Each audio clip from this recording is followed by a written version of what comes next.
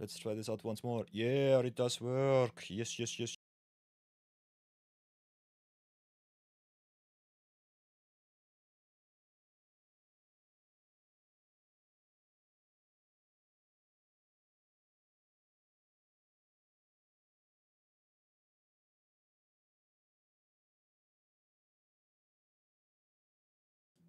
Here we go. Mic in it is. Mic in it is.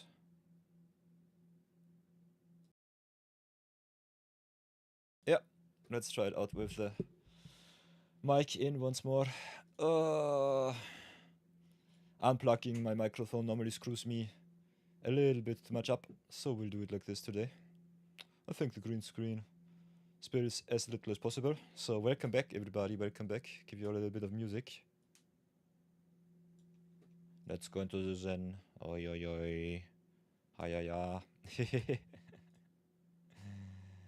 Oh, yeah, yeah. How are you all doing? Hope you're doing fine. Yesterday's viewer battles unfortunately did not happen, so I hope my American viewers will be coming back to greet me once more. I know my streaming time is a little bit early for the Americans, especially on the West Coast. So that was one of the reasons why I'm streaming 4 hours a day, so that they at least have the chance to get me near the end of the stream and catch me by surprise. Fight it out with me once more. So what did I do yesterday? If you have a look at the view battle records, 0. So a little bit unfortunate, but that's to be expected. Other than that, we have the Limited Madness, which I will continue. We played some Powered Cube some time ago. I will be doing some Flashback-Drafts Thunder Junction because there are some commands that I want to open. And the Flashback-Draft will be going away in 1 or 2 days. So let's go into Premier Draft, OTJ, and get ourselves some awesome legends for our Zero Budget Brawl series. Punt count will be reset. Thank you for your awesome service, punt count as always. And fix this, numero uno. Then we played a lot of Zero Budget Brawl yesterday. Showed you a little bit around how to play Serima and Arabella. Had an awesome 11-5 win record, so that was good. Also, big shoutouts to Marathon 42 once more. My most loyal companion gave me a little bit of a task to make some Solatoyak work in Historic Brawl. And we got some wins out of the deck. So Blue-Green Landfall gets the job done. You love to see it. But for today, view battles will resume. So if you want to challenge me, if you want to challenge me, definitely just go into the Twitch chat, in the YouTube chat, type !join, maybe your gamer tag at the same time too, so that we can connect on Magic Arena, and then we fight it out for some awesome VIP slots on my Twitch channel. Might be doing some YouTube membership giveaways also in the future. Also maybe send you all some blisters, but that will be a little bit further down the line. Still have to work out the specifics, especially with the worldwide shipping. Might do some Amazon shipments, might do some cooperations with some of the bigger sellers, like maybe Channel Fireball, maybe Card Market, maybe have a little bit of a discussion with Hammox 42 and the Magic Jank crew. But we'll figure that out as soon as I can. Other than that, all of the glory will be in the YouTube videos. So if you want to showcase your deck list, get a little bit of a shout out, also get the VIP slot, just to have this awesome diamond icon next to your Twitch emote whenever you are in chat. Definitely check it out. And you also can humiliate me a little bit more if you want to humble down your stream a little bit. So keep that in mind. That is normally the way to go. And I think we will be continuing with our journey and search for some more awesome legends. So, as you can see, I've burned some of my 500 gems rewards yesterday because Marathon 42 did not force me, but encouraged me to play some Historic Brawl 2 for the other crews. We'll have to do the reset as always. So, Everybody, it is time for another episode of Limited Madness, this time Outlaws of Thunder Junction. But you know the deal, first things first. No reset of the 750, so our luck might suck today. Also, for everyone who does not know it already, there are sometimes these so-called Arena Direct events where you can splurge a lot of gems and maybe convert them into real Magic the Gathering cards in paper. The shipping of wizards is a little bit tough these days, especially with Secret Lair and the payout of the Arena Directs, because some people grind these events really hard, and yeah, the supply normally does not match the demand 100%, so sometimes you wait a month or two until you get your awesome booster packs and displays. But nonetheless, I will be not playing these events. As you can see, this is a free-to-play account. I'm not allowed to use any of my monies, so 6,000 gems is something that I can only really invest once or twice when I go infinite with this account. And because this is mainly an entertainment account, I'm not sure if I will ever reach that, but I will nonetheless try, because this is a main goal of our series. Nonetheless, I'm here to entertain, to educate, and to give you all a little bit of insight. So we will be playing some Limited once more, and we have some rather interesting one at that. If we go to the event section, here you can see all of your events. You go to Limited, and then jump right into the Premier Draft, which are the most lucrative. We've got Flashback, Outlaws of Thunder Junction, which is quite okay. A lot of primes and a lot of mounting, which I personally prefer because we open in our free packs some really good mount commanders, and there are also some really explosive cheated to play tap commanders. So if you want to get all of your mounts, all of your tappers, you should definitely draft Edge of Eternities, Outlaws of Thunder Junction, and Duskmourn, House of Horrors. Those are the main three sets that I would recommend you to play. We'll be doing a little bit of Outlaws of Thunder Junction today, because I did not play any Limited with this account. There are still a lot of one-offs that I want to open, and because I'm not allowed to craft any of them, I will have to draft for them. So let's go competitive, see if we can get together a draft table. If you want to draft with me, now is your chance. Hop into Arena and queue up for the Outlaws draft. I will be playing at least one today to earn myself some packs, maybe refresh the knowledge of the older formats. But as you can see, sometimes the flashback drafts, depending on their popularity, will not fire too fast. So keep that in mind if you want to invest your gems and gold into some flashback drafts. For all of you who don't know already, even if you invest in the draft and it does not fire, don't fret, it's no problemo. Because if the draft does not start, Wizard refunds you the gems whenever the flashback draft goes away. So you will not lose anything, you just drop it as a little bit of an investment first hand. But that is okay. Should be fine so far. By the way, thank you to all of my YouTube viewers. Kinda happy that you like the VODs and that the subscribers grow ever so fast. It's kinda nice. Kinda nice to see.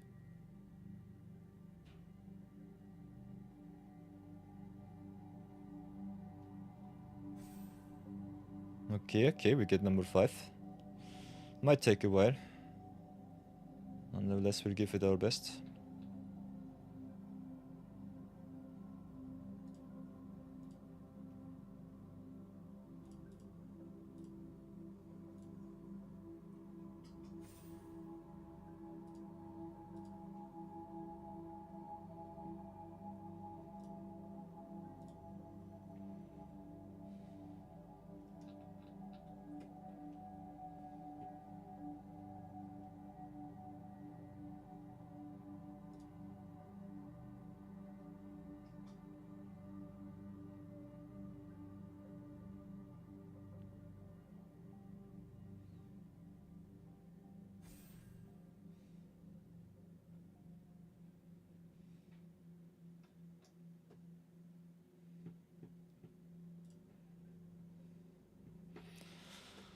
Oh yeah, so yeah, let's see how far we come.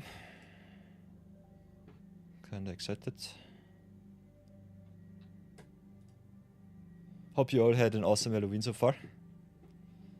And that you're doing quite great. And here we go. So let's queue up and have some fun. As always, the last seat has to be filled. Ooh. And what do we get here? Pick one. What do we have? Outlaws of Thunder Junction. Outlaws are a little bit tough to evaluate. One of the better decks, definitely the Mounted the Saddle decks. Could play some blue-green saddle if you want to. I'm personally not too much of a fan of the Archmage's Newt. If it gets a good hit in, can definitely give you some power, especially if you can saddle it. Other than that, I think one of the best first picks in green, definitely in the uncommon slot, the Rambling Possum. Could also for the Great Train Heist if you want to play some red. Also rather good combat tricks, so the choice is either between the Great Train Heist or the Rambling Possum. If you go ramp, you can also pick up the Electro Dominance. Is a rather good 2-for-1.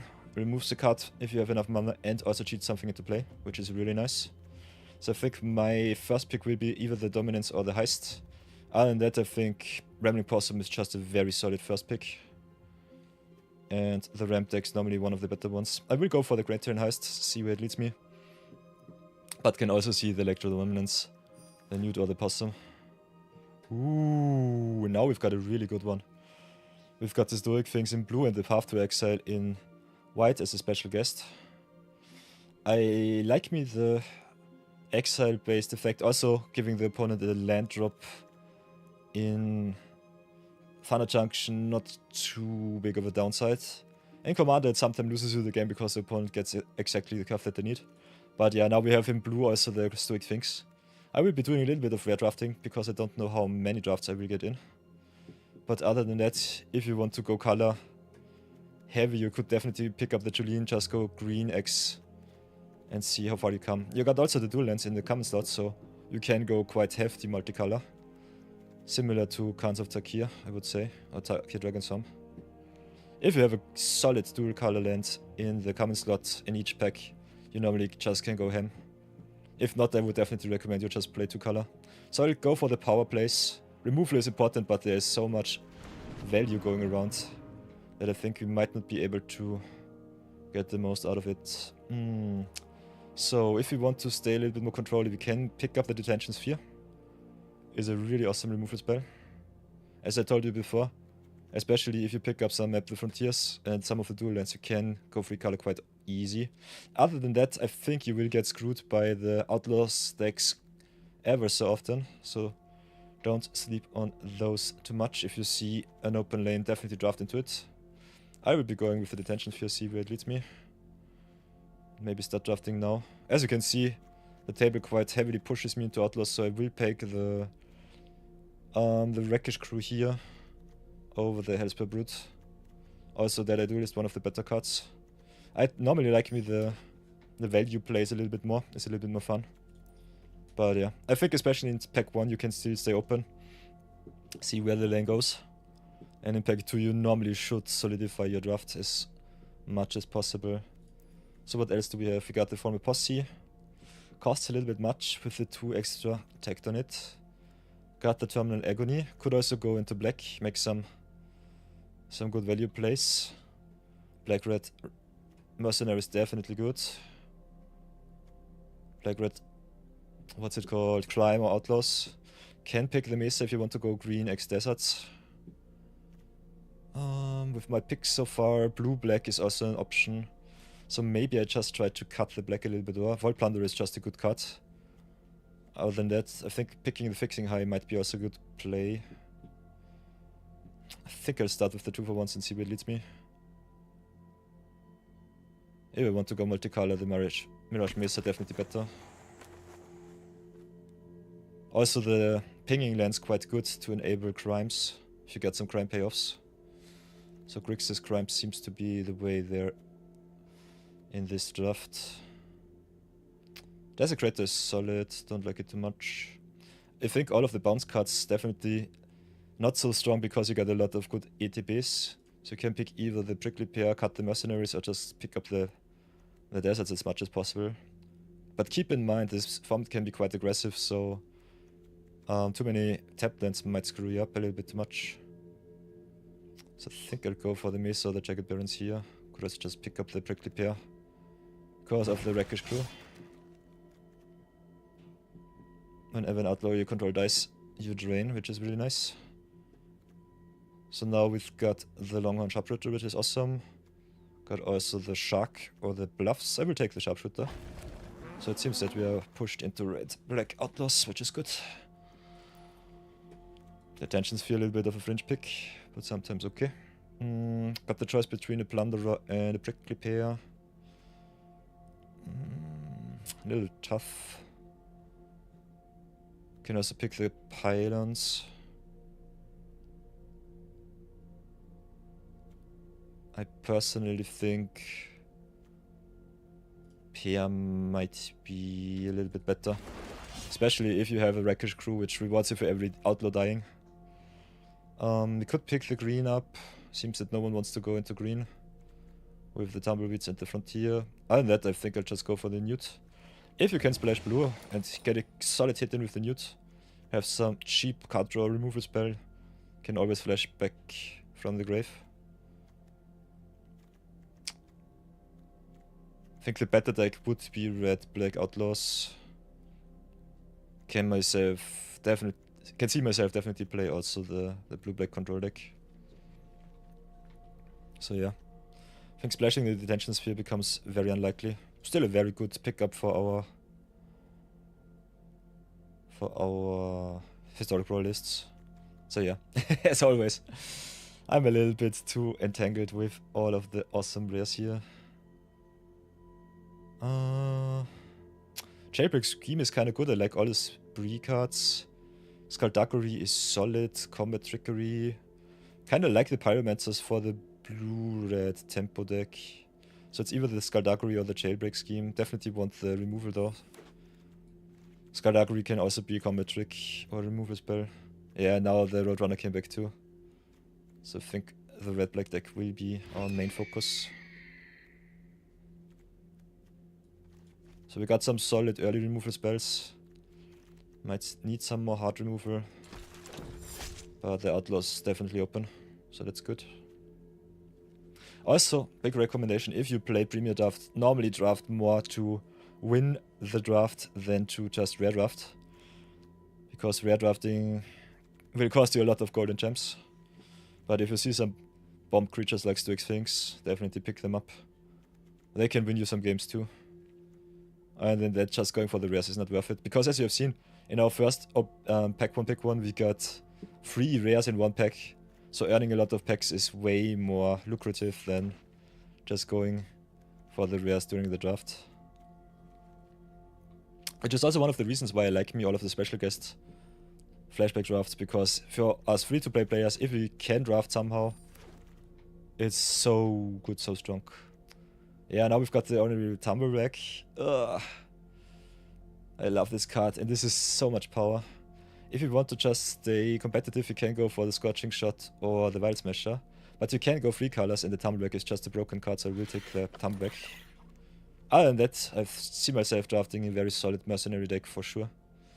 So I think the blue might have to go.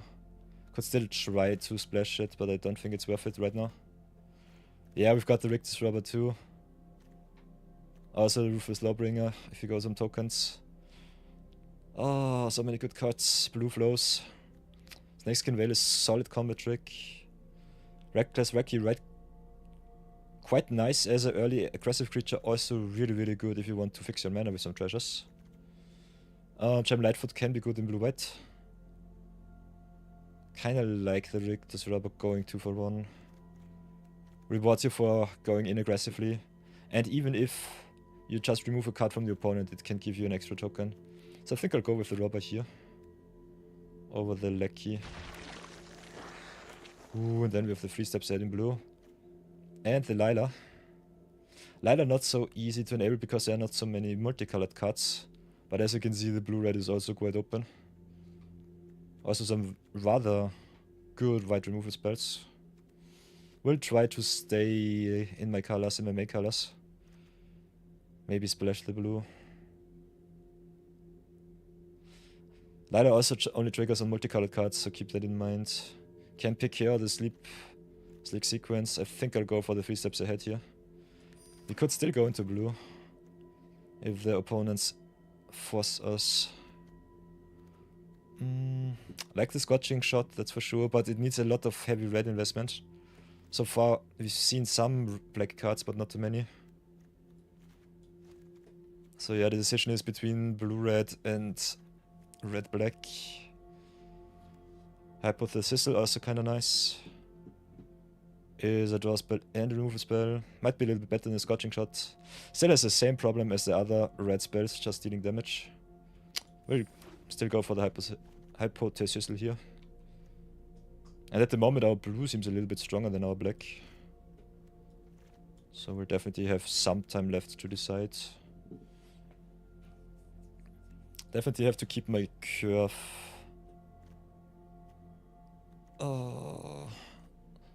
Somewhat slick though. So I think I will go for the Day2 duelist here.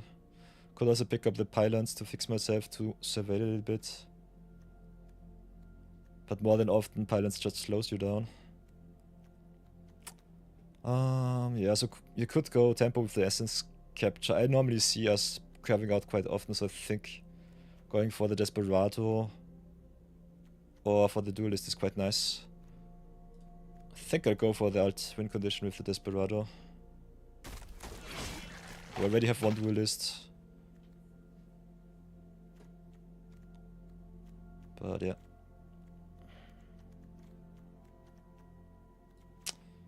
Yeah, the farthest away we are definitely from the right and from the green. Think not we can splash. Although there are a lot of late good green cards. I think we could have had at least 3 Rambling Possums, which is kind of crazy. Other than that, all of the colors are flowing around. Plunderer only draws, still good. Can see us go into green if we want to go for the Tumbleback. I think the Plunderer might be the more secure pick. Ooh, and now we've got a Breaches too. Rewards us for each second spell that they play.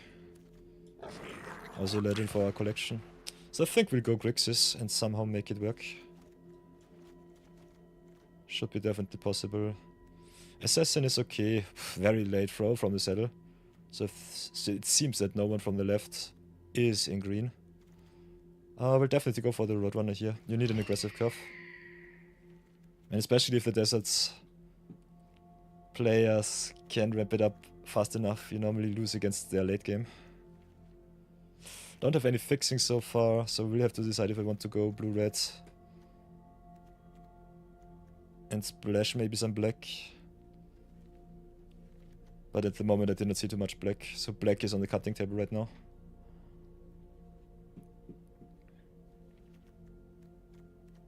This is also one of these corner cases where I definitely recommend you to draft the deserts earlier than anything else. Yeah, and now the Wild Smasher came back too. Could go for the leg key, make some treasures, maybe double spell. Especially the 1-drop's quite important for the double spelling. For the breaches we need also some artifacts which we could sacrifice with the leg key. Kinda like the Wild Smasher though. I think I'll go for the Wild Smasher. Maybe screw myself a little bit too much, but let's see how bad it will be. I think I'm a little bit too married to the black cards. But the black removal is so much better in this set.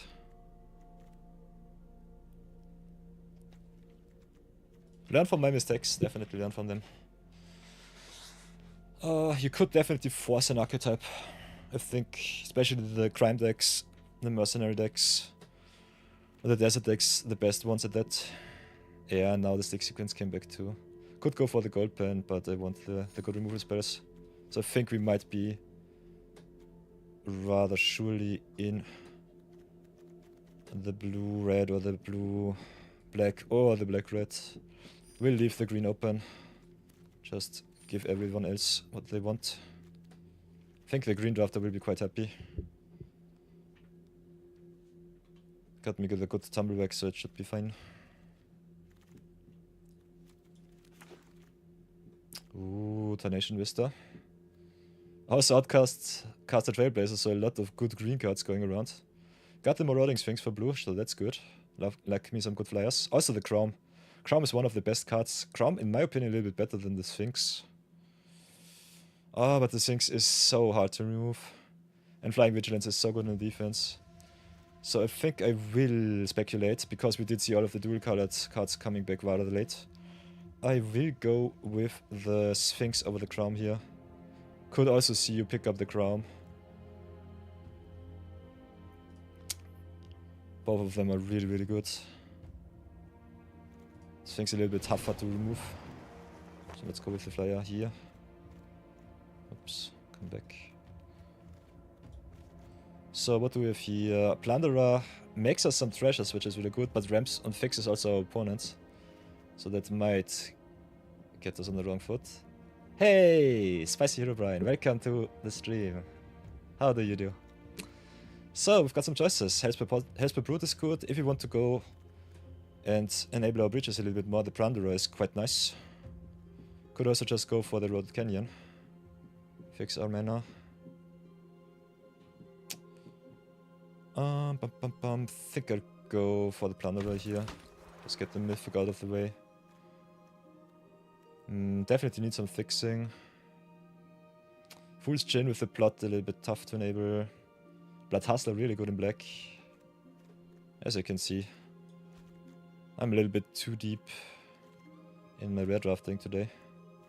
But we still get a solid playable deck, so it should be fine. I'm drafting right now, yes. But the VO queue is open if you want to challenge me to some battles. Definitely go to the right and go exclamation mark Q, join Q. Q join, something like that. I'll give you an example. Yeah, MtG bot is online, should be working. Ooh, we've got the Simulacrum Synthesizer for the collection. The Prickly Pear if you want some playables. At Knife Point is also good if you go Black-Red Rogues and Mercenaries.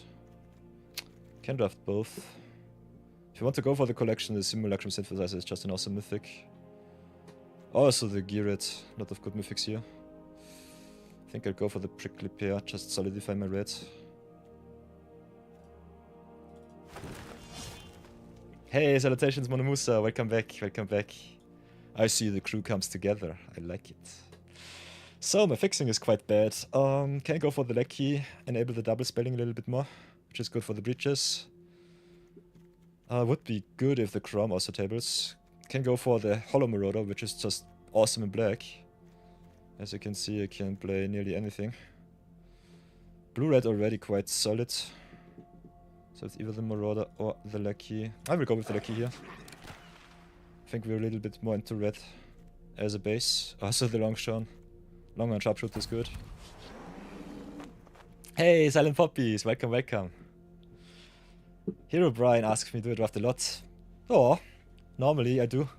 Especially in my free-to-play account here. It's a little bit tougher to go infinite. But normally if I have some gems to spill, some good rares and mythic commanders to gain, I will definitely draft a little bit more. If you want to see me draft, definitely write me in chat.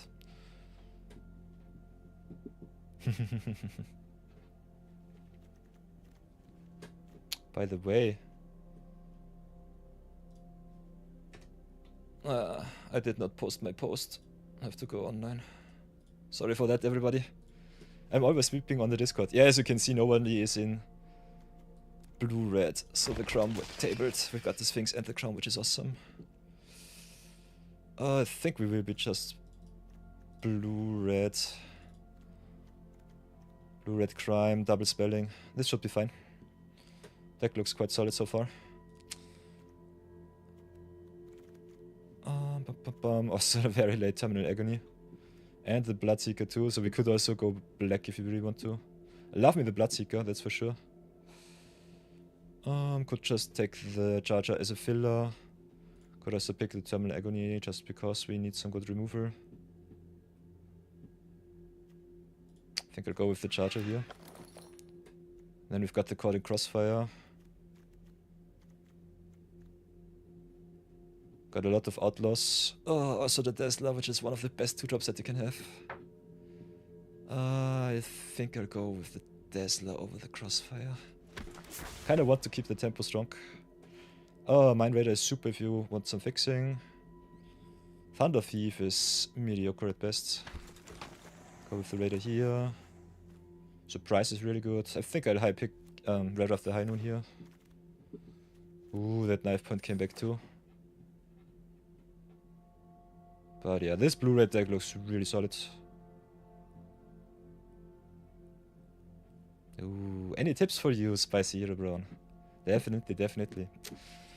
I'll finish the draft and then we can have a little bit of a discussion. Whoa, and nobody in black, what the heck? Leaving the Hello Marauder as a last pick. No respect. No respect. Ooh. Crazy. Okay, okay. You never really did drafts, Spicy Hero Brian. Okay, okay. So, normally I would definitely recommend you go to Google and search for bread MtG. Especially the MtG fandom normally helps you out with a lot of good informations. Give me 1 second. We are blessed with a lot of ads these days, so I have to do a little bit of magic here. Okay, that should be fine. So, what I definitely recommend you, one of the main strategies in draft is the so-called red strategy. Bombs, removal, evasion, aggro, and dots. This is a basic strategy in Magic the Gathering Draft Unlimited. Can work for sealed, can also work for draft itself. If you see a card that gives you a lot of value,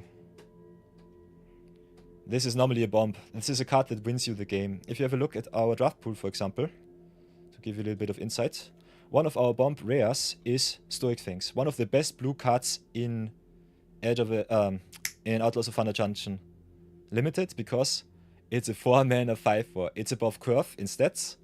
It got some very strong keywords like flash and flying, and it's hard to remove because it has hexproof as long as you did not cast any spells. So if you cast it during your turn, the opponent is tapped out, and it goes to their turn, it is untouchable. And that is really, really strong. And a 5/3 flyer in the air races the opponent really, really fast.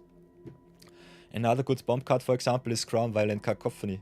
This card grows and draws you cards, so it gives you a very good threat in the air, and also gives you card advantage to outpower the opponent with all of the good cards that you draw from the top. The next, we have the removal. If you have your threats that close you out the game, that win you the game, the next important thing that you want to draft is removal. If you don't see any good cards that give you a solid board state, you have to remove the opponent's threats. If you have a look at our draft pool so far, you can type on Arena, for example, type double point creature, and then you can sort it through the creature slots and the removal slots. I, for example, have also the Longhorn Sharpshooter, which is a bomb because he's a removal spell and a creature at the same time. So you want to pick these cards or other cards that get rid of the opponent's stuff, like for example Hypothesizals, like Sequence, which can equalize the board state. That's the second thing. Then the third thing is aggro and evasion. I normally value those two quite high on the totem pole. Evasion, for example, are all of the flying creatures that I have. Marauding Sphinx flies over the opponent's board, the Crown flies, the Sphinx, the Stoic Sphinx flies. Then we have some evasion, for example the Resilient Roadrunner. This creature can't be blocked, except by creatures with haste. So these are all of your creatures that can close out the game. This is the third important point. Then also, I think in the same slot, aggressive cards. So if you don't see a good control deck, you can definitely get some cards that have more aggression, have haste, have big stats, can just attack for 1 or 2 attacks in the early game or late game for a lot of damage, which can just give you good defense and a good offense. And then at the last slot we have the dots. This is normally a so-called filler card. Filler cards are cards that don't give you any value, or are a little bit too weak in the power level of the context of the whole format. I think specific fillers, for example, are Day2 Duelist. it's a rather good defensive card early game, and it can also give you value late game. So if you value it from 1 unplayable to 5 is the most broken card ever, Duelist is right smack in the middle with 3. It can be good, but sometimes it can be way too powerless. Cards like Razzle Dazzler, for example, need a little bit more investment from your side so that they get good.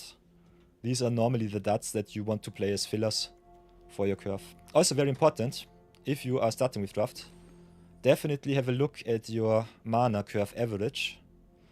If you're playing in a format which is very value heavy, the average can be a little bit higher, but especially in sets like Outlaws, for example, where you have a lot of aggressive cards, like Roadrunner, some cards that can also ping you out of the game, like the Day2 list, definitely try to pick a low curve so that you have some good defense against the opponent's aggressive cards, and then you just overpower them with your endgame.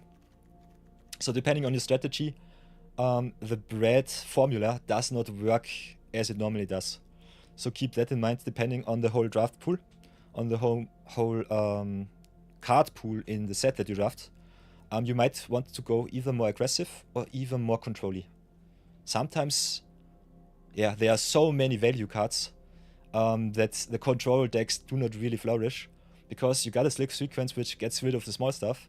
But if all of the creatures that normally win the opponents the game are cards like Marauding Sphinx, which have 5 toughness, cards like the Slick Sequence definitely go down in value. So I would definitely recommend you, first things first, check out the whole card pool of the set. Get yourself a little bit of overall information what will be coming for you. And then you can decide, depending on what packs you open, what cards you get pushed, what you want to play. Sometimes, especially the pro players, they try to evade certain color combinations and archetypes. It's Streets of a New Campaigner, you think? I think especially Streets of New Campaigner kind of fun to draft, because you have, I think, a lot of treasure tokens. So if you go, for example, to draft sim, you can go to Google, go draft sim, then Streets of New Campaigner. There, you can use the draft sim with the ultimate guide, for example. Have the set mechanics explained to you. You've got the Alliance, you've got the Blitz, you've got the Casualty. You have a lot of keywords that you might not know, so I think getting into a guide is definitely a good start for you. And then you have also an overall oversight, especially after the set have been drafted a lot. This will change from time to time. It's a good indicator, at least at the start, to give you a little bit of information and maybe of a roadmap where you want to live. And also then you have some potential pick order lists. These are overall in a very, very long snake. What I normally love to do is go to the draft tier list on untap.gg, especially after the set has been drafted a lot, and then you can have a look at the win percentages and also at the color combinations which are more overpowered. Especially New Campaigner with all of the cards like the Adjudicators, which can discard and give you your lands the ability to tap for a million different color combinations. Enables also a lot of multicolor shenanigans.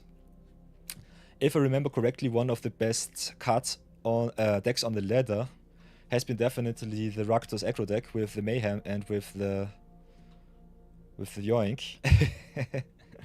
But other than that, I think you can draft nearly every combination, especially commons like the Jewel Thief, which fix you in every color. They are so good.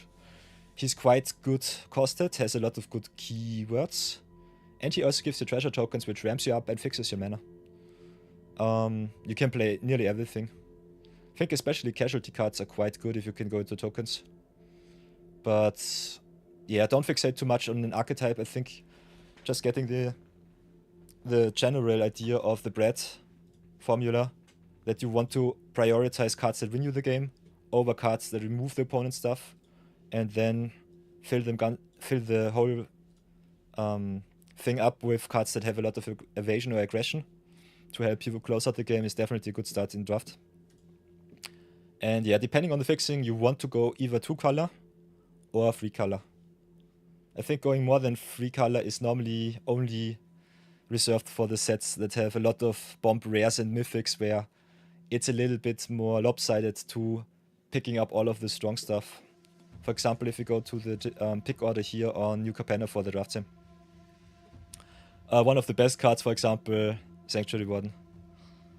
You got also the Titan of Industry, which is just the I win the game card.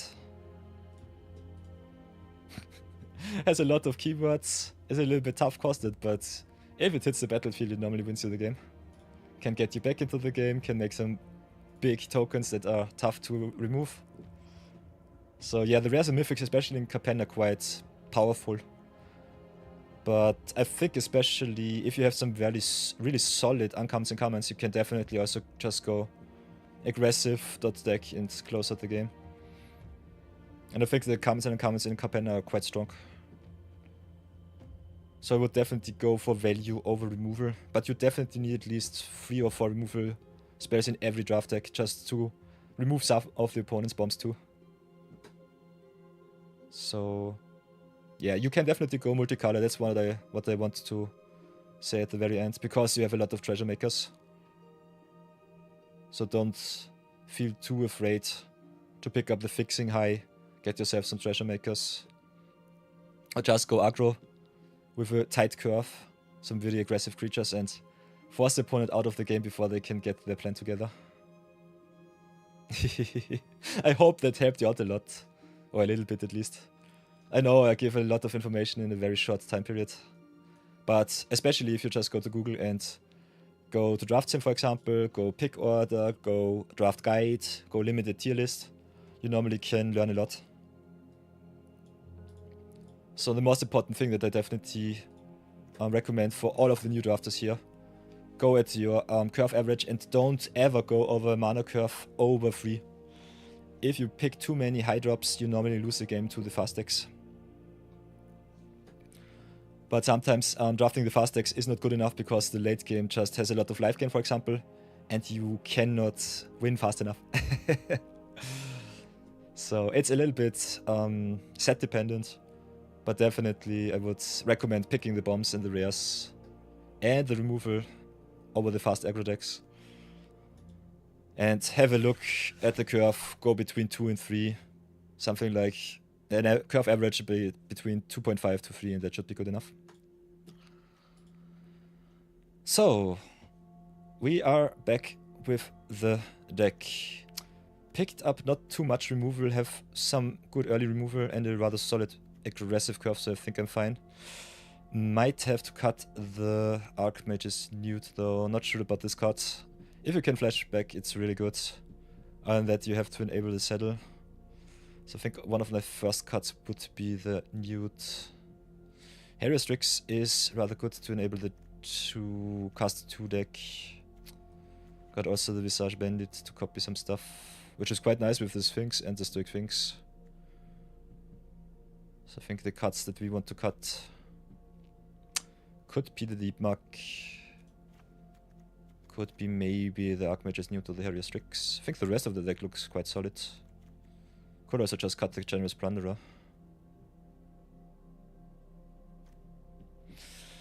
Ah, Spicy Hero Brian asks, when do you fix yourself on a color?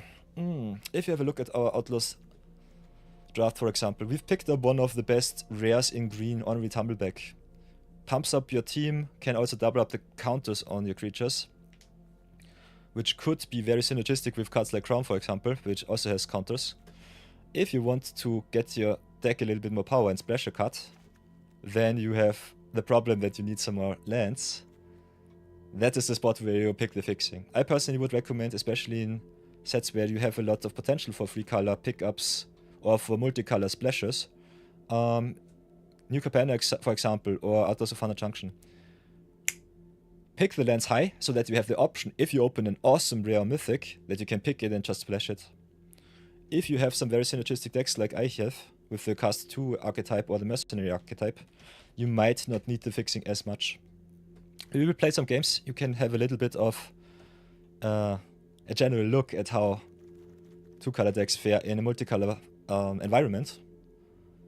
And then decide for yourself if you want to go more the multicolor, have fun route, or the competitive, win a lot of games route. I think especially mid pack 2 and pack 2 you should decide what colors you want to play. Because at the start of pack 1 you normally have the option to just pick up all the good rares and then pick up the fixing.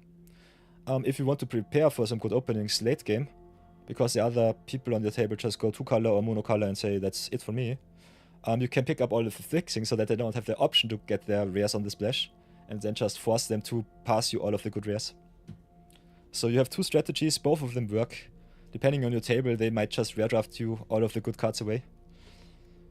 And I personally would say, especially if you want to go more than 2-color, definitely pick up green-based decks, because they are the easiest to fix your color, even if you don't get the dual lands. So keep that in mind. Other than that, I would just say go 2-color, see what color pair is the most open for you, pick a lot of synergy and go to town. I think that's the easiest way to win some games. So, I still have to cut one card. If I want to go a little bit more artifact heavy to enable the breaches, could keep the Plunderer in, don't want to fix my opponent though. Can still burn them for the pressures, which is quite nice. So I think the cut will be either the Quill Charger here, which is solid, but sometimes not good enough as a 4-mana 4/3. Or maybe cut the Generous Plunderer.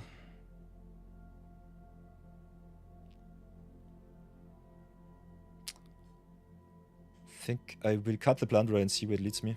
If I need the treasures for the breaches, I will do so too. Because I don't think I have any artifacts enabling. Breaches is just a 3-mana 3/3 for a potential upside. Got only the Mind Raider to make some treasures. And the Lackey. Could also just cut the breaches. Maybe keep the Deep Mark Desperator in as a good defensive creature in the potential win condition. Maybe do it like this. See where it leads me. So let's make a little screenshot. Whoops. Maybe give you a little bit of a distinction. Then go into some games and have a little bit of a showcase how, for example, Outlaws of Thunder Junction works.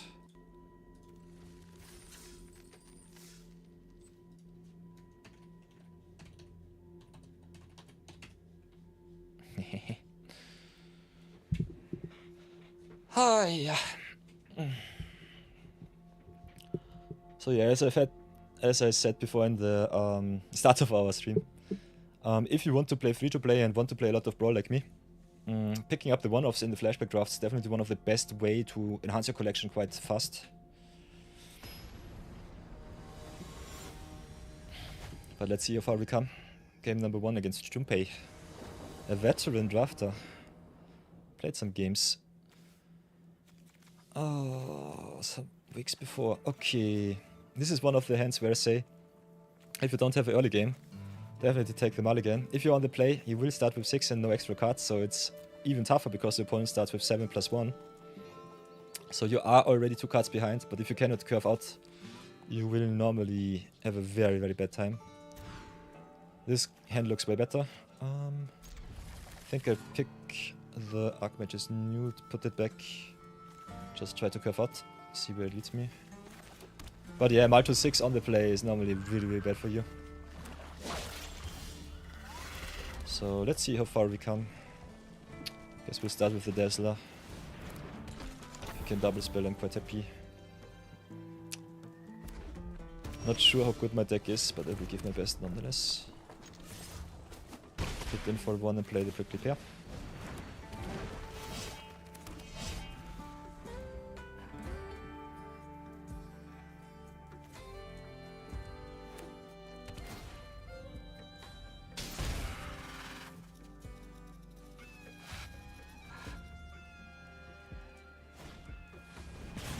Okay, opponent on Madu, so interesting. Ooh, and we picked up the Great Train Heist. Get an extra battle phase, pop the team, and whenever we deal combat damage to an opponent, we create some tap treasures. So I think I'll try to curve out as much as possible, get some damage in, and maybe next turn play the Great Train Heists.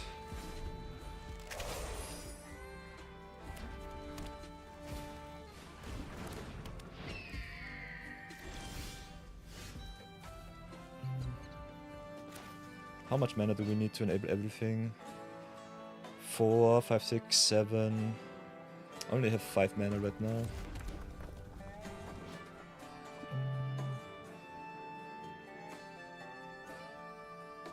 We need 6 to enable the extra combat step. I can also just pump and make some treasures. I don't really need the treasures right now. So maybe just play it like this. Go and attack in, see if the opponent blocks. We still cannot win, and the Great Drain Heist normally is a good card to enable us a win. Let's see what we can do.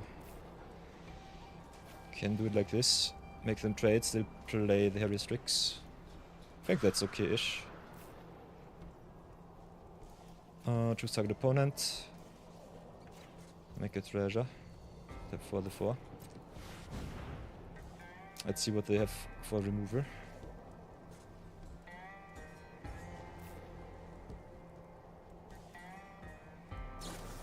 Interesting, they go Thunder Salvo for the token, that's nice.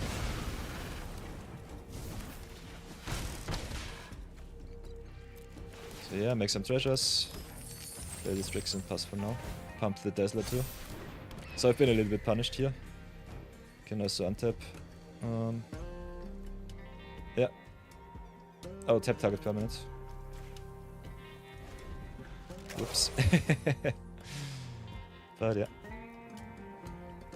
This is one of the spots where I say the power level of my deck struggles a little bit. We got some card draw, so it should be fine. We'll have to see how far we come.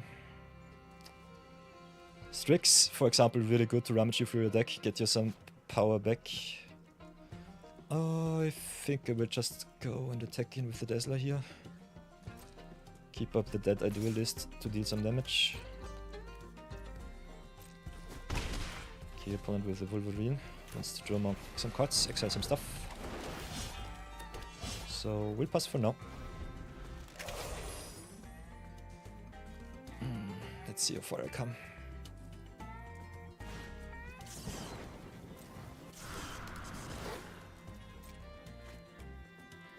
Ah, cool. That's a nice one. Yeesh, this card is really, really good. 4 mana 5/5 trample is really strong.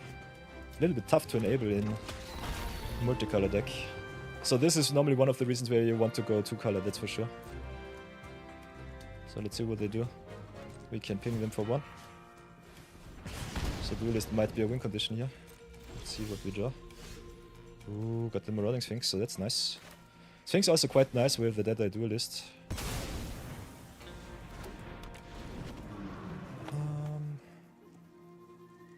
Of course, we only can ping them once. I think we'll stay back on defense, ping them. Whenever you commit the crime, Surveil 2 triggers only once each turn, so we can do it also on the opponent's turn. Keep the defense strong and pass for now.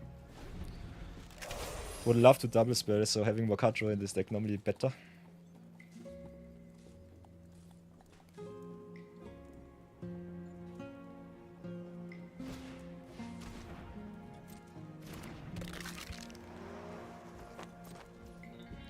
Okay, let's ping them and have a look. Also, one of the nice little cute little tricks is you can activate this at the end of turn of the opponent's. Yeah, of the opponent's turn. And if you untap with the Duelist, you can activate him on the upkeep again. And then try to fix your top deck even more with the Sphinx if you don't see what you want. Hypo the Sizzle is awesome. We don't have any hard removal for the Akku, so we have to play a little bit more tricksy. But I think picking up the removal spell is still good. So let's draw the Sizzle here. Cast it and see if we can hit something good. Don't have too much mana, unfortunately.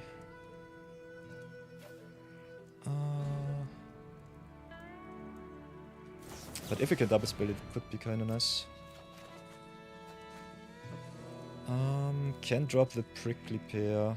It can enable some attacks with the Sphinx though, so I think I'll keep it. Let's decline. Don't have any good targets besides the Crow, the Raven. I think I'll drop... Could drop the Mountain, could just keep it. think I'll do it like this. If they have some discard, I'm rather sad. Don't have any good attacks, so I think I'll pass for now. But yeah. As you can see, this is one of the more fair games, but it will get rather unfair. Outlaws of Thunder Junction has a lot of really good rares. So I think it's a little bit more rare heavy. But we have some good win conditions, so should be able to attempt the opponent somehow. So give the Dazzler a pump. It cannot be blocked this turn, so it can attack for a little bit of damage.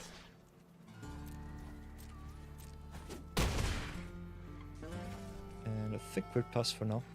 Next time we can pump the Marauding Sphinx to 5 so that it can trade with the Akul. So that should be good. I'll snooze the ads for another 5 minutes. But afterwards we unfortunately have to go into a little ad break. So yeah, I think my win condition will be double spelling and getting in with the Razzle Dazzler as much as possible. So pass for now. Could sacrifice the Reckless Lackey right now, draw some cards, make some treasures. I think I'll do this. Also, first strike plus the pump from the token is quite nice. Yeah, let's redraw. Drop one of our lands. Oh, come on, deck, please. Attacking with the Sphinx does not do it. We can only activate the Mercenaries. And I can still redraw once more, but I think I'll have to keep the blockers up. So I think I'll pass for now.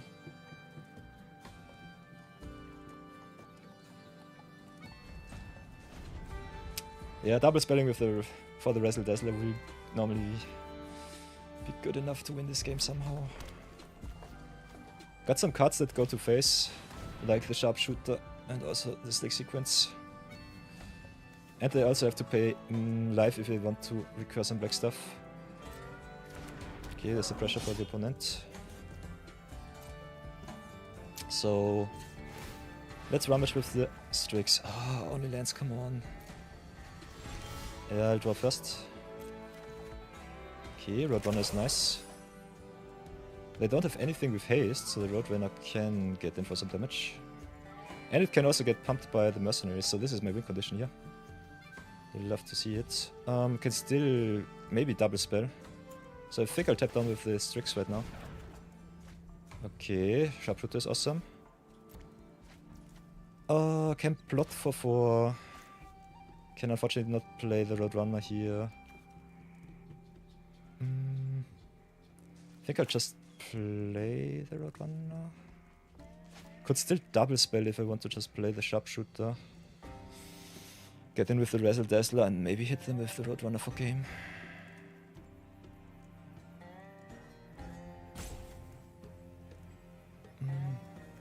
So I think I'll do it like this. Play the Roadrunner. Keep the Sharpshooter back. Give it unblockable. They don't have anything with haste. Double check before anything else. Second the treasure, which is fine. Give it a pump once, give it a pump twice. And hit in. Say thank you as always. And now we should be in a really good spot. They need removal for the Roadrunner, for the Dazzler. We have the Sharpshooter which deals 2. And they don't have the board state to kill us. Yes! We did it. Nice! First win of the day. We'll love to see it. Whoops. This is the wrong one.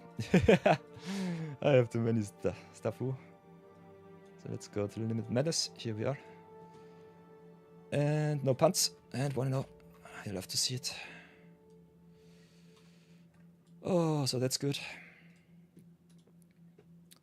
So for everyone new to the stream, ooh, big spender too, nice. This channel is ads free as much as possible. Pre-roll ads normally kill your channel if you are a streamer. So if you hit affiliate status on Twitch, which is rather easy to accomplish with some friends, go to the ad section, go to settings, stream, where is it, monetization, ads. You have here the ads timer, 3-minute ad breaks, get them in, pump up your ad revenue, and also get rid of the pre-roll ads, no pre-roll ads. So you know whenever I play ads, I'll get here the message. And if you want to support the stream, stay tuned for 3 minutes. We will make a break so you don't miss anything. Stream is paused. And after 3 minutes, we continue with our awesome drafties. So see you in 3 minutes. Thank you so much for joining me. And definitely queue up for the viewer battle queue if you want to fight me some awesome friendly brawl or other formats. So definitely do that. So let's go to that break and see you in 3 minutes. And start.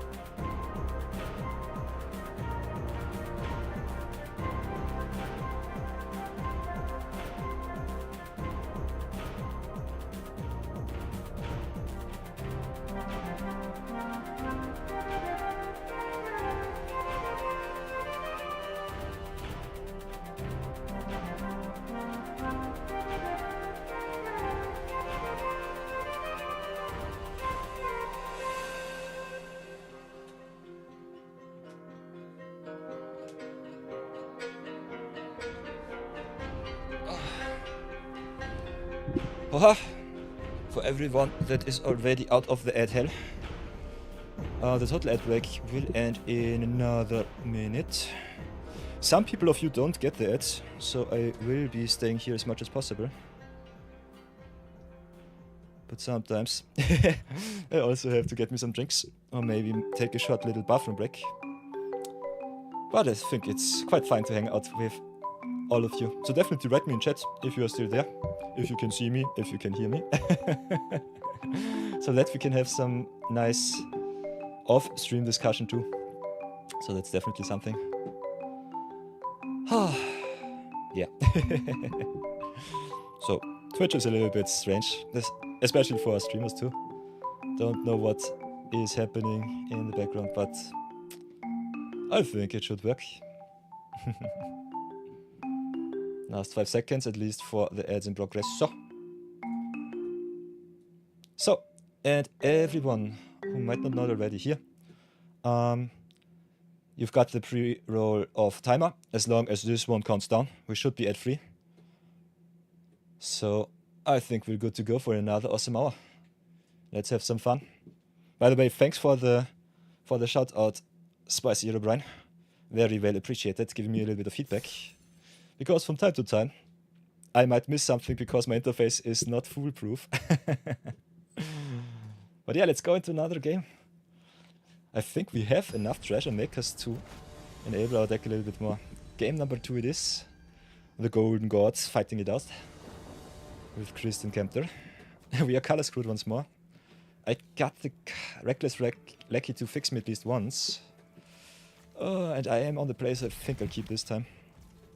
Don't keep hands which only have one color. As you can see, our land draw percentage is at 42. And if you have a look at untap.gg, our mountain draw percentage and our island draw percentage is split. So I only have a 1 in 4 chance to draw an island in the next 4 turns. Yeah, so that's tough. But yeah, I'm the luckiest streamer on this planet, so I need to redraw my islands. Streamer luck is definitely a thing. Drop the mountain here, let's go for the attack first. We need double blue for the counter spell. And I want to copy my stuff, so I think I'll just go and try to curve out. Especially when my opponent does not do anything on turn 2, I think our deck is quite well set to win. Also, the mercenary token's really awesome with cards like like the Lucky, which have first strike. Okay, has to discard, so they miss, unfortunately, everything. Now I have the choice between the Charger and the Grom. I think I'll go for the Charger first. A little bit more power is well appreciated. Yeah, and there's a concession. So yeah, non-games are definitely also a thing. Normally not so much in Thunder Junction. I think Thunder Junction has a lot of fixing, lot of card draw. But yeah, sometimes you just get screwed. Unfortunate. Let's go next.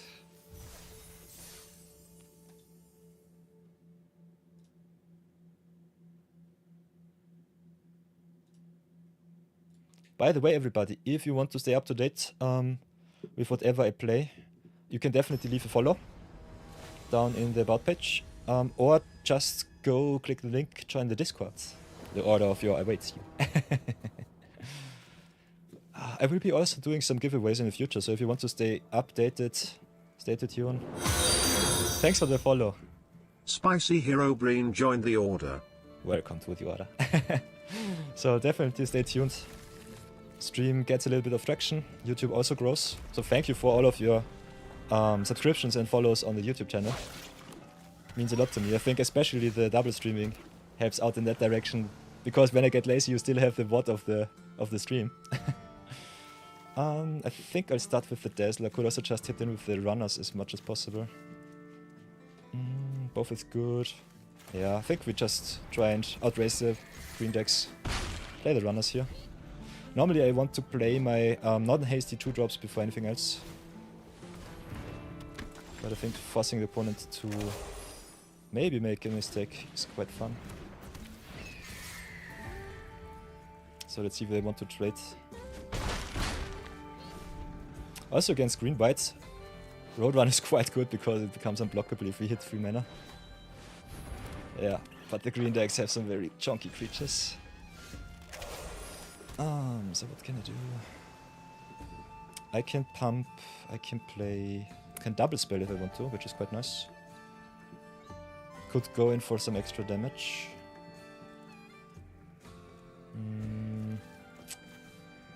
Drain Heist gets better the longer the game goes. I think I just play the Dazzler here and the Strix. Okay, they have some combat trick, interesting.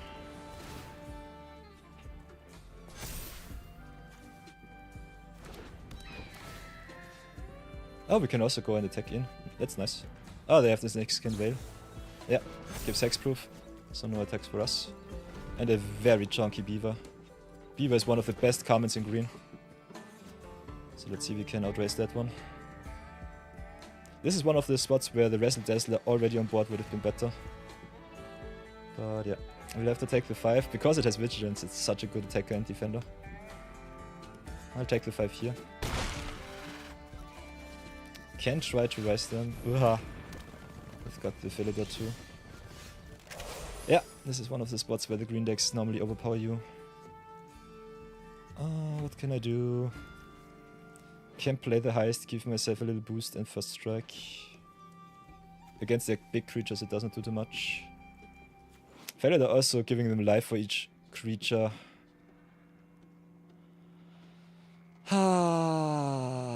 Is really, really bad. So I think I might lose that one. Cannot really raise them because of the Philidor. I need the defense. So I think I'll just commit to the board. Would love to plot and then just play the Sharpshooter. But I think I have not really the time for that.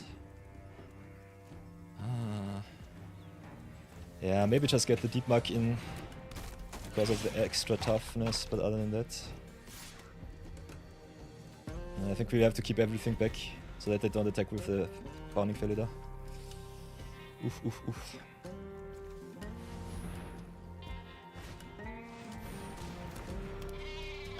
Making a lot of tokens with the big one, okay.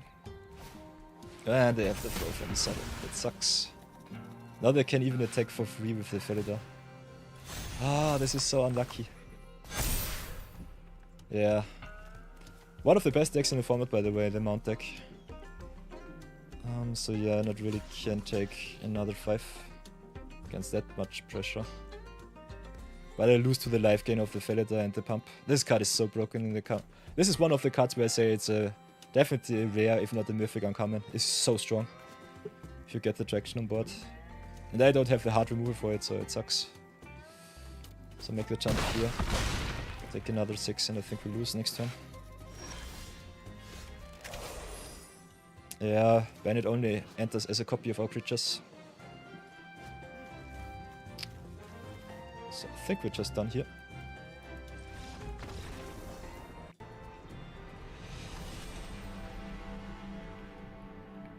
So yeah, one of the reasons why green is so good in this format is you can craft so many good decks with it. Just go multicolor, just go mount. It's really, really nice. So let's go. Let's go again.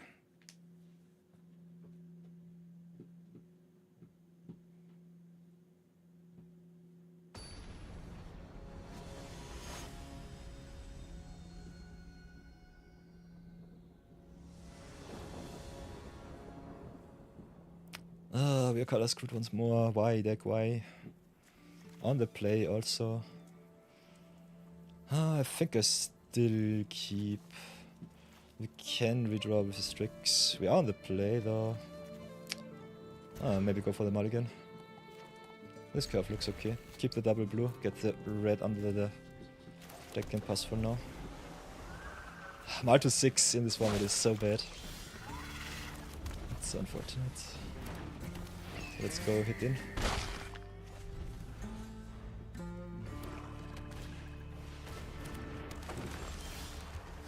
Okay. I can hit in for another 2, that's for sure. Can double spell if I really want to, can counter if I need. I think...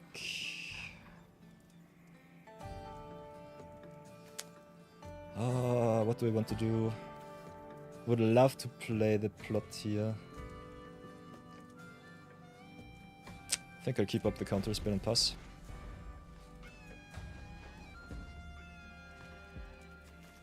This is a tough one. Really tough decision. I think curving out against green-based decks normally the better play. If they want to play Beaver on turn 3 once more, I will counter it this time. Okay, so they play multicolor. Plot against my blue. So that's one of the downside if you keep up mana in this format. Plot plays so good against counter spells. So I can draw to this card if I really want to. I want to hit my land drop, so I think I'll do it like this. But also just keep the 3 steps ahead, not use my mana right now. But I want to double spell at least, so I'll do it like this.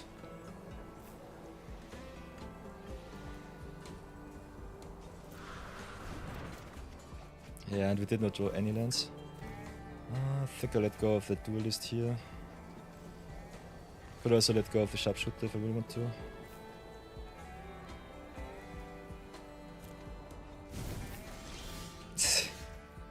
What the heck? Where are my lands? So yeah, go Dazzler, go Lecky, go aggressive. If we draw a land, we can go Mindrider into Slick Sequence, which is a-okay. Oh, not hitting any land drops in the top. How deep are we? In the top 11 cards is kinda nuts. Okay, Tyrant's gone. Roadrunner, bye bye. Lone Shark bounces, no, that draws. So that's okay. I need just a land drop, come on. Please deck, please, please, please. Okay, there's my land. I think we'll go Mind Raider into Slick Sequence. Get rid of one of the creatures. I think the Gardener is a little bit better than the Hustle. Do it like this. Train has this nice. So hit in for another 3 and pass.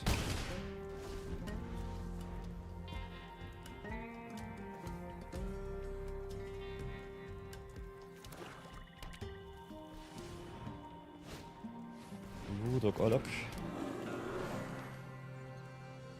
That's a good one. Ah, they've got the Consuming Ashes. Best removal spell in black. Exiles and also surveils them. Oof, oof, oof, oof, oof. That's unfortunate. So they play at least 4 colors, which is crazy. That's really crazy. Could play the Train Heist for 2 effects. The untap or the treasure gain. Thinking none of them are good right now. I think I'll have to remove a little bit of their board. So let's go for the Hard Bristle. Keep them off their blue. Kind of strange to see them have the blue cards on board. So the Bristle build was really good for them. I have to pass for now. But next time we should have at least some board state. What is bad?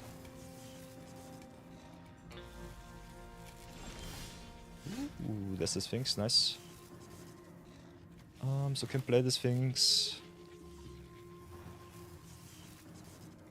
Can play the Sharpshooter. I think I'll just play both. Need the defense, need the offense. So get our stuff in. Pass for now. Ah, them dry. Yeah. Hollow Marauder is so good. Black-green, one of my favorite decks in the format.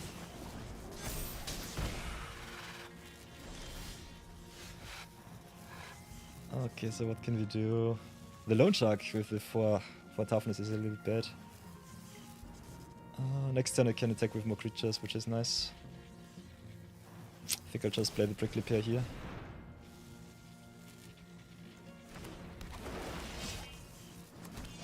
Could also offer the trade with the Marauder if I really want to. Might be worth it.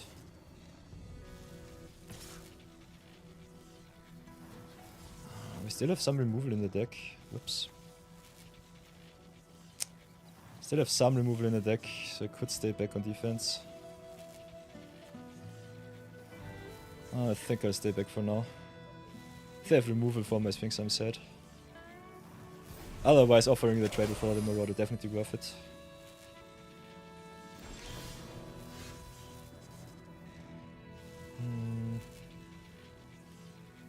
So let's go pump up the Mind Raider or the Sharpshooter. I think having the reach is important.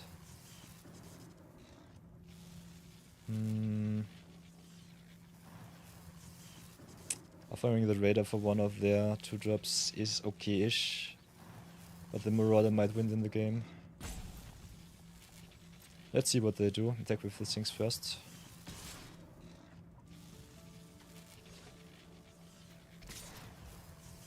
Could have also sacrificed the Lucky first. Have a look. Maybe do it like this.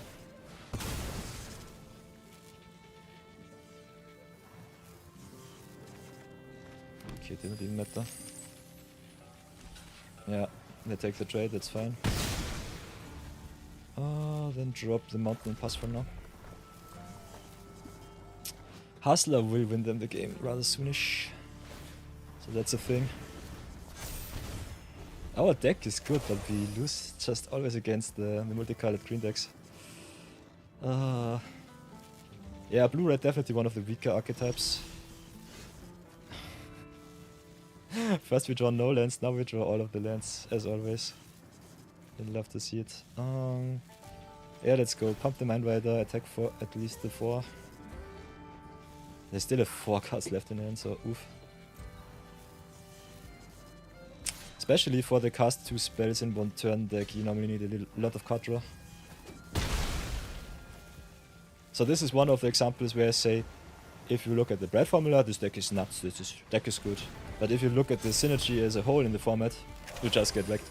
So that's one of the things that you have to consider. There's so much extra value to gain, a lot of board stalls that you have to play around.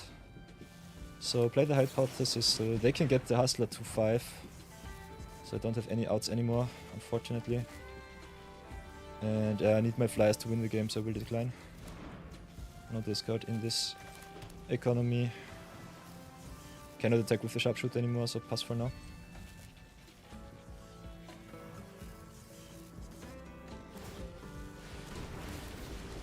Also mills me with the Desperado and the Hustler here. Another 2 lands on the top, what the heck. We would have drawn another 4 lands. Yeah, and this is also one of the better green comments here in the Tarantula. Better get it out. Yeesh. So play the ground, sacrifice the treasure because I don't think we kept the breaches in. Whoops. Yeah, I cut the breaches, don't have any good hard removal left. So yeah, I'm getting a little bit screwed. They have this card in the deck, so I think I just sacrifice the treasure, keep the land back. Draw another card with the Chrome here. Okay, they have a counter spell. Ah, that's its 2 it is, okay.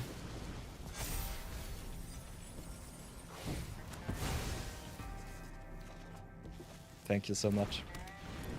Drop that and we'll pass for now. Yeah, you lose rather soon, rather often to the big green creatures in this set.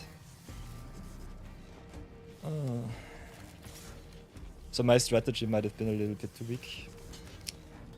We'll jump block, but it doesn't do too much for me. We picked up a lot of good rares, so I'm not too sad.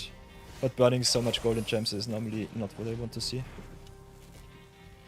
Also me rummaging through my deck, it's not a strategy to win against the Deep Mark Desperado. Can tap down the Tarantula. They draw another card from the top, which sucks. Can't get an attack in. They have to attack somehow. So let's rummage. But I don't have any good outs anymore. What do they have?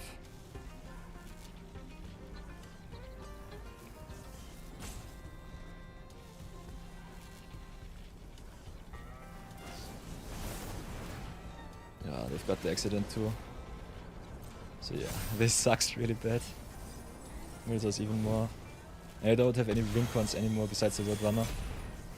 And they have the better clock, so we'll concede here. We can still have a look what I would have top decked, but yeah, doesn't really matter. Yeah, never mind, thank you. Visage Bennett and the Triple Pair. So concede. Unfortunate. We have a good deck, but we get wrecked rather often. Nonetheless, we have one extra opportunity to win us some games. So let's have a look at the deck once more before we queue up for the maybe last game. Claim our 500 gold reward for today. How are we looking? Don't really want to ramp up the other decks because of the green decks. Tumblewhack is a powerhouse that normally gets you out of this slump. We don't have any lands to fix, so that's a no-no. All of our removal is red, so I cannot cut the red. The blue is solid with the Sphinx, the Bandit, and the Hypothesis, so I think I'll keep it as is. Could still get in the Plunderer and the Breaches, maybe cut the Strix. And maybe the Desperado. Maybe cut the Nude, the Desperado. Have a look at the Plunderer and the Breaches. Kinda want to try it out, but I'm not sure if that's good. But yeah, let's have fun at our last game of this draft. Especially in the X2 pot, you might still have the opportunity to get back.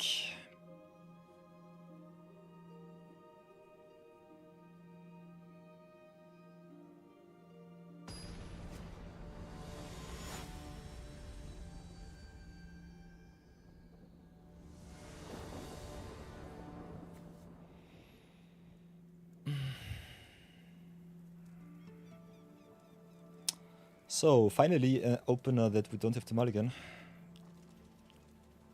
Got the 2-drop, got the 3-drop, we only need the lands, and then I think we should be fine. We are on the draw this time. Some more chances to draw some lands, which is good.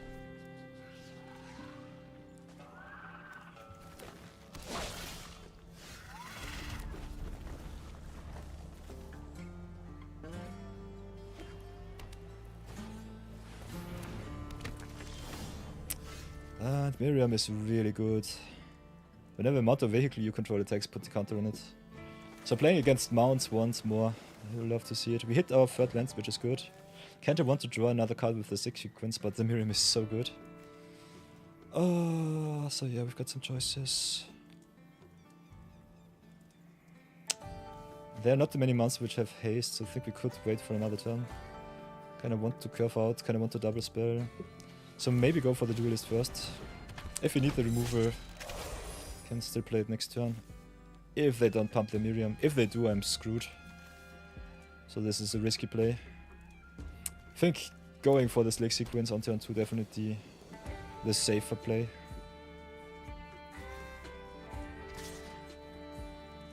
Also keeps them from smacking me for free. Okay, green blade it is.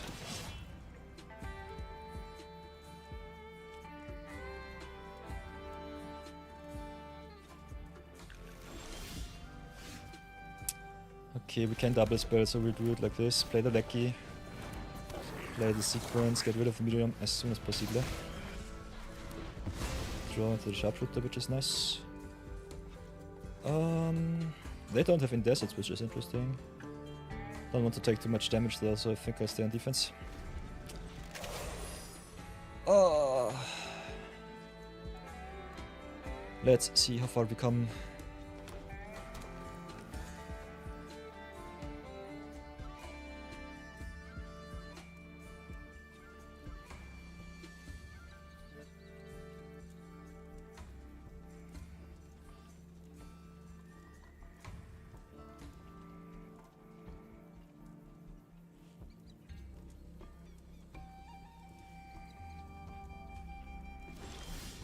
Okay. And number 4 is good. I think I'll try to snipe the green blade here. Let's plot. Go for the green blade, see what they have. Green blade can grow rather fast, but if they don't have any deserts, it's just a search for a land. Okay. Getting the snake skin well out of their hand is good for me.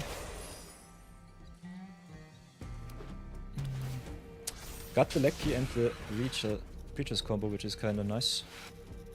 So let's see how we can enable this.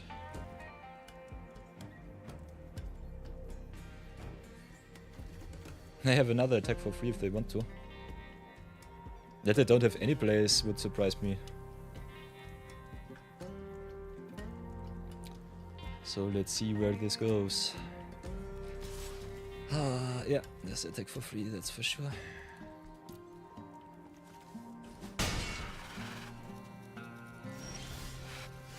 We've got the crown too, that's nice.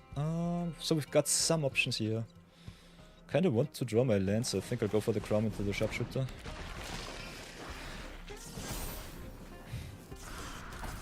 Also give me a rather good block against the green blade. And they have deserts, kinda strange to see them not playing them.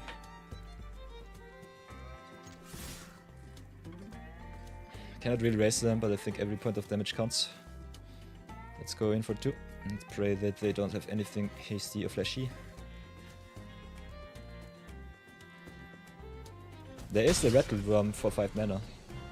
Also gets a discount if they have a desert on the field. But it's a rare. Playing around rares is sometimes not worth it.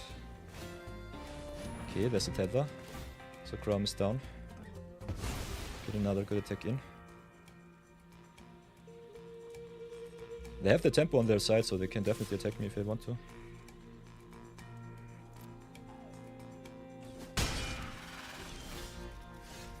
And I cannot double spell.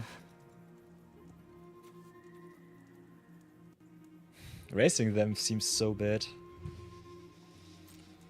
Can definitely attack with the sharpshooter and the long one. Could play a free drop, keep up the Deadeye, keep back some jump blocks. Could just keep play the charger and try it like this. I think 5 damage against 3 should be able to raise. We have a 4-turn clock right now, they have a 4-turn clock, so it's fine at least at the moment. Ah, they've got the retribution, which sucks, okay. Hit them for 2. Yeah, the extra land for the 3 steps ahead would have been awesome. But yeah. I'm getting betrayed by my deck once more. Don't ever get the chance to double spell with breaches.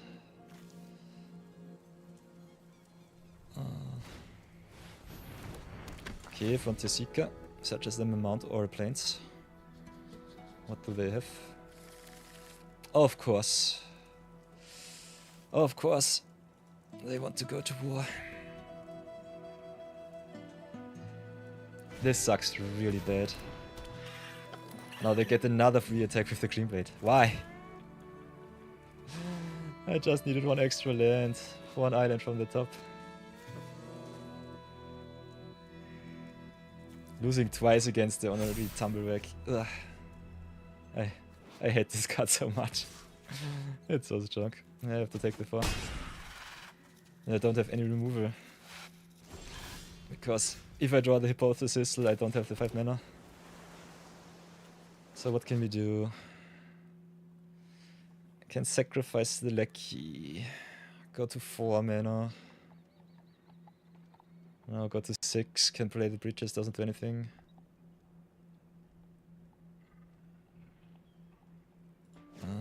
Yeah, we just lose to the stupid Tumbleweed.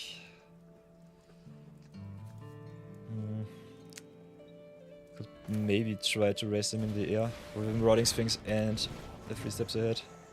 Not sure if it's good enough.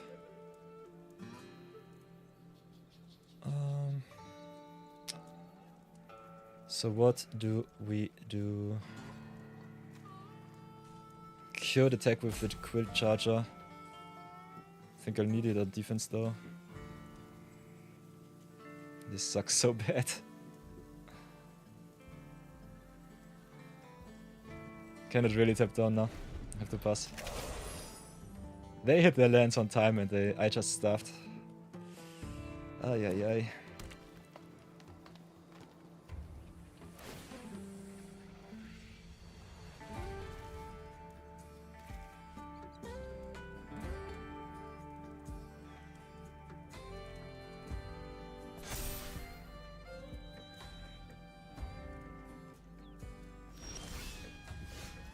Okay, got the mountain. That's good. I think I'll just try to raise. Keep the double blue up. Play maybe the prickly pear or the breaches. Want more board presence. Could also just keep up this 3 steps ahead. I can play it for counter copy. Copy the Sphinx is kind of good. We have some jump blocks, so it should be fine. So let's go hit in with the Sphinx. Could also just go double prickly pear.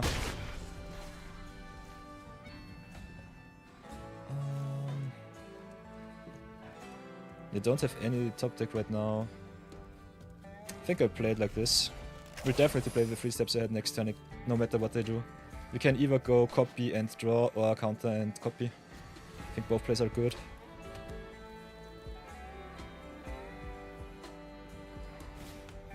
Yeah, there's a Tether. Let's go counter copy. Copy our Marauding Sphinx. Surveil 2. See if we can hit the removal spell. Stoic Sphinx is also good to raise, so I think I'll keep it up on top.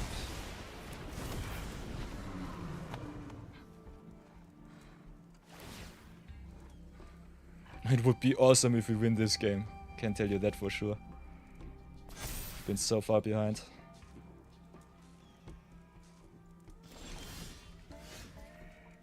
So let's go attack in with the Sphinxes. 1, 2. Can play another Sphinx to just have them dead on board next turn. So I think I'll go for the greedy play here. And then pass. Can still surveil for 4 with the Day2 list, so that's also nice. So I think my flyers should get the job done here. Rather lucky that they flooded out so far.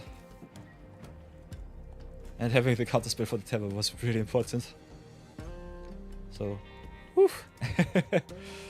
If you have the luxury, sometimes the counterspells still get the job done.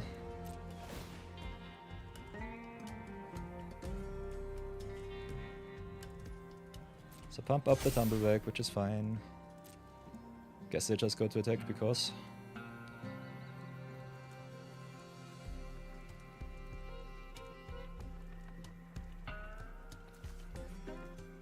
I will get them down somehow. I will definitely surveil for a burn spell, I guess. So let's...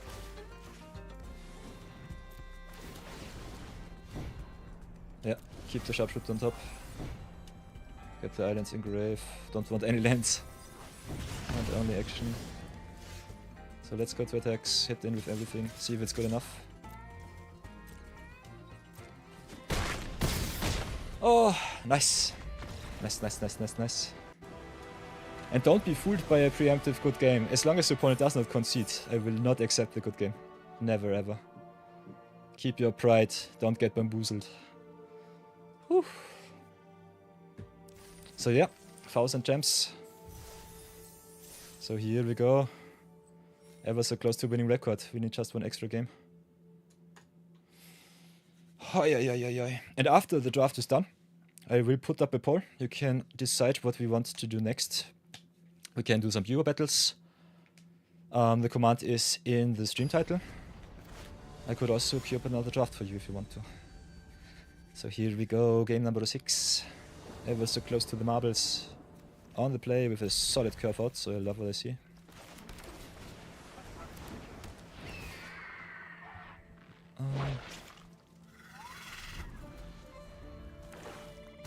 Terror Strix is also a must, so you have to tap down something. Could also just target the land. So let's see if we can win this. We got a lot of unblockable stuff. Playing against blue-black, so a lot of control and removal. Black removal is a little bit slow, so we might have a window to win. Go and hit in for another 3. Play the prickly pair and pass. Next turn I can either rummage or give the Roadrunner an unblockable. Okay. Trying a lot of lands. I will definitely hit in for 2, that's for sure. I think I'll just try to raise them. So let's go hit in. Can still keep priority. Activate before blocks.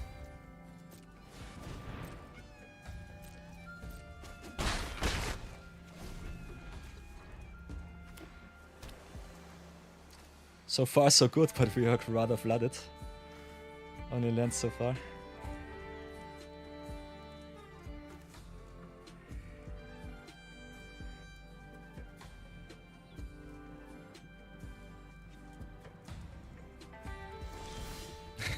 Come on. What is this? Oh, so unlucky.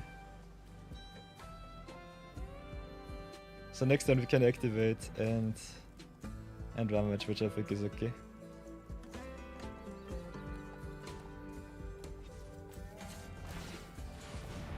Let's see if they have the consuming stuff. Hit them for another 4 if we can. They might just activate the Blood Hustler here, Drainers. Okay, instead it's Rooftop Assassin. So that's a tough one. Normally just filler card against us really good if you just want to raise the opponent. Might get screwed. So yeah, only drawing 4 lands in the past 4 draw steps. Yeesh. Would have loved to get more pressure. But I think forcing them to play this out without any value is also quite okay. So let's see what they do. They have a lot of options. Especially Hustler plus Deep Mark Desperado is so strong. Yeah, they've got to shoot the Sheriff. Millers for a solid 6, I guess.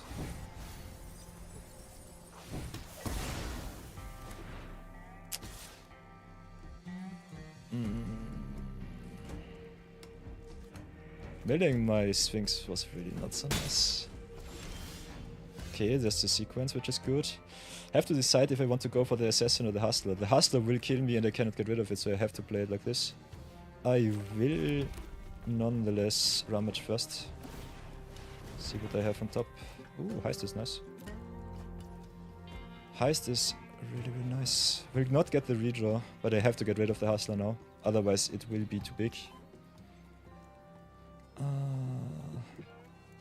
So get rid of the Hustler here. Hit in for another 2. Cannot win this race, we'll lose always 2. And they stay on 6 or 8. But I don't have any choice. Giving them the free crime every turn and draining me is way too big. Would have loved to double spell to another card. But yeah. Milling me for all my good cards and I have to draw all of the lands was a little bit unfortunate. Yeah. And another shoot the sheriff, yikes. So the Strix is down too. Let's be for another 6. So yeah, this game will just get bamboozled. But I think 3-3 is still a rather good solid record. So don't feel too bad if you lose against this shenanigan. We're really lucky we did not draw any action from our top. So yeah, drawing the wrong half of your deck sometimes just gets you. Which is one of the reasons, especially in Thunder Junction, that I love to go into the green decks, just get all of the lands out of the deck, ramp you up and play with the big spells, go to town. It's also a good opening for the blue deck, so the Deep Mark Desperado definitely a good card. But yeah, I think we're just screwed. So let's go attack with the Brick the Pair, see what they do.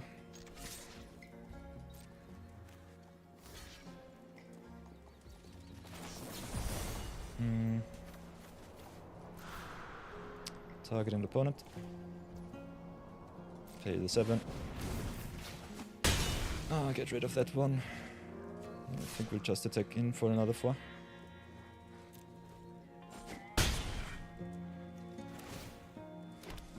Yeah, it's good, but not nearly good enough. Would have loved the board to attack with. Okay, and Licentors. What really gets me here is the Rooftop Assassin with the life gain and also the Blood Hustler earlier. So play the Wrestle Dazzler. Could have also slow rolled it, maybe double spell. But I think we just lose to the Flyer. Their life gain really kills me here. They were really lucky to have the Dazzler and the Assassin in their hand. And I did not draw anything the first 4 turns. Ugh.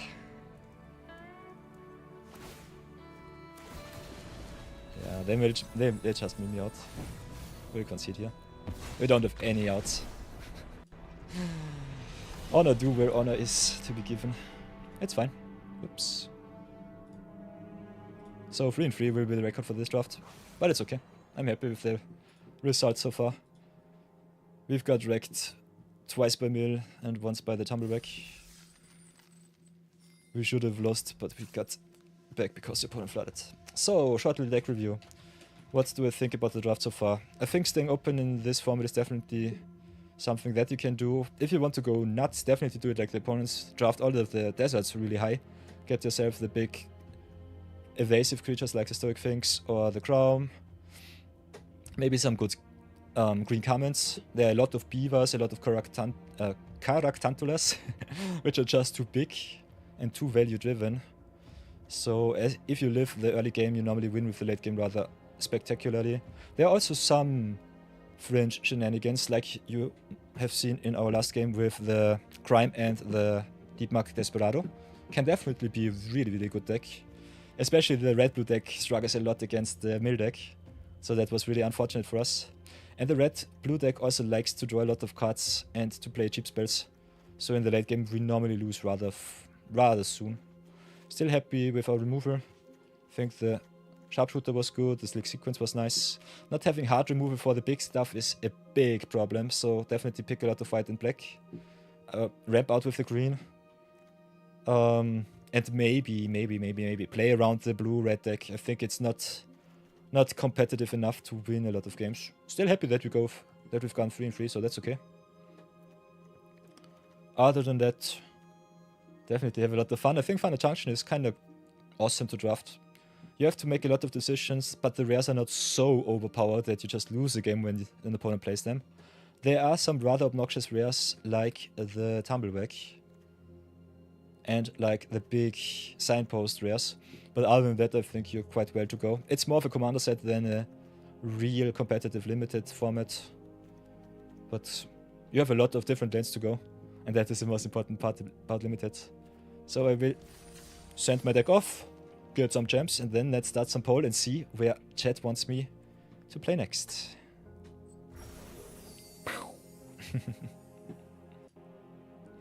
So, recording for this one stopped. So chat, let's have a look at the queue. If you want to play some view battles, I'm up for it. I'm normally starting with a little bit of limited or zero budget brawl, because my chat has to wake up. I think over 25% of you are Americans at the very least. Normally, especially at the weekends, I have 50% attendance of American viewers, so thank you for that. Quite happy to see all of the Americans loving the content, even though I speak so terrible English. So let's go English Q next. Spice here, O'Brien. What do you want to play against me? Let's go into some viewer battles. Are you there, Spice here, O'Brien?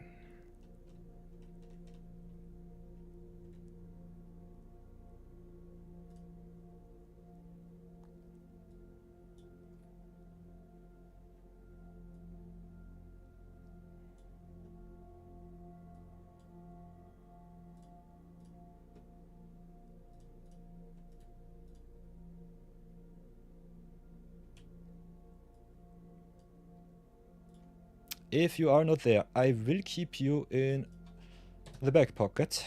If you come back, Spicy here, O'Brien. Other than that, we go to the next queue. See if someone else has queued up. Go queue next. No one else is left. So if Spicy comes back, definitely let them know that I'm open for some games.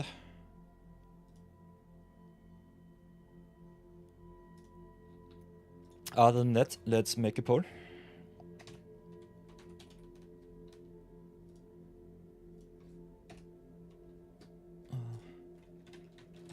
What do you want to see next?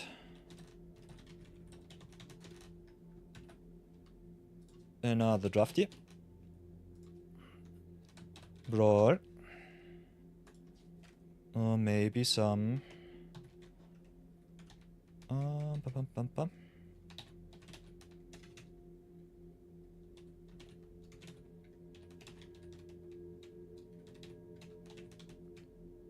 Yeah, I think I'll give you a draft and brawl. If you want to play some Europe battles, you definitely can queue up. Let me know in chat. And that, here you have the poll for the next thing that we want to do. I think I would be up for another Outlaws draft if you want to see one.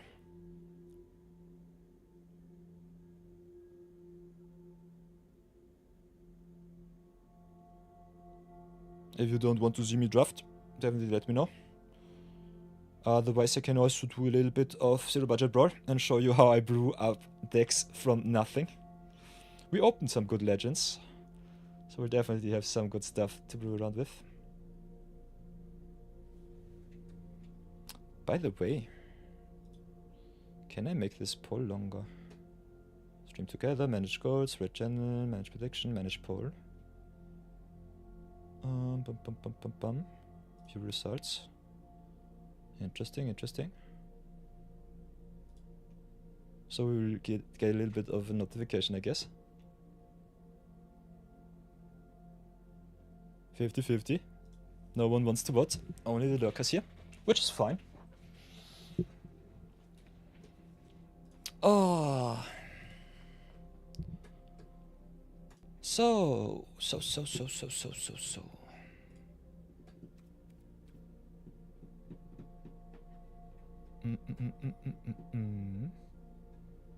No one types to me. I'm all alone. Nah, should be still fine. The YouTube chat is also quite quiet. I think the chat will stay quiet as long as the votes are up. So yeah. I think we'll just do another draft. See if all of the Americans have woken up, want to draft once more. Or we could just change it up a little bit and play a little bit of Brawl. Whoops. By the way, everybody, viewer queue is open. I'll keep you all updated.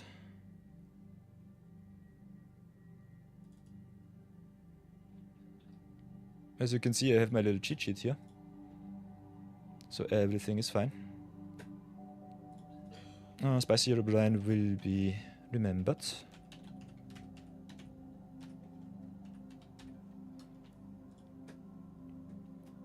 But definitely let me know if they come back. Definitely have a challenge open against me. Unfortunately, I don't get notified I have to go queue next with the MTG bot. So if I don't see your challenge, definitely let me know. And thank you once again, Spicy. Very, very nice. Okay.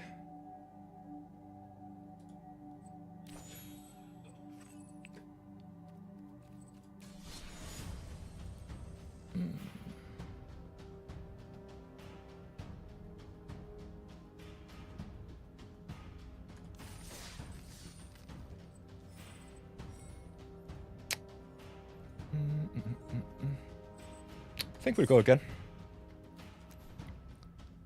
So, it is time for an extra Thunder Junctions drafty. Let's burn some gems. Last record was 3-3. I want to get the marbles. Your battle's still a little bit down, so if you want to challenge me, Q join is the magic word on the YouTubes and the Twitches. Other than that, we get our record straight.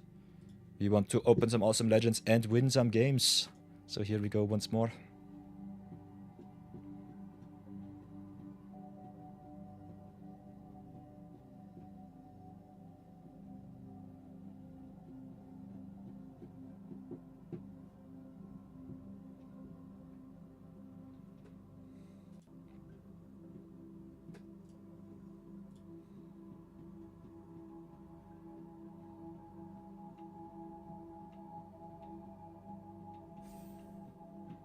Yeah, this time the table fills up way faster, so I think we should be able to go into another draft, which is quite nice.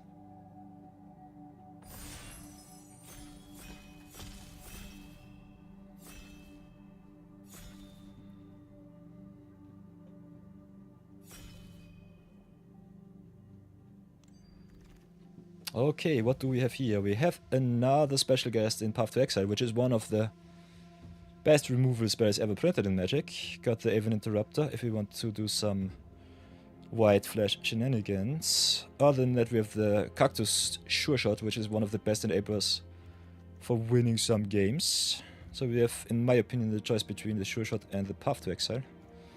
Both are pretty good, especially green plays a lot of big creatures, and they are really happy if they get some trample, so that's nice. Other than that, we've got the Treasure Town, which is a really spree card. I think all of the spree cards are really strong, as is the Jailbreak Scheme and the Dance of the Tumbleweeds. But we'll go for the power, either pick the Path to Exile up or the Cactus Folk Sure Shot. Kinda like the Sure Shot a little bit more than the Path to Exile. If you want to go rare drafting, definitely pick the Path.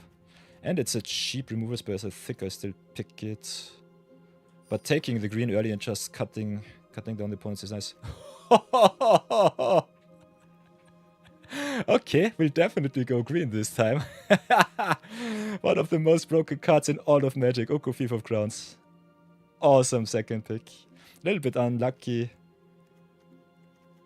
Kinda strange to see our opponents give us the Oko. Definitely picking up here. So we'll be going into green, X deserts and go to town. Oko Thief of Crowns is just broken and limited. And also has been banned in constructed rather soon. rather fast. I think the card in Magic the Gathering which has been banned the fastest ever. So now we have the choice between the Giant Beaver in green. Cut in green definitely good. Rest in Peace, really good hate piece for Brawl and also for Constructed, but unplayable unfortunately in draft. Could pick up some deserts, but I definitely go for either the Riku or the Beaver here. But you need at least 2 or 3 modal cards. LSV suggests 3 or 4. If you can get it done, it's really nice. Riku might table though, so I think I'll just go for the Beaver, give me the power. Could also go for the mobile homestead, which is really good to ramp you up. So it's either the Beaver or the homestead. Kind of want to cut the green, so I'm inclined to pick the Beaver here. Okay, and he joins up. If you want to go multicolor is okay-ish, not too much. Got the Salvo in red, got the Interference in blue.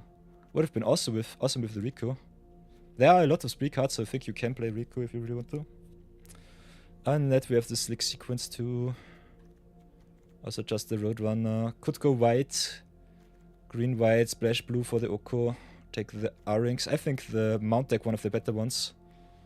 So maybe pick up the R-Rings over the Salvo or the Roadrunner. Could still go green, red and be happy with that. If you go power, you should take the Roadrunner, but R-Rings is one of the best 2-drops in white.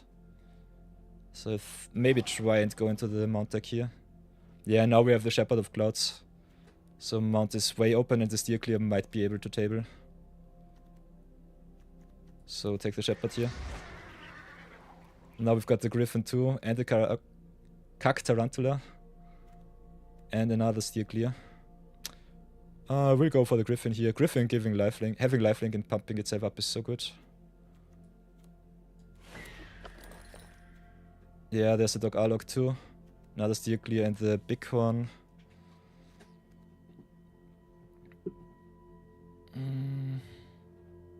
Could pick the Dog Arlog if you want to go Plot. Plot not the best deck, so I think the Bighorn and the Steer Clear better. It's a solid filler card. The Bighorn giving us a little bit more tokens and some vigilance is good. So either take the Dog or take the Bighorn.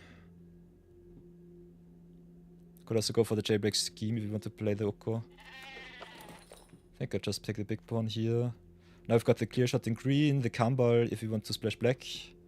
Really good with all of the token makers out there. Kambal is really awesome on the splash, but Clear Shot is such a good removal spell. So we've got some options. Got also the Outlaw Stitcher, which is awesome. Want to definitely play green, so I think I'll go for the Clear Shot here. Also want to win some games, that's for sure. Yeah, the Interrupter came back too, so let's take the Flyer. Now the Griffin. Yeah, white-green definitely open, so that's good. Got some good removal spells. Let some of our rares go.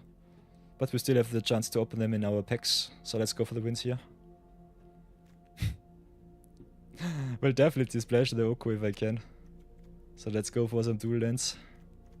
Have some fun.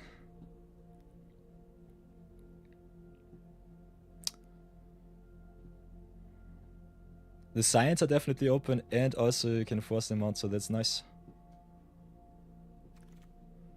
Ooh, and we also can pick up either the Bighorn or just go with the Riku or the Rest in Peace for our collection. I think another Bighorn is good, but I don't really need it.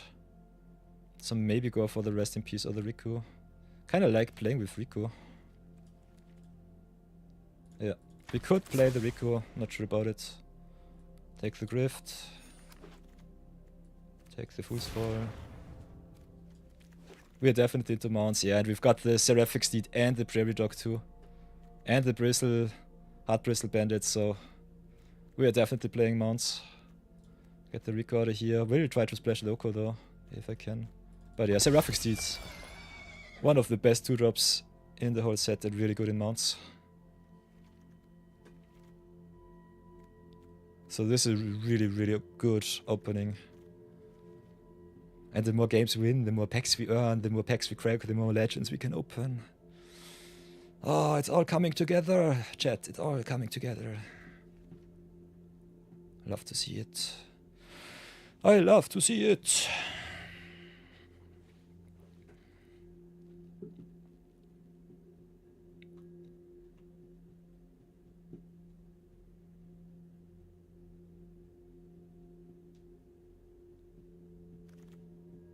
So, what do we have here? Got the Naturalist. Mills us, which is not so nice. Milks us a treasure, though.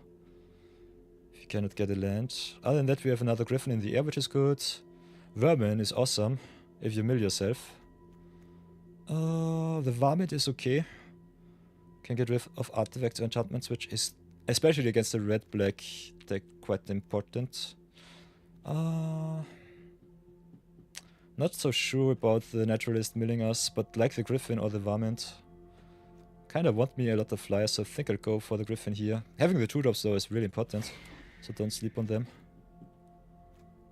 Okay, Crackle with Power can be good if you ramp up a lot.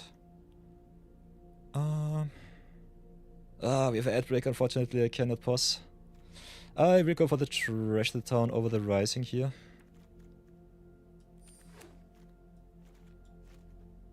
So sorry for that, but during a draft I cannot pause. I don't have any snoozes left at the moment.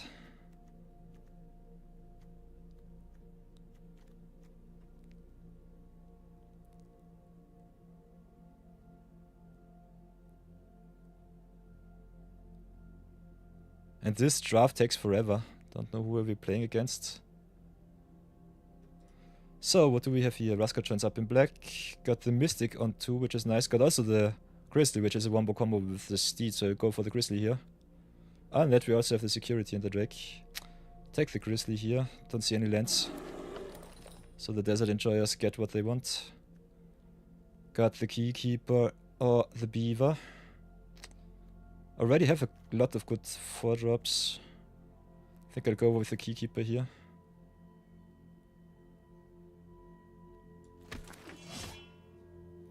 Although I think Giant Beaver the best green uncommon creature, common creature.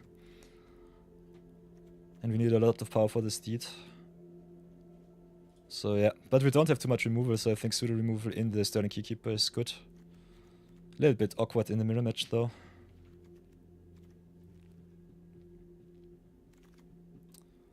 Okay, now we've got the Requisition Rate, the Inspiring Vantage, which is nice. Already have one of that, so I don't really need it.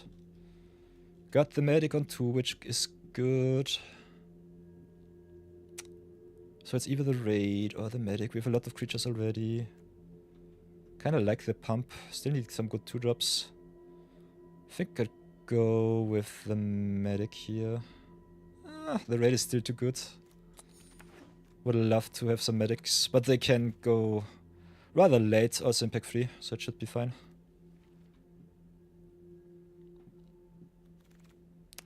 What do we have here? Step Between Worlds. There's the Arroyo. Definitely take the land here.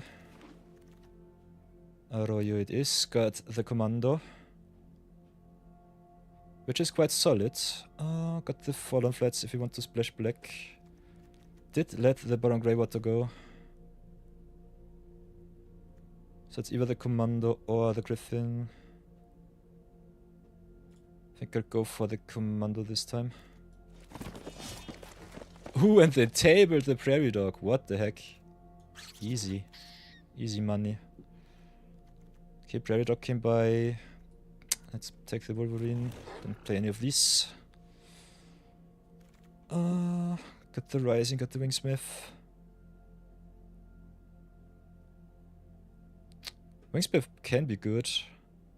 Rising also. I think I'll go for the Wingsmith here. So welcome back everybody from the act break. Sorry for that one. Could not snooze it fast enough. Had some really good pickups in the rare slot in pack 2. So look definitely forward to that one.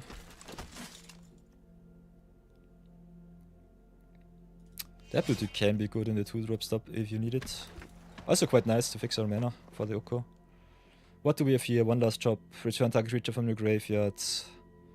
Return target mount, return target aura equipment. Is solid, is solid. Have the snakeskin veil. Have some fixing in black. Also calamity in red. I don't think we need the one last chop. I will rare draft the calamity though. Don't want my table to have access to that one. Calamity also one of the best cards in the whole set. And an awesome commander to brew around with, so that's good. Oh, we can play more blue with the Brigand if we want to. Other than that, we have the Lockpicker. Don't have too many instant sorceries. We are in dire need of some removal. Think I'll take the Nimble Brigand. Maybe play it, maybe not. Did let a lot of mounted removal go. So that was a little bit unlucky, but I think the other pickups were definitely worth it. Would love me more deserts to fix. Definitely want to play the Oko and the Nimble Brigand.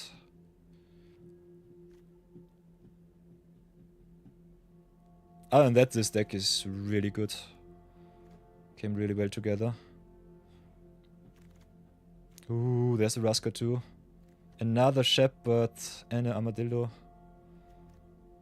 Armadillo is really, really good early game. Naturalist fixes us not.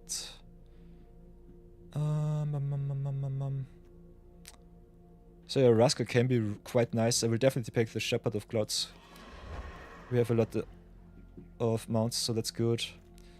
If you want some removal that you can also cycle, the Tornado is quite fine. Other than that, I think the Outlaw Medic is okay. So it's a choice between the Medic or the Tornado. I will go for the Tornado. More than often the Flyers get me, especially when I play green-white. Another Riku. Interesting. Now the Markham. Voracious Varmint if you want some more 2-drops. Our deck is quite well together already. Could also pick the Make Your Own Luck. Don't have too much fixing though. So I think it's either the rare pick for our collection or the Varmint. I think I'll go for the Varmint. I want to win some games, that's for sure. Pest Control, one of the better sweepers in Historic. Mystical Tether, what we need. So let's go for the removal here. And the Buried in the Garden. So this deck is awesome. We have all of the removal, we have the fixing. Can definitely splash the Oko, not sure about the Brigand. Yeah, this deck looks awesome.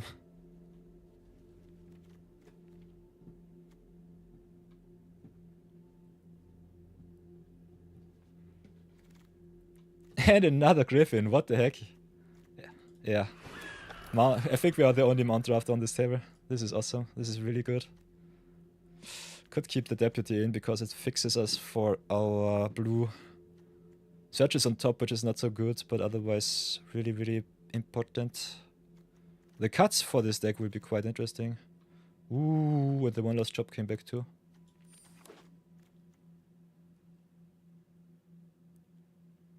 So that's nice. Will not play it though. But other than that, I think we have a really, really good aggressive mount deck.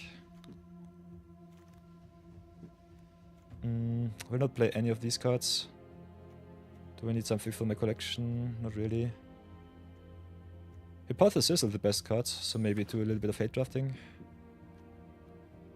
Don't really need the Armadillo. So let's get the remover.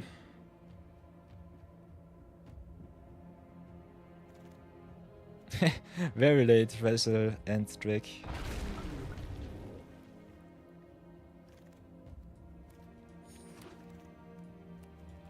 So yeah, this draft has been awesome. Really, really nice.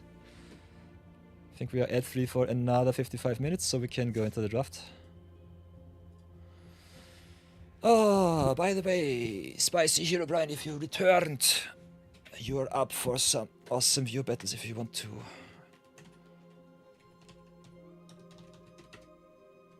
Otherwise, we will be playing this draft, see how far we come. So, as you can see, we have a rather solid split between removal and creatures, so that's good. I will keep the Silver Deputy in, because I want the fixing for the Oko. Oko is just broken. It's so good. +1, make any threat into an elk. And we have some rather good blockers for the 3/3, so that's nice. Would have loved the second Beaver, but I think picking up this Keepkeeper as a removal spell early on was necessary. So what we could cut would be the requisition rate, would be the trash the town. Can definitely cut the wingsmith. Curve a little bit high, that's for sure. Could cut the varmint. Got the prairie dog.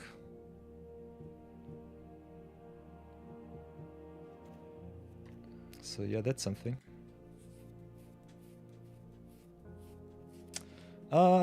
Might definitely cut the commando. It's a good cut, but it comes a little bit late into play. Still have to cut one extra card. So I think it's either the trash the town or the requisition rate. I think both of them are still good. Could also just cut one of our 2-drops, but I want to curve out as much as possible.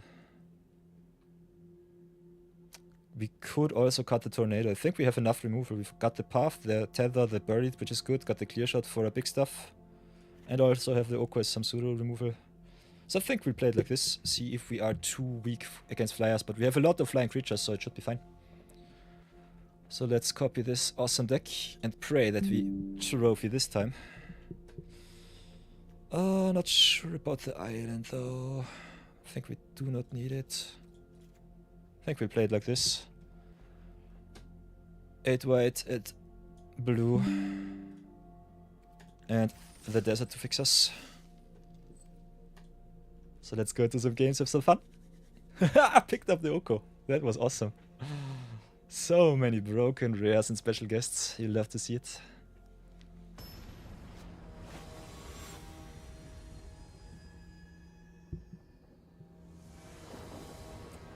Okay, the Golden Gods fighting it out once more, playing against Buckheart, game number 1.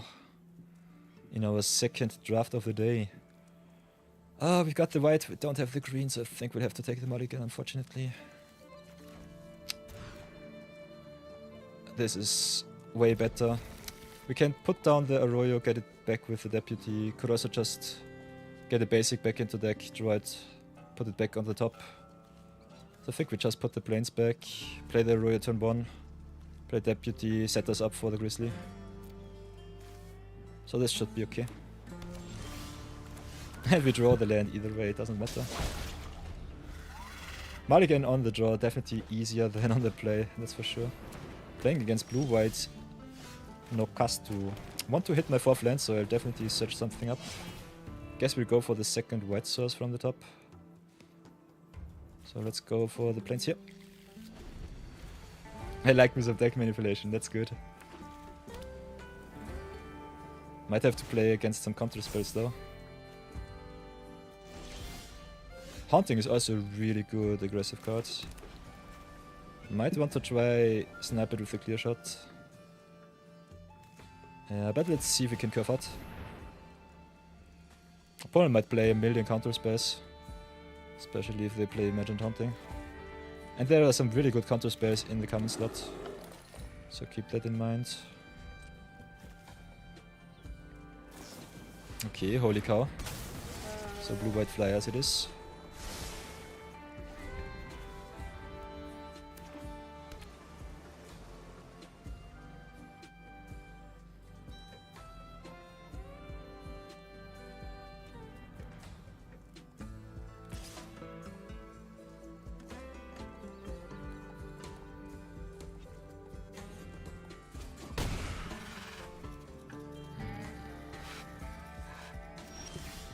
Yeah, we are sorcery speed, which sucks a little bit.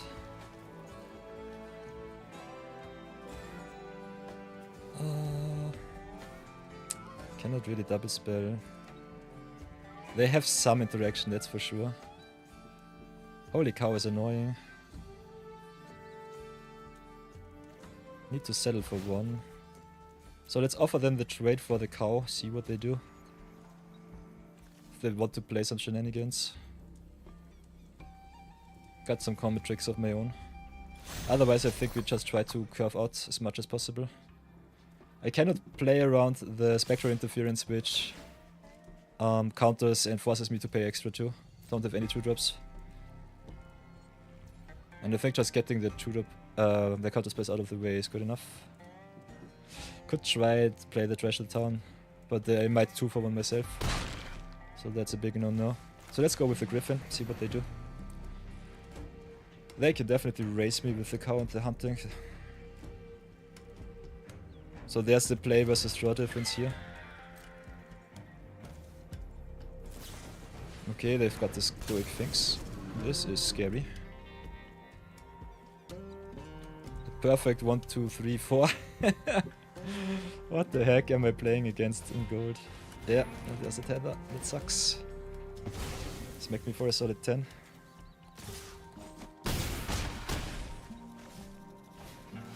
And the Strix too.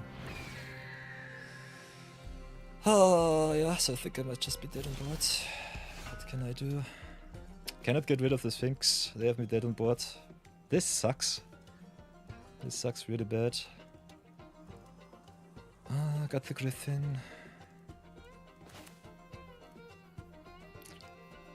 Yeah, the Stoic Sphinx just wrecks me. They had the perfect curve out and unfortunately I don't have anything to counter that.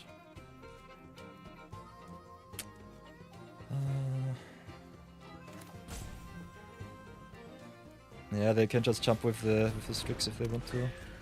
I have to play it like this. Grizzly and Deputy do not block, so... have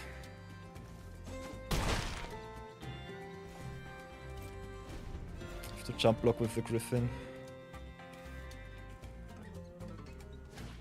Yeah, they have the Journey to Nova. So no shot in hell that they will ever win this game. Never ever. GG's. Very good deck. Awesome deck from the opponent. Whoops, that's the wrong one.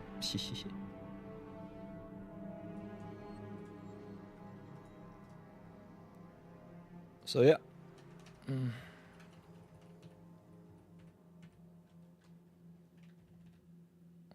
Oh, that's also the wrong one. Whoopsie daisy. Discard. Limited Madness. Starting with a 0-1 with an awesome deck is a little bit unfortunate. But also having to start on the draw with a Mulligan to 6 sucks. But the opponent had the perfect curve out. This is one of the spots where the steal clear would have been awesome.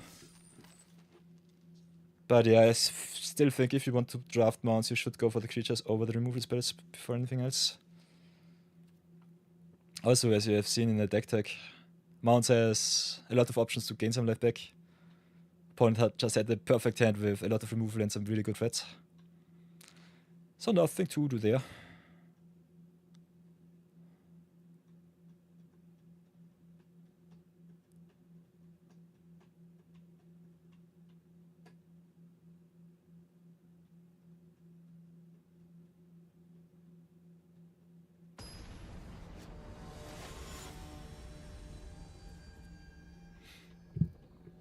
So game number 2.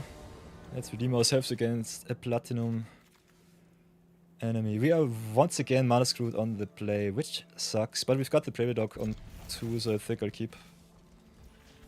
Maybe I should put green in my deck.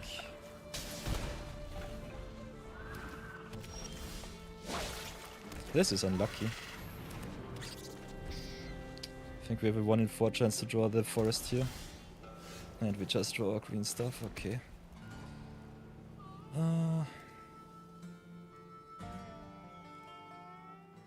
Could shotgun the Requisition Rage, just try to go to town with the Prairie Dog. Still can give it a counter end of turn if I don't play anything, so I think I'll do it like this. But yeah, this sucks. Yeah, they've got the Lullaby too.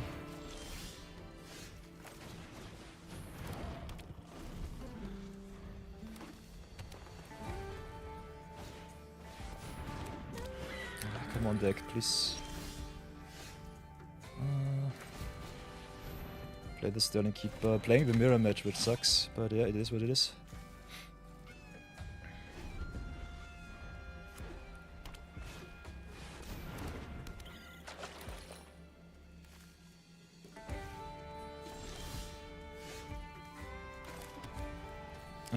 Yeah, Sterling Keeper can only target non-mounts, so against the best deck in the format it's a little bit tough to play. We'll go for the requisition rate here, pump up the team.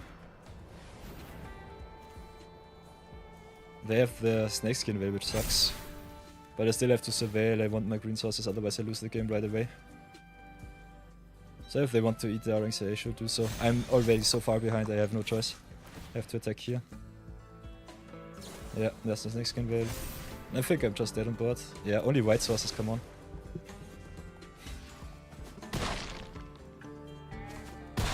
Double screw is so nasty. Oh, that's a feels bad. If I've ever seen one.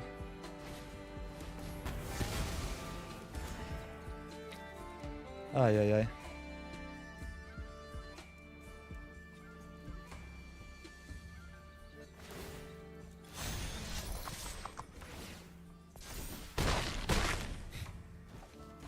This is so obnoxious.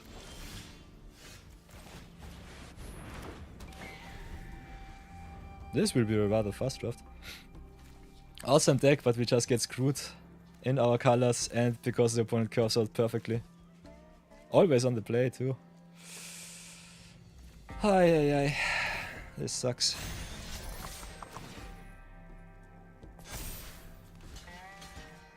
I'll have to keep the Griffin back at least for one turn.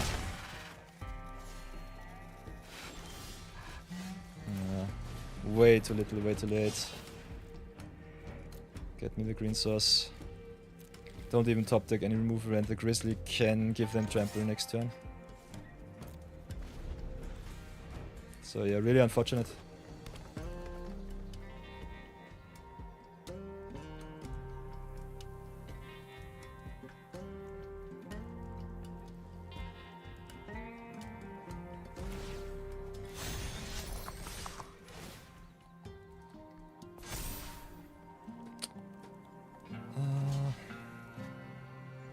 I'll have to keep the flyer back. Jump block.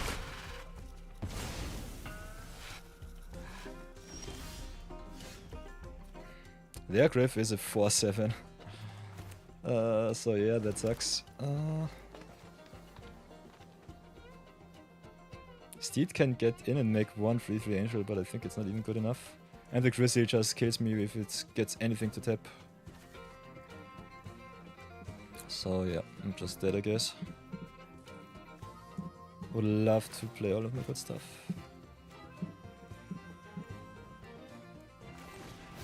Play the Beaver and pass for now. They can just out-tempo me with the Griff here. Yeah, there's the possum. Let's see how they do it, but normally they will win in this spot. They just have to tap down the possum with the Grizzly. Go to attacks and that's that. Yeah, that's game. Tap the Grizzly, block the Griffin.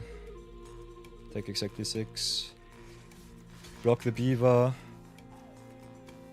Take 3 here, 1 here, 2 here, and it's also game, so it does not even matter.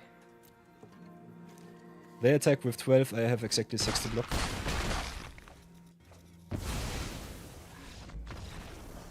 So yeah, how into it is.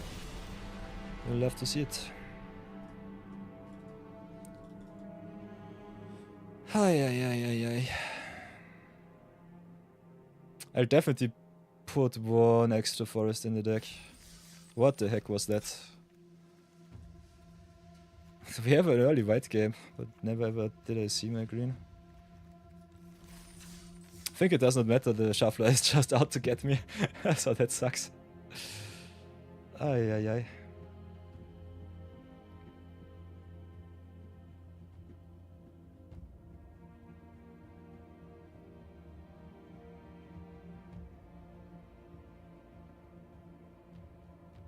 And losing games on streams is even more terrible. I want to give you all the best experience and not see me lose with my good decks. This sucks. Ay, ay, ay.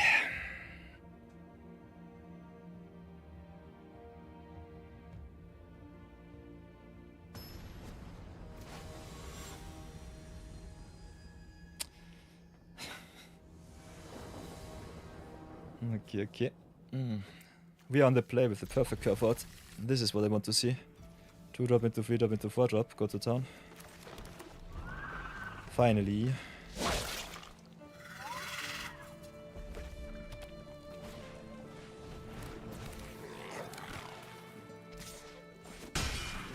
So let's play the steed, pray that it lives. Even if it does not, we can get it back with the Shepherd of the Cloud, so that's good. Should be fine. Just need to hit our land drops.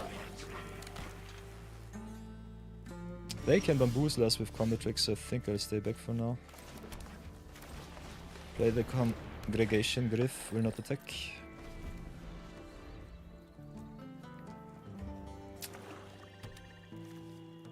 Another land from the top would be awesome. Other than that, playing the Prairie Dog, and if it lives, the dog giving me some life is nice. Yeah, this is one of the matchups where my life gain deck just shines. Love to see that.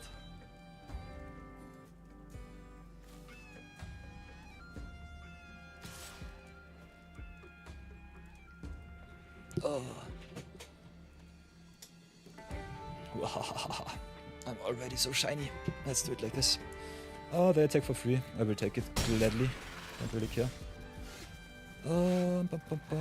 Did not hit my land. So play the Prairie Dog here. I could settle, but I don't really want to. I think the Prairie Dog on the defense is good enough. Can just smack him with the Steed and the Griffin without any worries.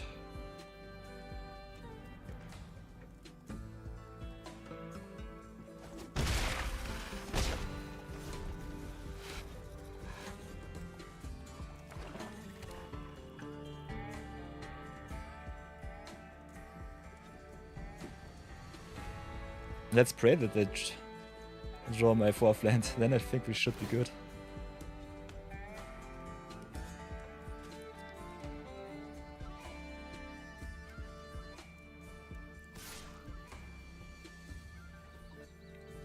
Hits in for another 3, that's okay.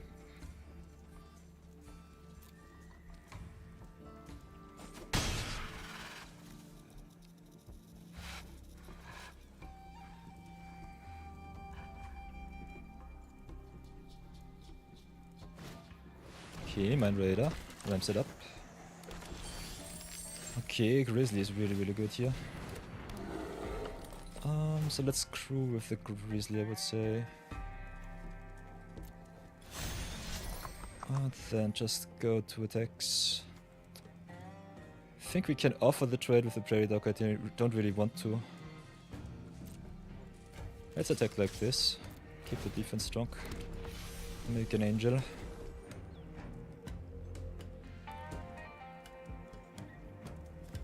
Depending on if they have a pump spell, they can eat my Seraphic Steed here, but we have some flyers now.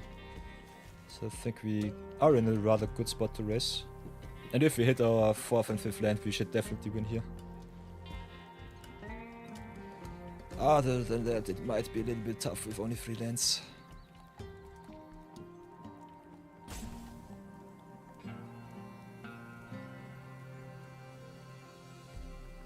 Let's see how much the Magic Gods hate me today.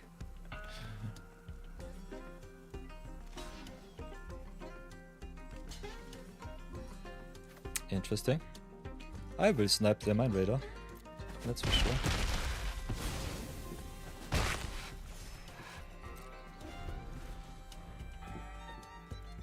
Next turn I can double saddle if I want to.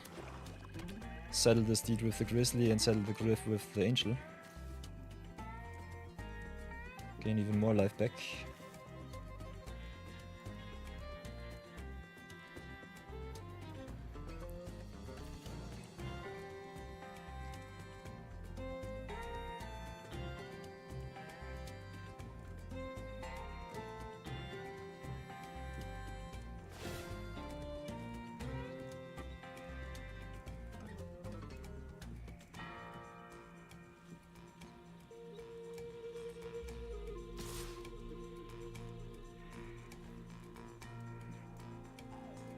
Okay, smacks me for another 3, that's fine.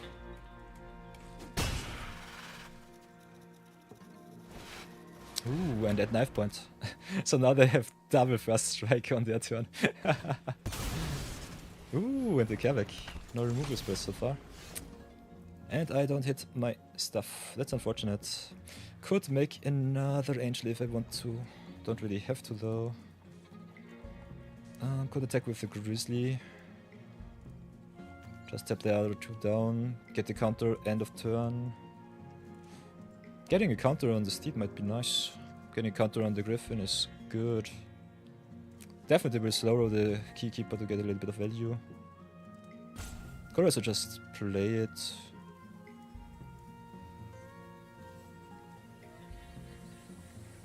So maybe just play as defensive as I can. Can also offer them the trade though.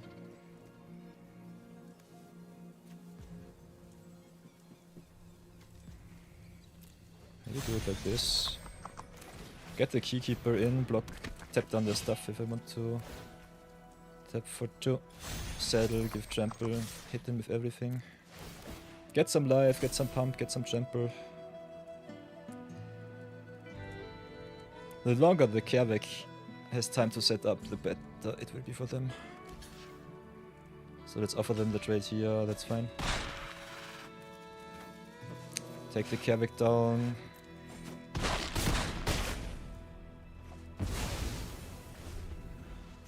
So yeah, this looks really nice. And only with 3 lands. Imagine if we would have curved out. Ay ay ay.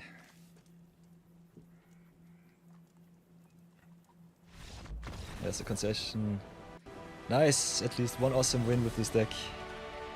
That's what I want to see. Let's go again. Goldo, please.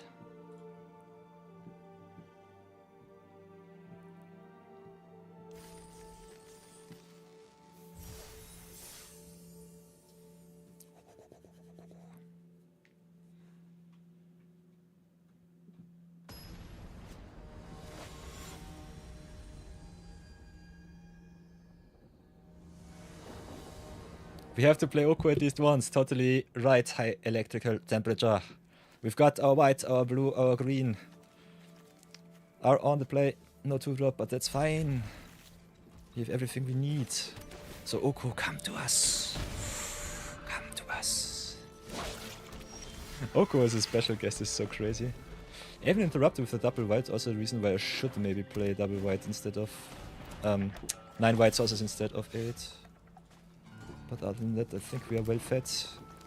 Oh, so we can go for Steed. They have the homestead though. Could just drop the Grizzly here. Got some good options. Don't want them to ramp too much, so I think I'll drop the Grizzly. Otherwise they have a free attack against the Steed. Also uses our mana the most efficient. By the way, welcome back. Thank you for your continued support. Temperature, thank you so much. So yeah, Rasko sucks. Gives them a token. And makes a treasure. Otherwise they just ramp. This sucks really bad. I think I cannot trade. In good conscience. Don't want to fix them. And they have to tap down, which gives me the opportunity to at least raise them. So I think we'll do it like this. Draw another 2 with the trash to the town. I would love to give this Steed a boost. Would also love to give the pump to the Grizzly. They play black green, so they can remove the Grizzly. They also have the opportunity to play Oko in blue. We don't have the second white. I'm getting punished for my decisions in life. So we have a lot of options here. Kinda want to hit my lands. And if they remove the Grizzly, it doesn't matter too much. So let's play it like this. Trash the town. Target creature. Target this, target this. They are tapped down, so I think this is the best spot to try it like this. Draw 2. Come on, lands, come to me. Ah, where are my lands? Not like this. Why not like this? I'm so sad. My deck betrays me so often today. And the Kerbeck too, yikes. And the ankle biter. Okay, there's my white source, that's good. Can get back my creature from grave, but not because of the stupid Raska. So whatever will I do? They have to pay 1, so they cannot do it right now. I think I'll have to do it like this.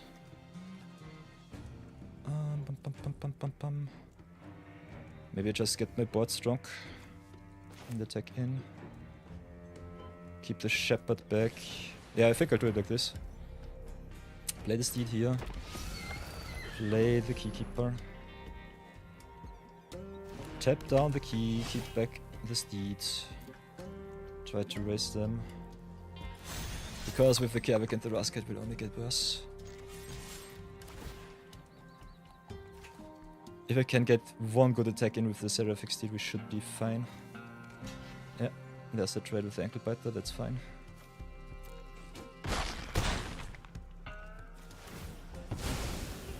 I don't have the extra mana, so that's good.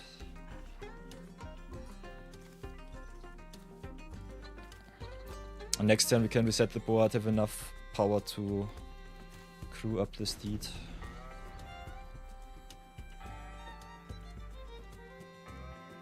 But the opponent being able to ramp it up is pretty obnoxious.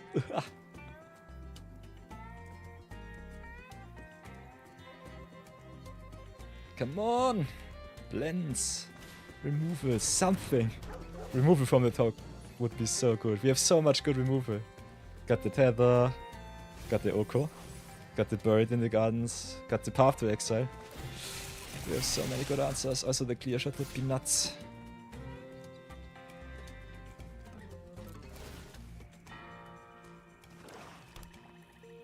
They are so lucky.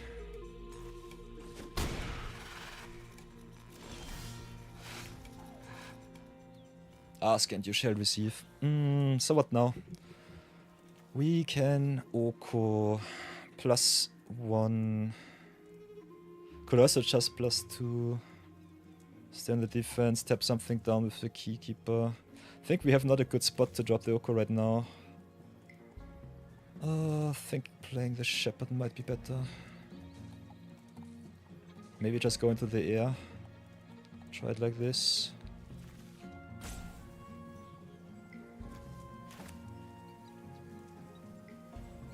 Yeah, I think we have to get some pressure on the board, play the Shepherd of the Clouds. They have some stupidity in hand. Might be a Snakeskin Veil. Could attack in with the Steed if I really want to. Don't see the necessity to though.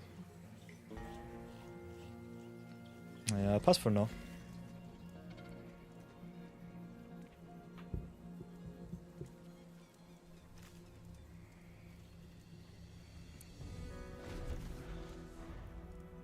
Oh, they have so many cards in hand. I'm so scared right now. But if we can stabilize the Oko, will be awesome.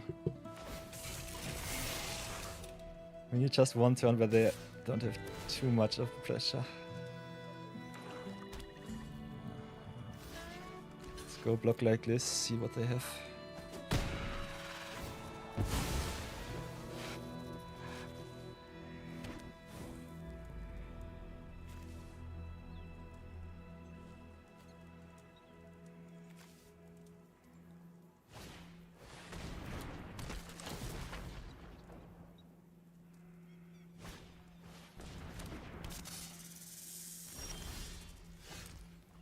So, what now? Only have 5 mana, so that's that. Can play Oko, can play R-Ranks, which is fine.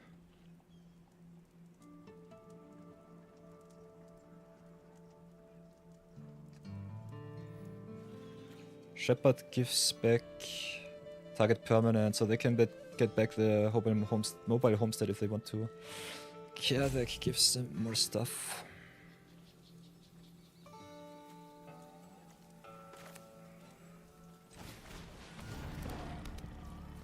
I think we just go Oko in.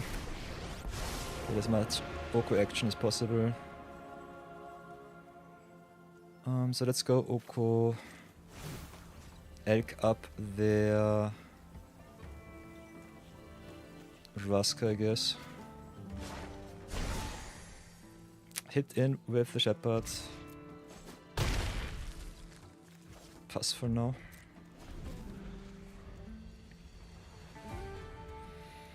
So, Oko, here we are. Win us the game, please. Pillage for 12. They can search for every answer that they want under the sun and still have 1 million mana left. That was a really good pillage for them. Twice the number of lands that they control. Do they have the removal spell? There's the murder for the Shepherd. They can flashback the pillage if they want to. Could have done so with the Kavik.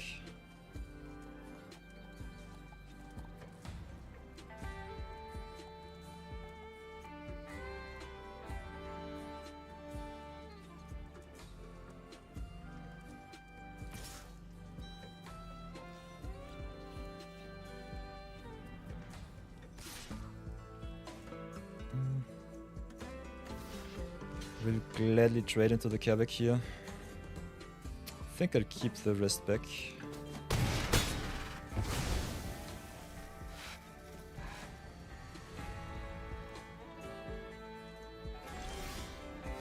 Okay, there's the land. This is nice. No extra white, unfortunately. So let's +2 with the Oko, get some food, stabilize a little bit. Play the wanted Griffin here. I think we just sit back on the Oko and pass for now.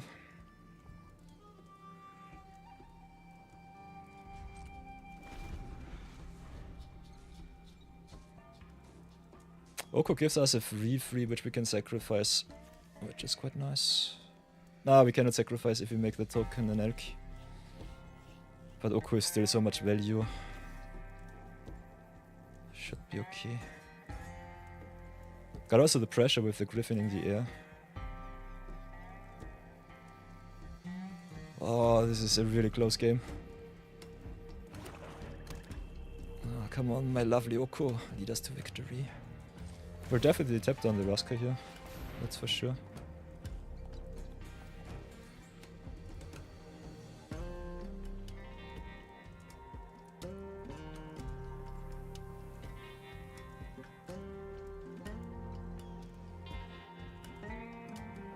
Come on, pass turn.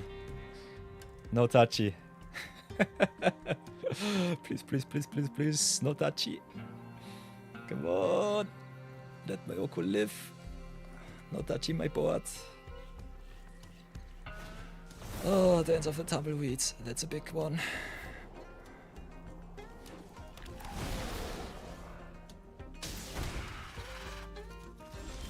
Okay, another forest. We'll plus again. Can change next turn if you really want to. Have to make a food though. I think we'll do it like this. Let's go to attacks first. Could also make another flyer if I really want to. Will have to lose my Oko though. Can make a 3/3 out of the elemental too. So it's nobody's problem. So what do we do? I think we go and hit them with the Griffin first. Get them down to 1. Oh, definitely play another Griffin, that's for sure. Question is, do we want another blocker? Do we want to shrink their 8/8? Kinda want to shrink their 8/8.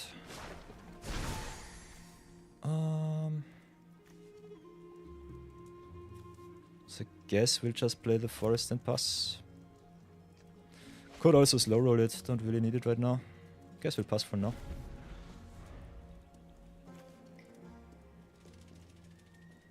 Now we have 2 lethal threats in the air, which is good. Got the Oko. If they play some broken card, we can exchange the control. Oko is so strong. You'll love to see it. Oh, I love him so much. He's so stupid. I think he's banned in nearly every format under the sun. Okay, there's 3 step ahead. Draws, okay. Desperation mode activated. Nice, Oko wins me the game. You'll love to see it. Oh. The magic gods take and they give. Oh, you love to see it. And Golda, please.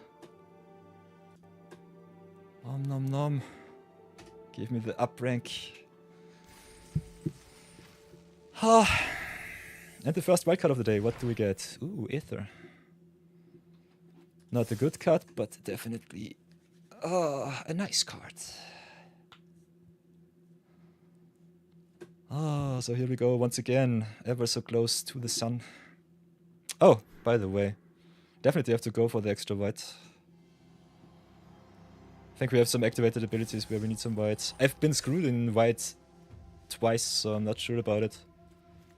But if we have a look at our color distribution, I think the white over the green makes sense. Even if I don't want to have it. I still need it.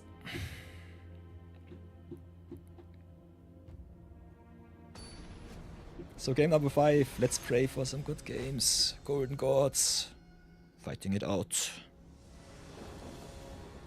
We are quite well set up. All of our removals.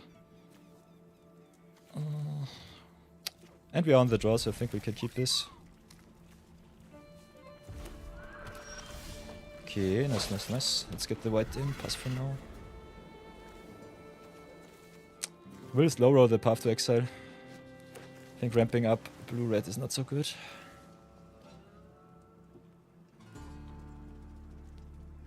If the pressure is too strong, I will have to snipe though. So let's pray.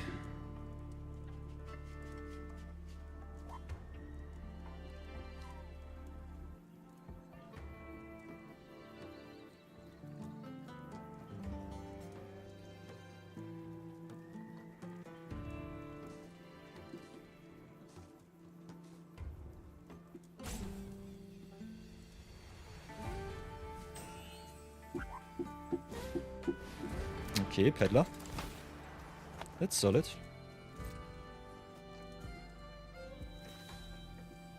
Also with the shoulder sleeves. I spy a fanboy. Or a fangirl. Unfortunately I cannot read Japanese. Still have to learn. Okay, interesting. Take for a ride is normally a black-red card. Okay, okay, okay. We slow rolled. Next turn can play the Tether. Would love to hit another white source for the Aven Interrupter.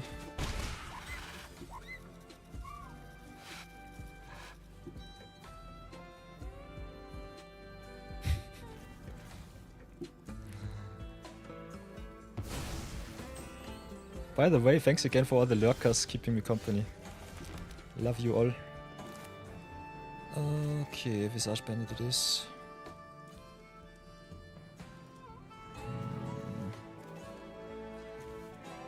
Yeah, I think I'll have to shotgun and removal right now. Don't want to take too much damage. Let's see what they hit, what they play. Tether for the 2-drop is not what I want to do, but what I have to do. It is what it is. Keen plots once more.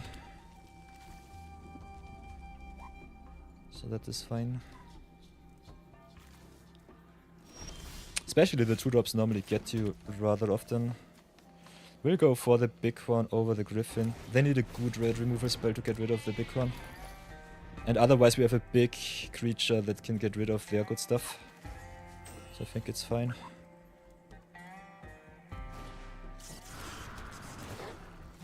To the exile.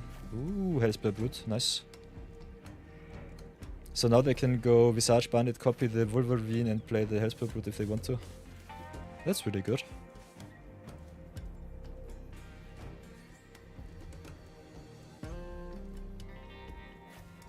until end of turn. So they have to play the Brute this turn, otherwise it is gone. Let's see if they see the out.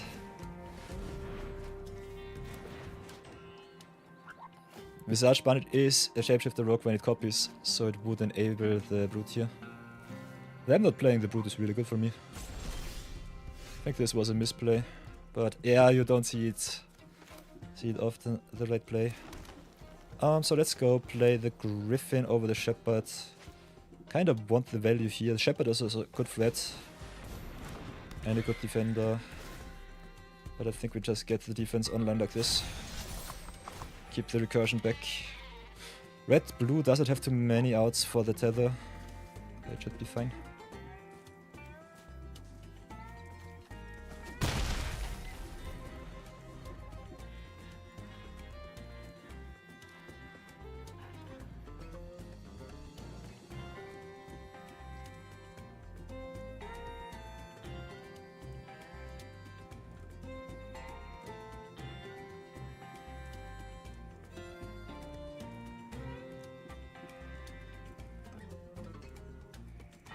So yeah, this misplay might cost them the game.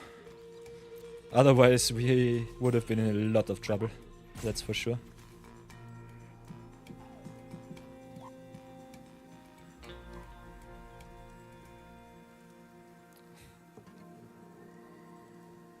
Rather crazy to see that we have so many good 2-drops and 3-drops and did not open with any of them.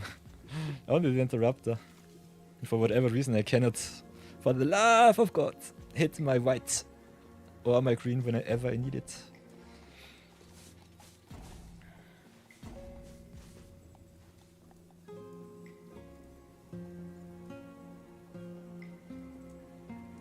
Oh, listen to that music. Oh, okay, there's a derailment. Nice, nice. That's a good one. We'll take the 3. We can race. And we will definitely do so. Bandit also has a base stat of 2-2, so even if we get rid of the Wolverine, they can at least get a vanilla 2-2 for 0 next turn. Or this turn if I want to. Can make it a Wolverine. Let's see what they do.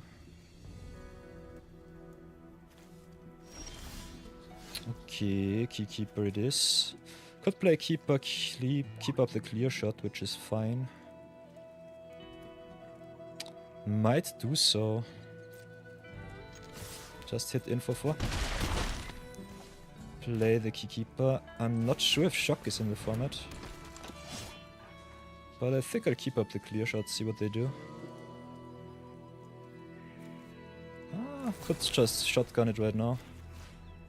Lose out on 1 damage. Yeah.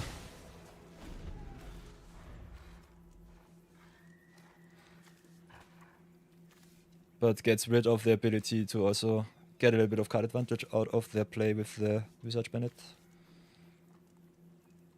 We have a lot of pressure on board, so I think it's okay.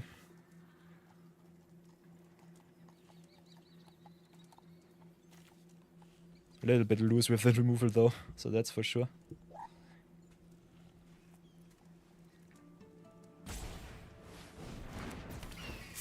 Ooh, slick shot show off. I cannot speak straight today for whatever reason.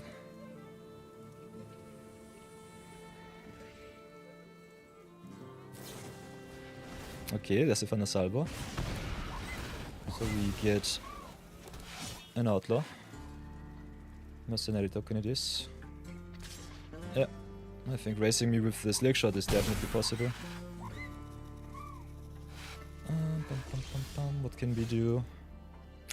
Not having the extra white sucks really bad. I will hit in for everything that I have. Oh, can out-tempo them with the Prairie Dog, maybe. If they have enough spells, I might be dead, so I will have to keep up either a blocker or the white.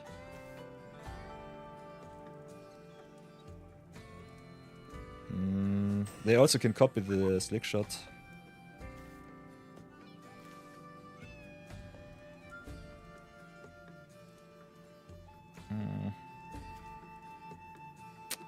So let's see what they do. I think I'll keep up the puff. Might get punished pretty hard for not sniping the slick shot when they are tapped out. This is one of the downsides of playing against blue. If they just pump it up into infinity, I will snipe it with the puff to exile. Let's see. But I did not want to give them the extra blue source. At least not untapped. So this is a gamble from my side. So let's see how much I get punished. Okay, no blue for them. So that's good. Okay, there's the Visage Bandit. They can copy the Malcolm. I will snipe the slick shot here. Give them extra land. But it is what it is. He enters as a copy of a creature you control, if you decide so. So let's see. Can copy the Malkin, but you can only keep one creature. You don't have to. Oh, opponent, that's a big oopsie. You did not have to, you may. Oh, yeah.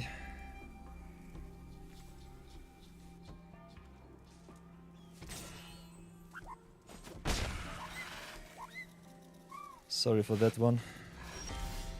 Okay, Grizzly is nice. Grizzly Prairie Dog is okay.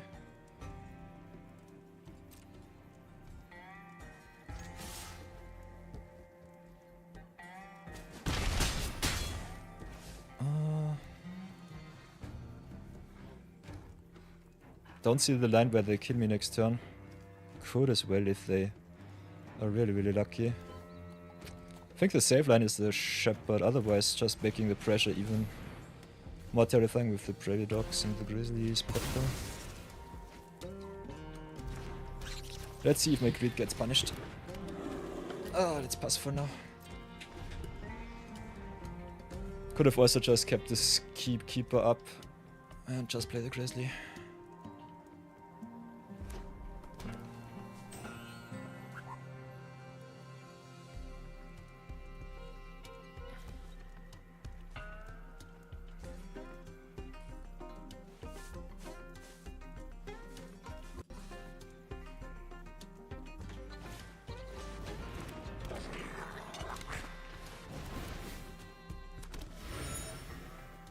Okay, plays Breaches. That's a nice one. Copies the Gila Cursor. It does not have haste.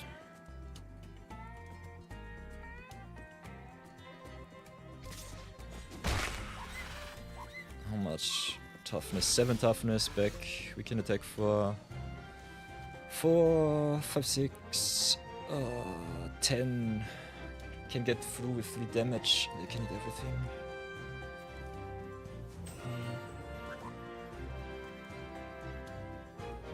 This is a really close game.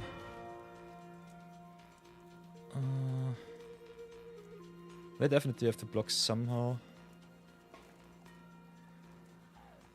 So maybe do it like this. Give the Prairie Dog an extra point, play the Arroyo.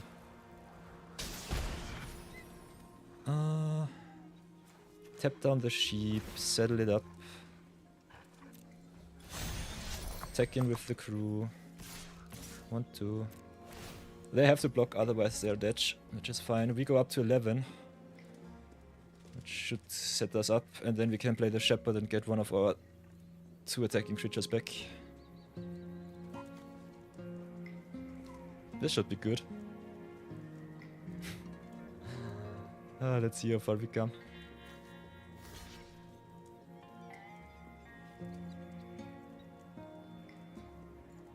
If they block like this, they're dead on board.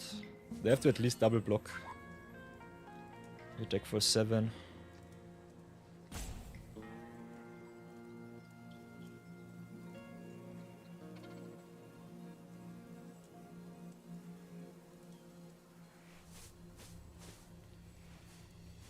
Could have also attacked with the Keykeeper, but I think it's not worth it. They can just eat it and still live. Yeah, have to double block, that's okay.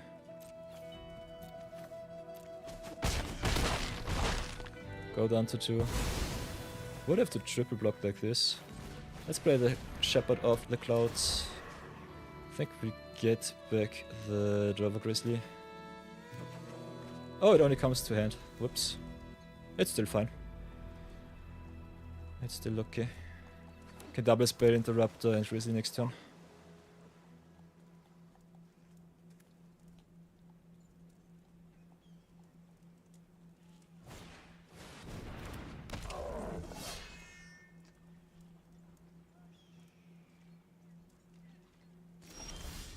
Ooh, Steep is nice. So can tap down the Pulverizer. I think I'll do that. And then just attack with the Shepherd here. Keep up the Interrupt at least for this turn. Could have also pumped up the token here, so that was a little bit of a misplay.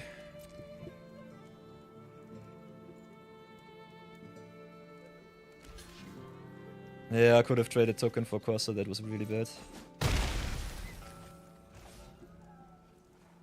Can only play one card. I think I'll pass like this. Keep up the Interrupter.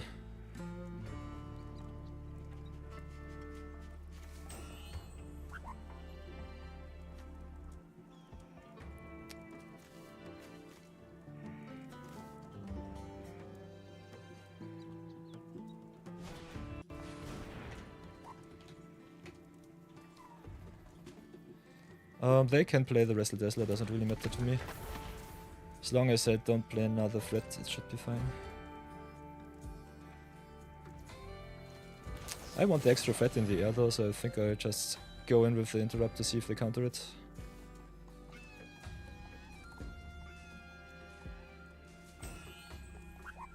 Could also keep him up for next turn.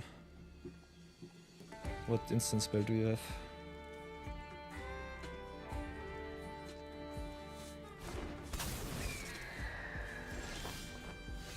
Okay, planes from the top, tap down the Pulverizer. Pump up the sheep. And this is 3 lethal threats. What do you have, opponent?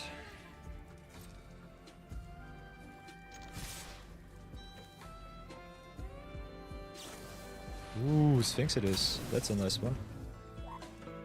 So yeah, getting Omega punished for not attacking with the sheep earlier.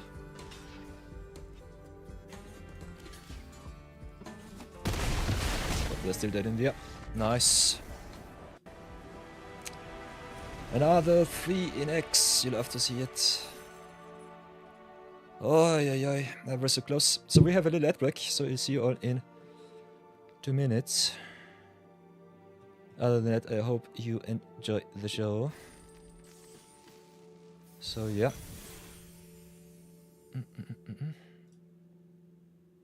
I'll be right back. It's a playing.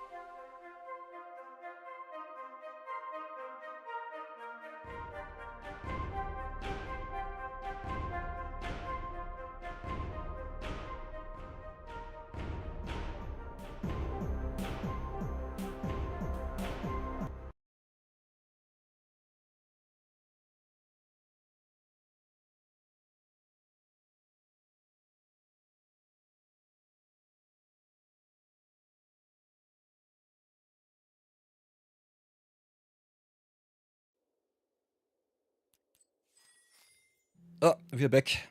Sorry for that break. Sometimes I cannot control it. But yeah, we won that game. It was rather hilarious. And we are still in the race to get a winning record. So here we go.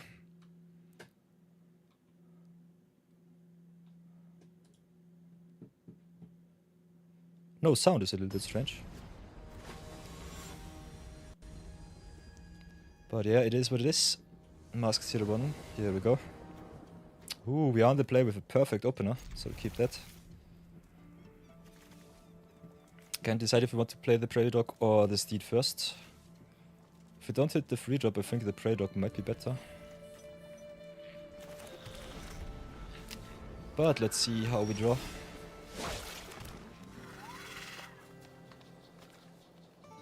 I could still go for the Steed first.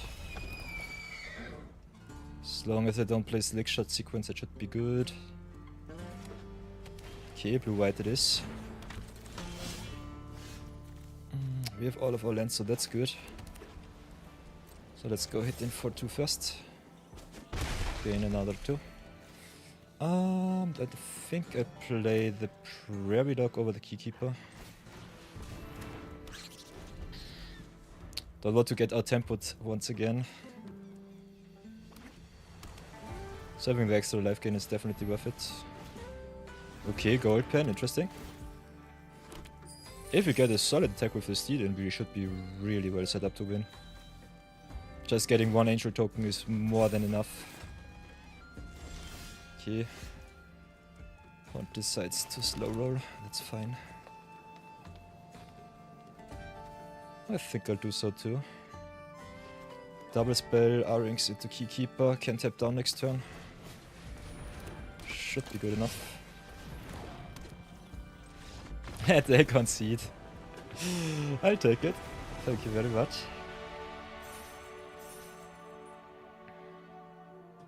A little bit sad, that's for sure. But I'll take the winning record, so thank you very much. Seems there are still some paid actors out there.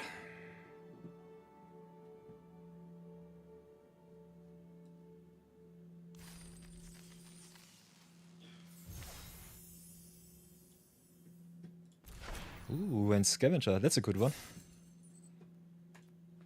So let's go again. Here we go, here we go.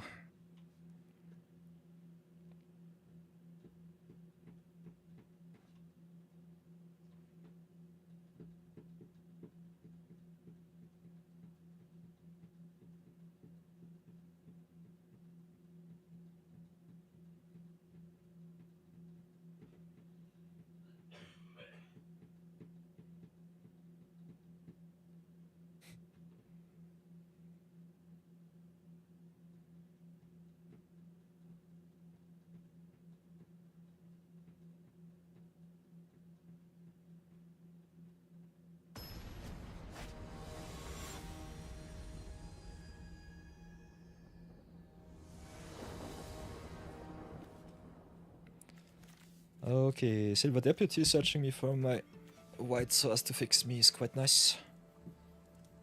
Playing against the Bronze God on the draw nonetheless. So this hand looks awesome. Got the removal, got the threats. Happy where we are.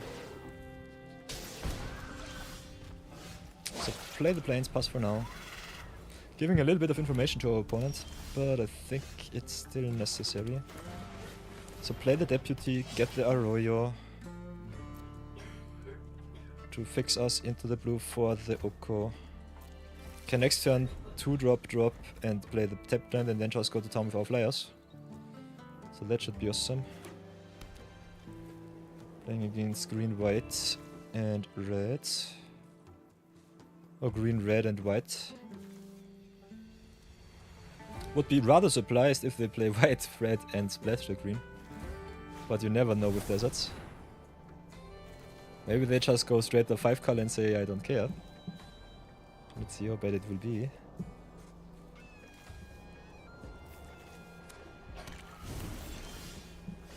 So true, drop it up.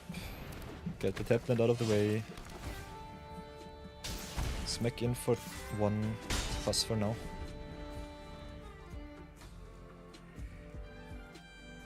And by the way, if you want to play some games against me, go right to the chat, type !Q join, and queue up for the viewer battles. I'm definitely up for the challenge. So, play the planes. I think... could Path to Exile, get rid of the Pyromancers. Them getting extra mana in deserts is kinda scary. Also open up sub attacks. Still have the Aven Interrupter to get some tempo, so I think it should be fine. Otherwise, I think the Pyromancer is not the most prime of targets. So I think maybe we just slow roll our removal, get the Flyers online. Pump them up big with the requisition rate. Let's see how much I get punished for that decision. Especially the green decks have some really obnoxious big green creatures. So let's see what they do. Okay, lasted by the law. So Griffin down.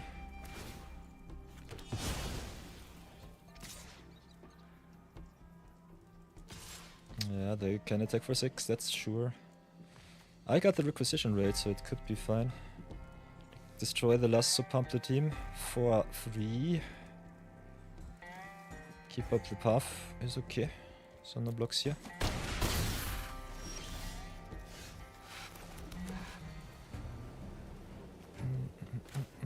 I think I'll have to do it like this.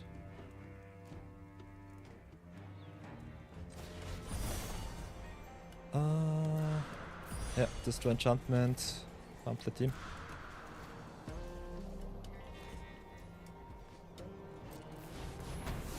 Keep up also the Keykeeper, so that's good. Can also just go to attack and maybe try to raise them. Can at least attack with the Silver Deputy, that's for sure. So what do we want to do?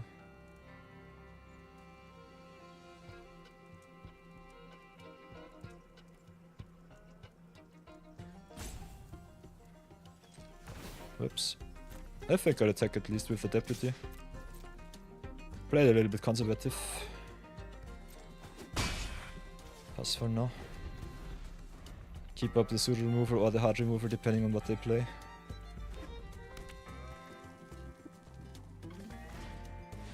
Okay, Lullaby it is. That's fine.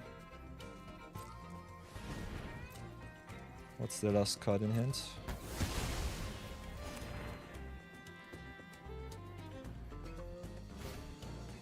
Full steam ahead, okay.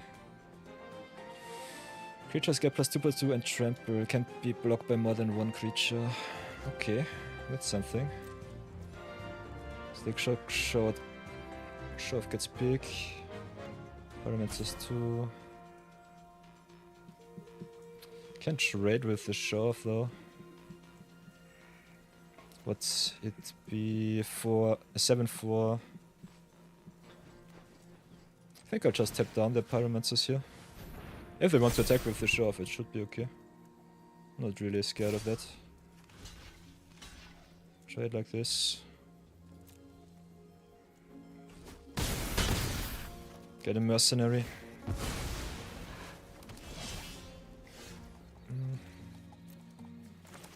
Planes it is.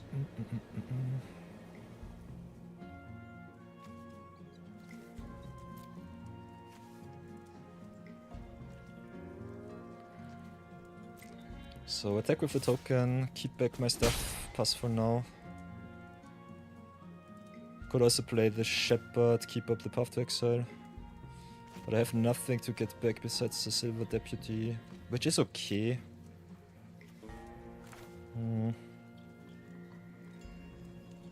Yeah, I think I'll play it like this. Keep the Shepherd back for removal that they might top deck.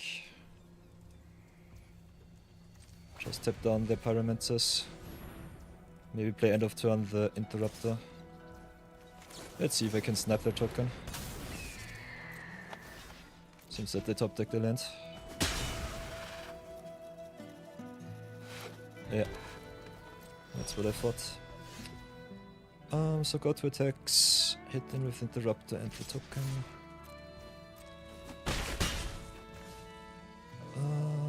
Can play the Shepherd of the Clouds. And I want the pressure, they don't have anything. Let's try and win this game. Could have also attacked with the Keykeeper here. So it was a little bit stupid of me.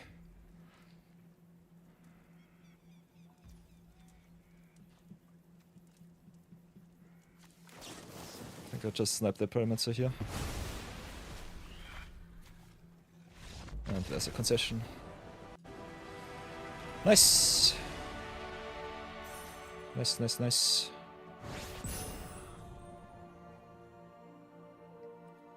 That was fun. A little bit forth and back.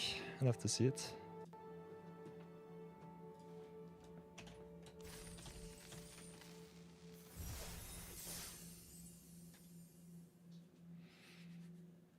Ah, so here we go once more.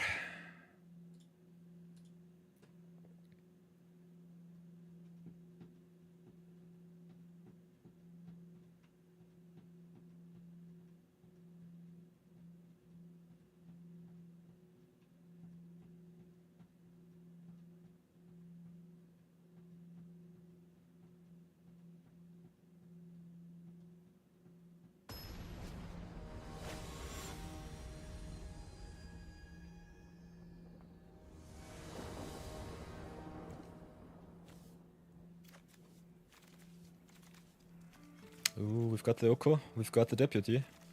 Steed and Varmint, so I think we'll have to keep.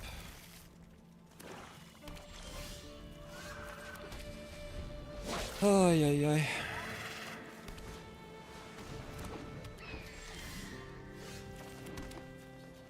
So I think we'll search for our bruisers before anything else. I'll roll you on top. Could also play an island in a deck, but I really don't want to, if I'm really honest. I think we don't really have to. So can slow roll the Steed. Could just play the Prairie Dog or the Varmint, which might have some applications. Don't really want them sniping my Steed with removal spell right now. Especially not with the Lazav being able to exile it. So I think I'll just play slow, play the Prairie Dog here. Still have some lifelink. Next turn I can play the Oko. Oko being able to make my Silver Deputy into 3/3 is also kinda nice. I think I'll have to double spell, so drop the green. Drop the Steed first. Drop the Varmint too. Then I think I'll pass. Because I can pump up the Lazav if they have some removal. Or some instant speed shenanigans.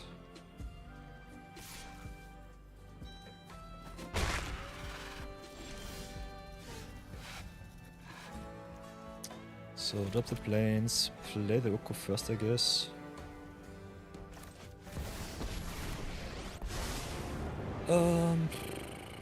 Can decide what I want to do.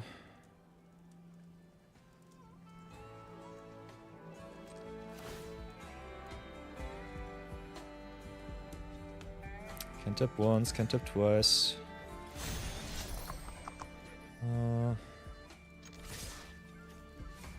Attack in with the Steed, make an Angel. Okay, they don't have anything, that's good for me. That's really good. So I think we just make a food token. Could also make a 3/3 out of the Lazav. Keep it from getting bigger. Could also just make a 3/3 out of the Deputy. I think we'll do it like this. Pass for now. Get the defense strong somehow. Okay, Rob Master this, returns a tapped creature. Lazav grows. Then I think we get the ability of the Lazav here. Don't want it to grow too big. It's still a 4/4, so I'm not gonna lie. I'm in a really bad spot right now. Play this Steed once more. Play this Griff, attack for free in the air.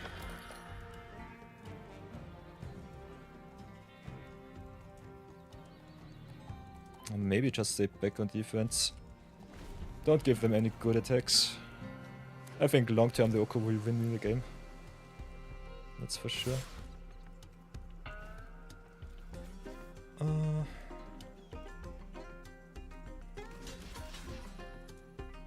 Block like this, block like that.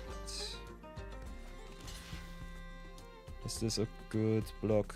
Not really.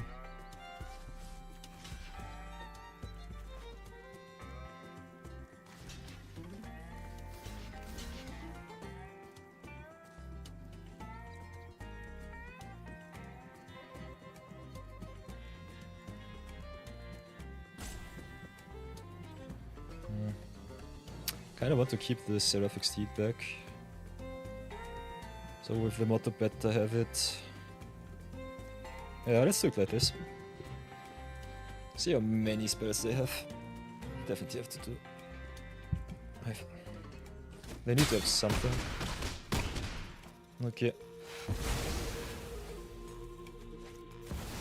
Whoa, the one tyrant, it's a nice one.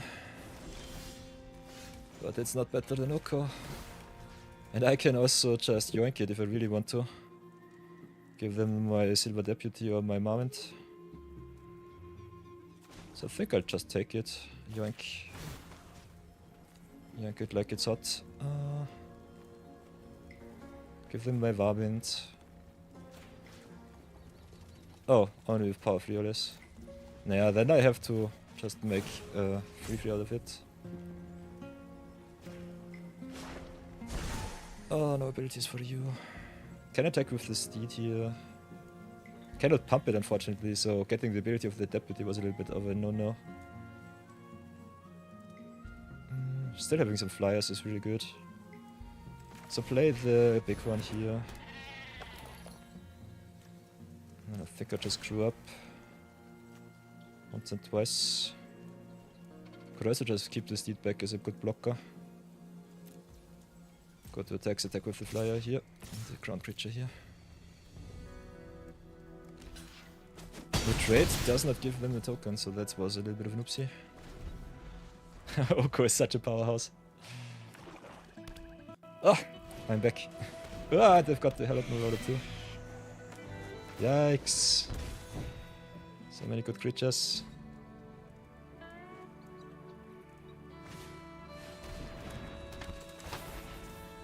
They are so lucky.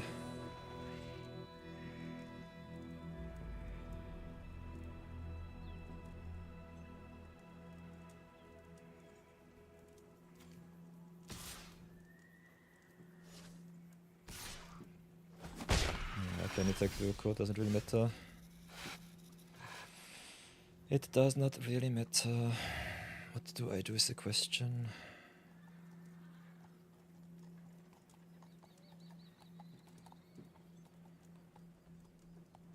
Definitely play the Griffin, that's for sure.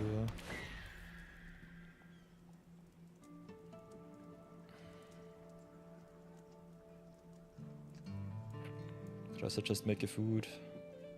Kinda want more flyers.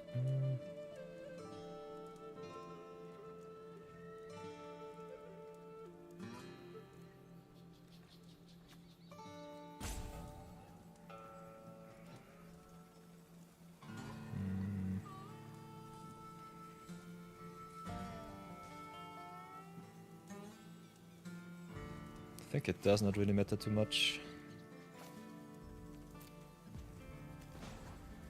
Could also make a food.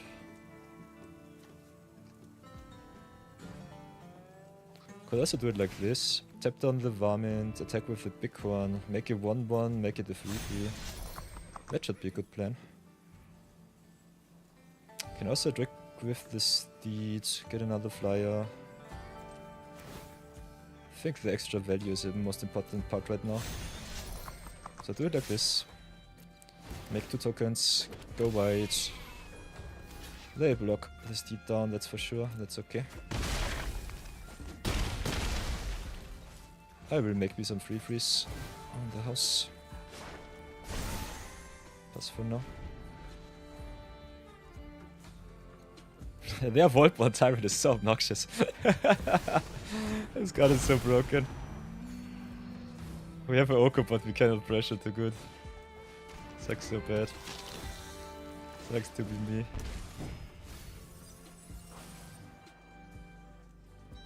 But yeah, I think Oko should take over the game rather soonish.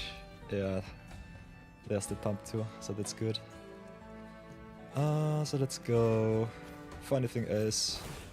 Shrink down the Tyrant. And can just attack in with the flyers.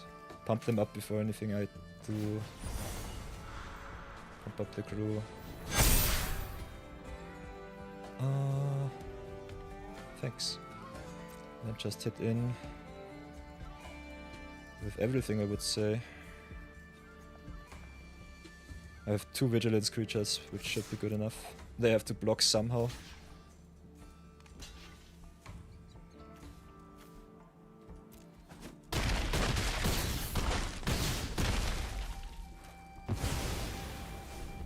This was a really obnoxious attack.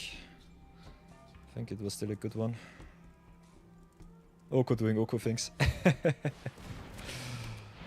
Oh, you'll love to see it. Ooh, and now they're buried in the guns too. So if they don't have anything, they're just dead on board. So get rid of one of their ravens. Play the buried on my forest. GG's. And now even if they have one removal spell, the other one will get them. So attack with the cards in the air. Nice! Clawing my way back from the 0-2. That was so close to the trophy, you'll love to see it. Oh, ha, ha, ha, ha, ha.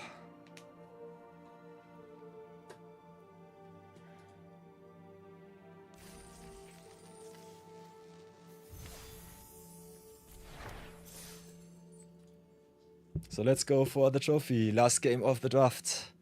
Game number 9. This is a long one. This is a really long one.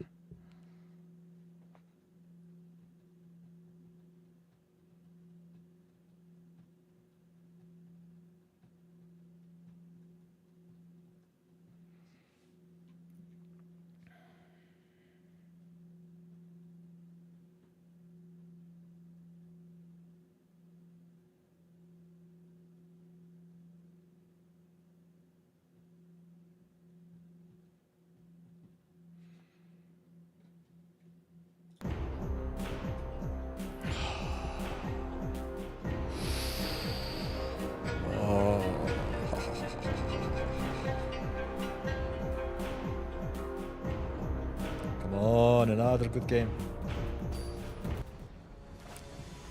Here we go against Firbolg. The Golden God strikes once more, come on. Oh, we are on the play. We need one card from the top and we should be fine. Just one land, please, please, please. Or one good 2-drop would be good enough. Let's see if my deck betrays me, but I want this trophy so bad. Okay, playing against red-blue. Mark him is a problem, don't want to ramp them up though. Can get rid of it with the tether.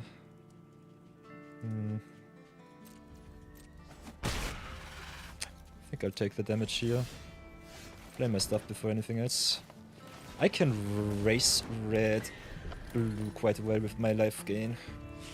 So it should be okay. Them having the value with the Markham though sucks. So I'm not sure if trading in the Markham for a land wouldn't have been better. Because he accrues a lot of value late game. Now the breaches too. So my opponent does have everything. Cannot double spell unfortunately. Still have to raise a little bit. Yeah, this is bad. I think I'll just go tether into the breaches. Breaches plus Markham is a little bit too much. Breaches needs the artifacts though on board, so that's something.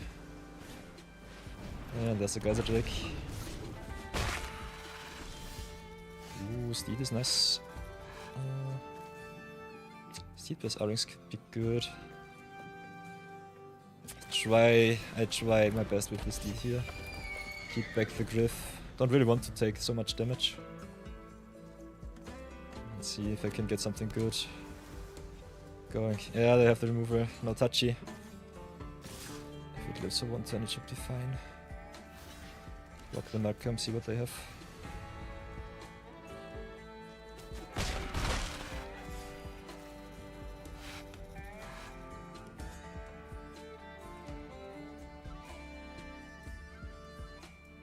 If you can get in one good attack with this deed, we should be okay. Not hitting my land drop sucks really bad. I would love to get this trophy. Ah, and they've got the crossfire. This sucks. Oh, this sucks so bad. Let's play the Griffin pass. So this was what they had. Unfortunate, unfortunate. Do we get wrecked by not hitting my land drops? Indeed I do. Come on, they hit the 6th land before I hit my 4th. This is so unfortunate. Getting betrayed once again. What the heck? Unfortunate. Would have loved to get another 400 gems. But yeah, it seems we are not blessed. Get at least a winning record.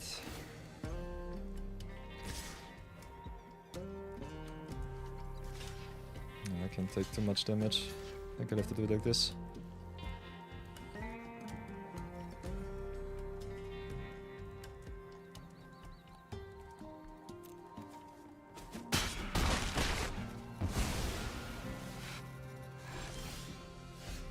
For the love of whatever, I cannot hit my land drops. Such a non-game. Playing 17 lands, 54% to draw a land, but no. The last... how many draws was it? 5? The last 5 turns? No land from me? Yeah. This sucks. Finally, thank you. Still shorted. Oh, sheesh. And I mute you, I don't even want to see the good game.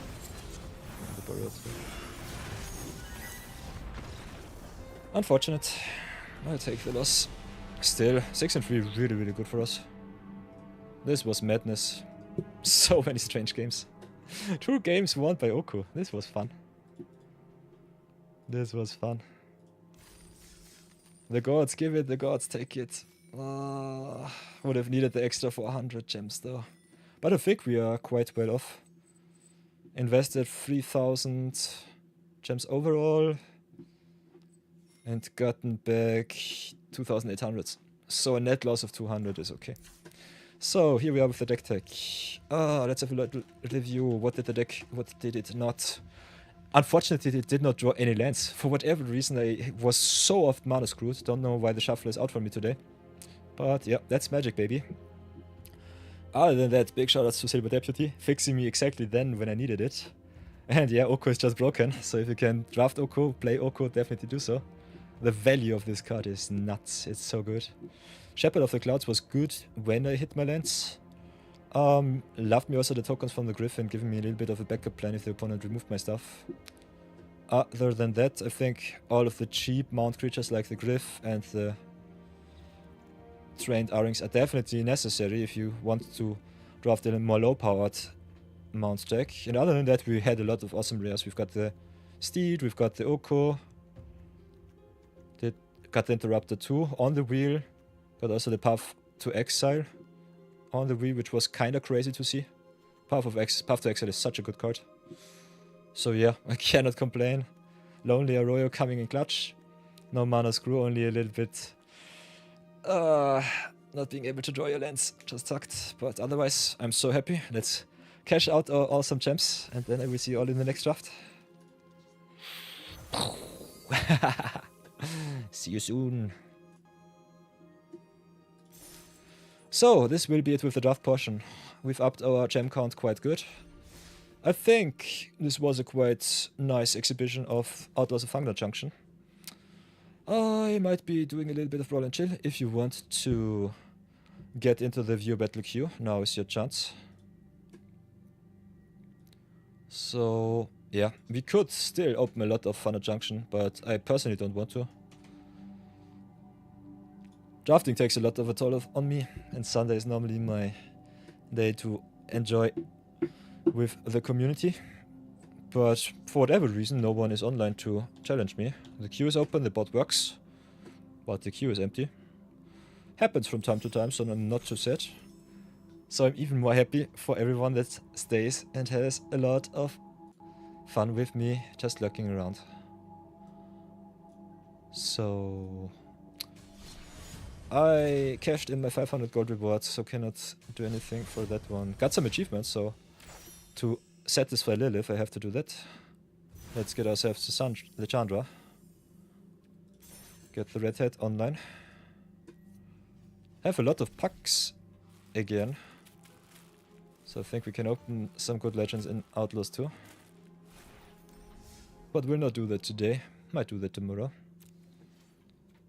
So let's go and play a little bit of Brawl. I think the best decks to play, especially in Standard Brawl, are Serema, my beloved, and also Arabella. Other than that, what I definitely want to showcase a little bit more in Standard Brawl could be a little bit of Harley life gain. Also like me the Tiny Bones deck, so I think we'll play a little bit Tiny Bones right now. A little bit of a blast of the past. How much time do we have before the next ad break? Still a solid half hour, so that's good. Oh, playing against Wither. So white-black control it is. Let's pass for now. And the Authority of the Council is my nemesis once more on the battlefield. Let's see if we can yoink some cards, or if we are unlucky. Especially on the play, we might have an option to yoink some good cards. Let's play the Whirl as soon as possible.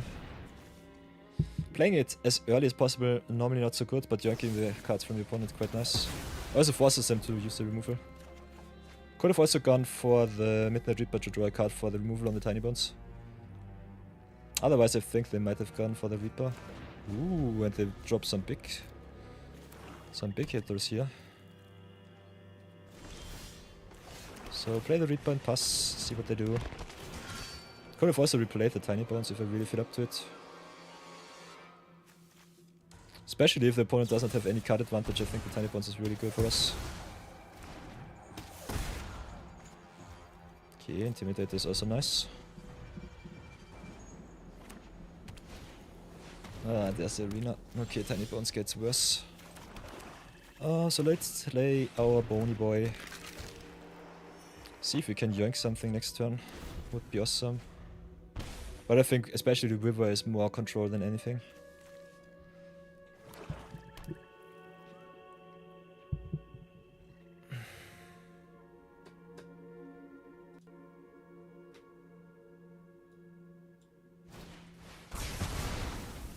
Okay, interesting. Goes for the split up. So does not want the Tiny Bones on the battlefield. I think I'll do it once more.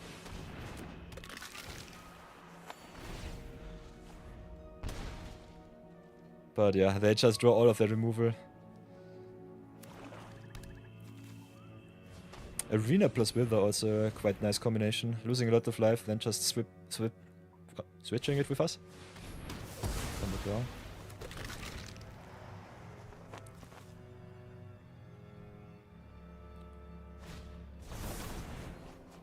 Draws another 3.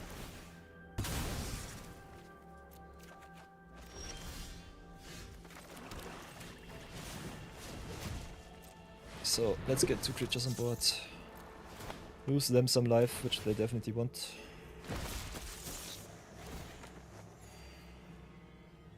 But they also gain some life, so a little bit strange to see Authority and Phyrex in Arena in the same deck.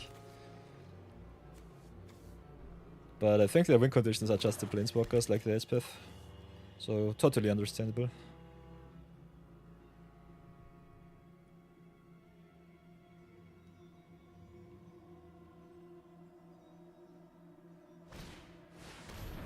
Okay, and other side.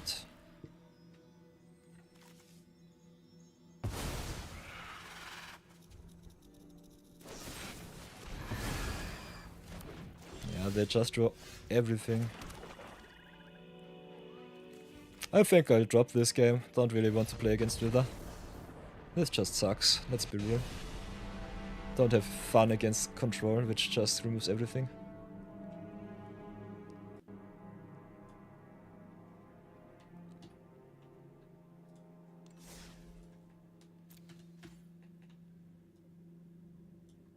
Hey, Son of Kato, welcome back, welcome back. Nice, nice, nice. Nice to see you. How do you do? Ah, how was your weekend so far?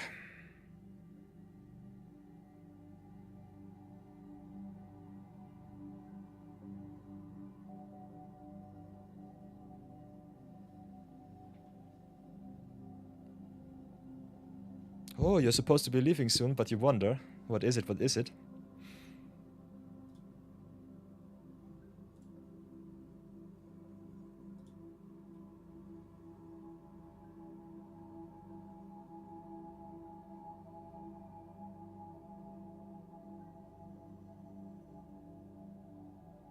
Sure, sure.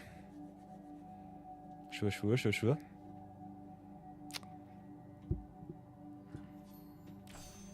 Do I have you already in my friends list? Otherwise, I need your gamertag. Also, can you send you mine? Do I have the gamertag? What's it called? Was it tag? Not rec. I think Marathon set it up. Nope.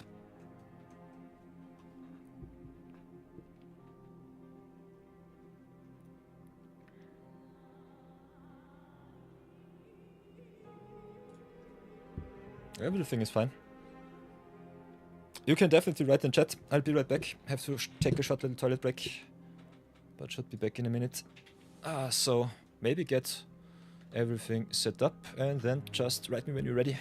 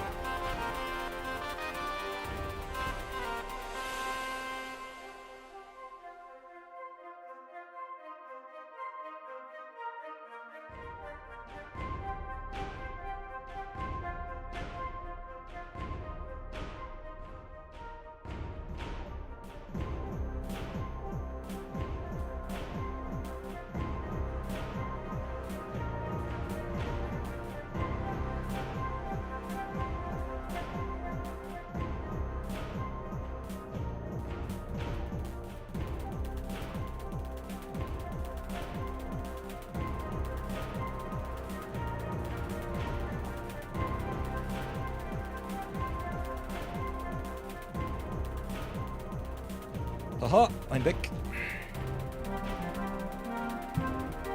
So, everybody. I see, I see. We're getting a little bit more viewers, a little bit more lurkers once more. I hope you all have an awesome weekend. We played a lot of Thunder Junction draft so far, so my collection grew. Also had some awesome trophies so far, so that was awesome. But we will be doing some new battles. Sort of Kato challenged me.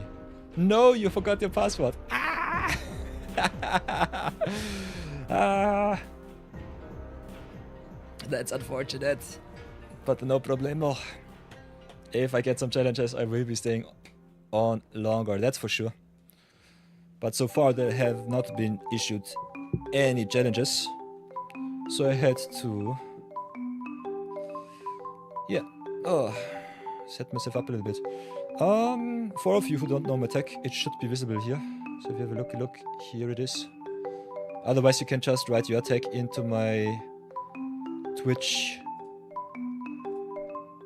chat and it should be also fine. Marathon set it up, but I forgot what the Dingsbums was. What was it? The command. I think the MtGA bot should be having my gamer tag. Let's have a look. Control F, tag. Voltage, no, voltage. Gamer. Nope, no gamer tag.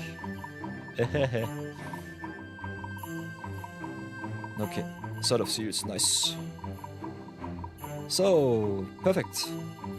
So, choose whatever format you want. Maybe write it in chat so that I know. And you can just issue your challenge and it should be fine.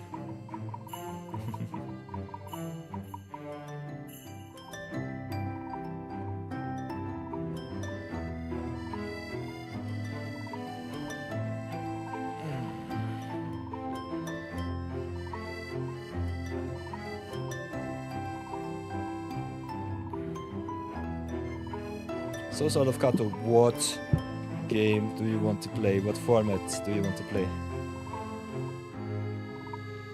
Just have to go to the swords? Maybe. If Arena decides not to seppuku itself. Sudoku itself. Sort of seals, find the challenge and just issue the challenge here and then it should be fine. I will be taking challenges in any format. Yeah, it's glitching out. Best of 3 starter decks. Nice, nice. So let's go to 60 card deck.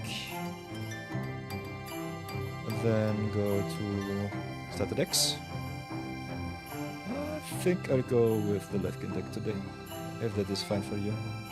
Otherwise, you can tell me what deck you want to play. That's the challenge. Ooh, you also got the monocolored decks. That's nice. I will go with Vampiric Hunger today. So best of 3 this.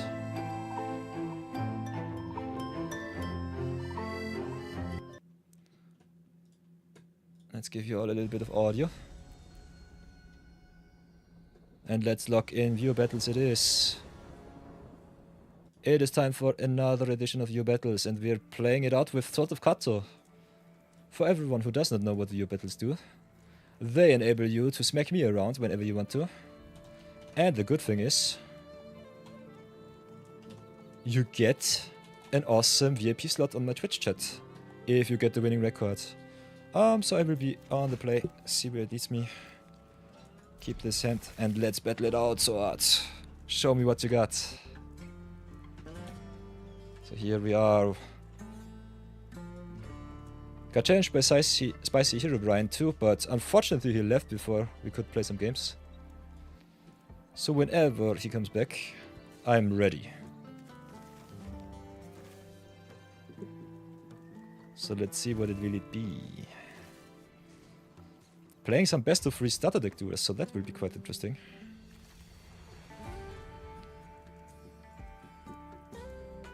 Otherwise, just go into Q-Join. I'll type it for you in chat. Can have a look at the chat. Say hello. As courtesy demands. Maybe an honorary bow. And let's see how far we come. I think we'll keep it as is. Win condition already in hand, so it should be fine. And if you don't know how to use the Q, just write me in chat and we can definitely have some awesome games. So let's play it a little bit slow and pass. Also, I unlocked my Red Mastery, so we're playing Chandra's Avatar today.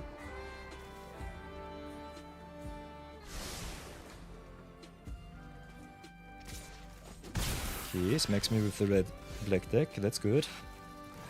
I will be drawing more cards. See how far I come with that strategy.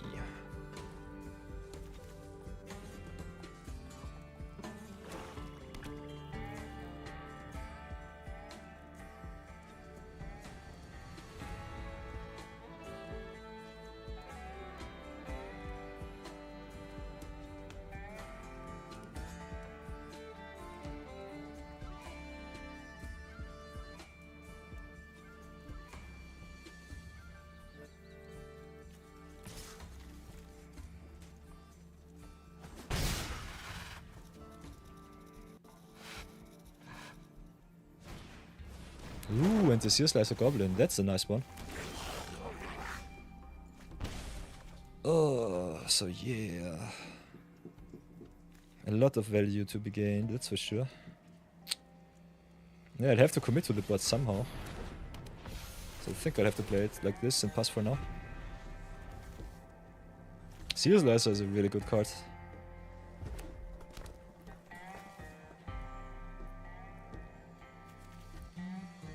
My honor and my VIP slots are on the line, so let's see how far I come.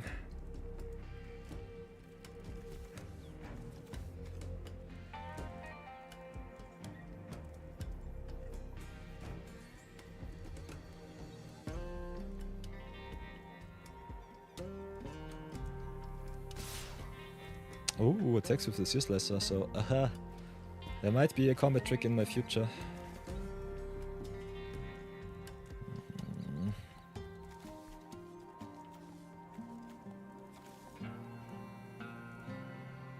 But yeah, one of the best plays that you can do is definitely just force me to play my spells, make some mistakes, because otherwise if you stay on the defense I will outvalue you. I'll give you the extra token. Don't want to run into a combat trick. My hand is a little bit too good for that. Yeah, there's a Lasher too. So this is my window to get rid of a Lasher before there will be some awesome spells to save her. So let's play the Modify now. Get the Pride Mid online and pass for now. I'm definitely on the defense here. Let's see how far I come.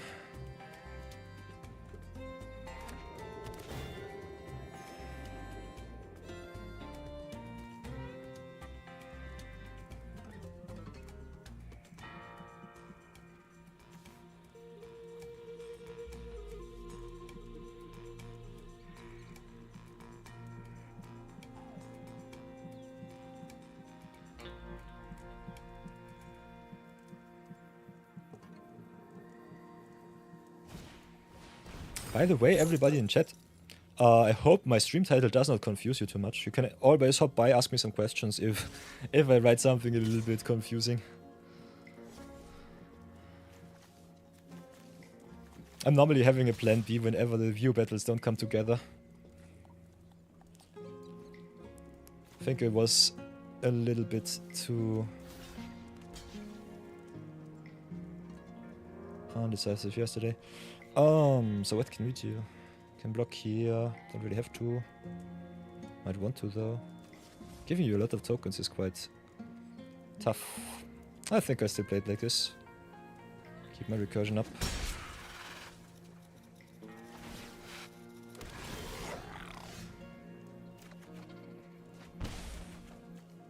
And there's the worst card in the whole life gain deck. Gibbet to Hunger. Ay. So what can I do? Can grow, gate some life. I think I'll have to do it like this. Play the Dazzles, gain more Laifu. Gain more Laifu, gain more Waifu.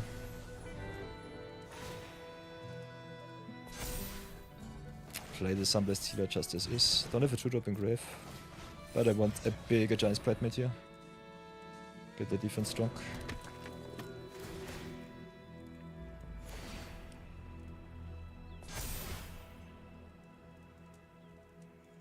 Could have also traded the Pride Mid in for the Sear Slicer, maybe get the combat trick out of their hand and just get it back this turn with the Sunblessed Healer. But I think I'll stay on defense for now.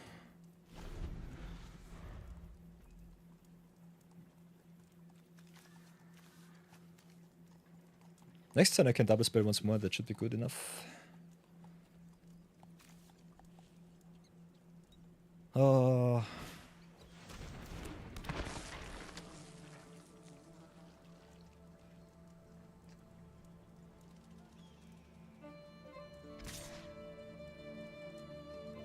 By the way, Sword, I'm not sure if in best of 3 the starter decks have some sideboard. Might be kinda nice. But I'm not sure if there are. We'll block like this, we'll not take the 4. I gain a lot of life through the Dazzling Angels. Well, let's try not to be fancy too much. I have to pressure sometime soon.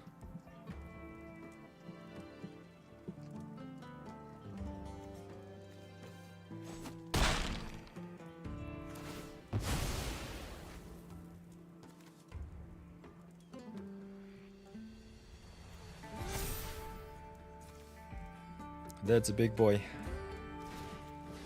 Ooh, and the artist. Yikes, that's a really good one. Oh, I'll pay the 3. Still a lot of life to gain for me. Ooh, that's a good one. That's a really, really good one. How much do we have? 6, 7. So we can go play it like this. Get in the finished panda first, grow it up.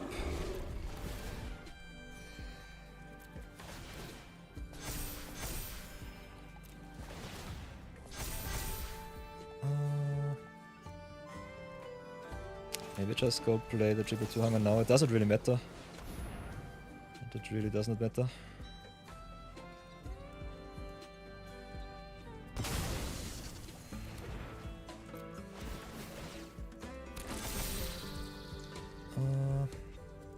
Yeah, I can just cash in the perforating artist.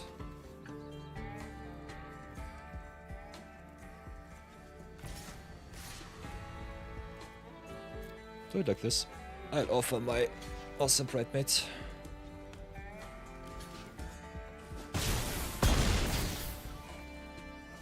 Oh.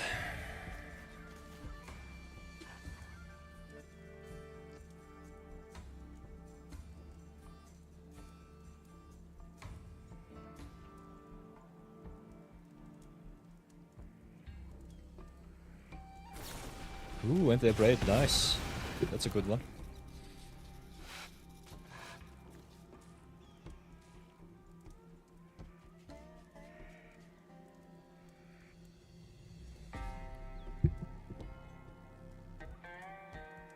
Ever so close to defeat. But yeah, this useless goblin is really good for sword.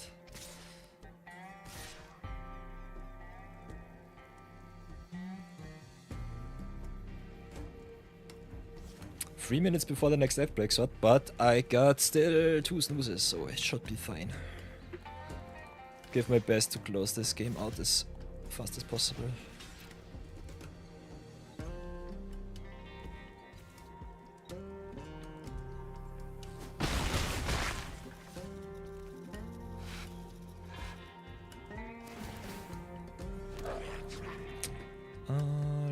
Guess I'll lose another 3. Ooh, that's a good one. Ooh, that's also a really good one.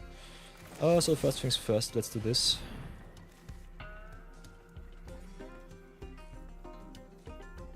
Do you have the combat trick? Show me! Show me! I want to see it. Ah, you did not have it, okay. Okay. We'll do it like this. Play another panda.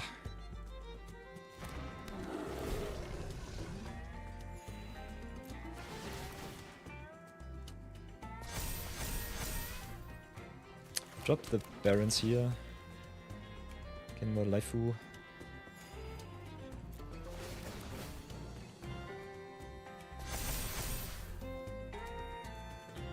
And hit in. Oi.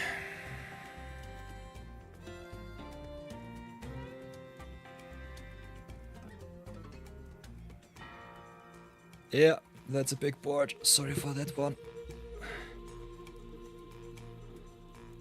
But a very good choice with the black and red deck. Ah, you could have played the Fake Your Own Death to save your perforator. Ay. Not sure if it's worth to save the Sear Slicer here. Sear Slicer is only good if you're on the offense. Perforator is also really good on the defense. But especially the white black deck has a lot of good recursion here.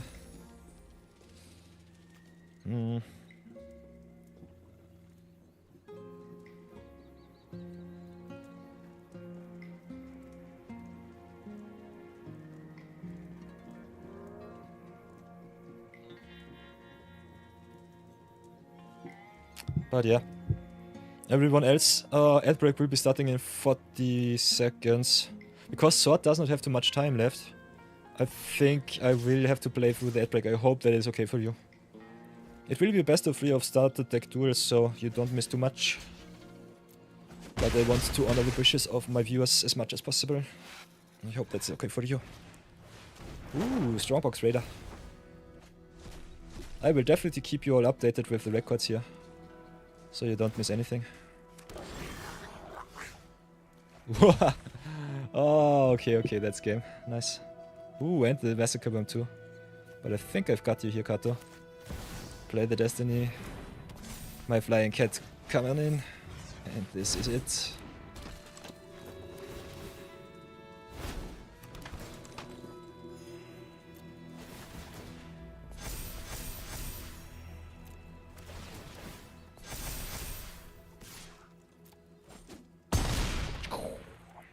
Gotcha.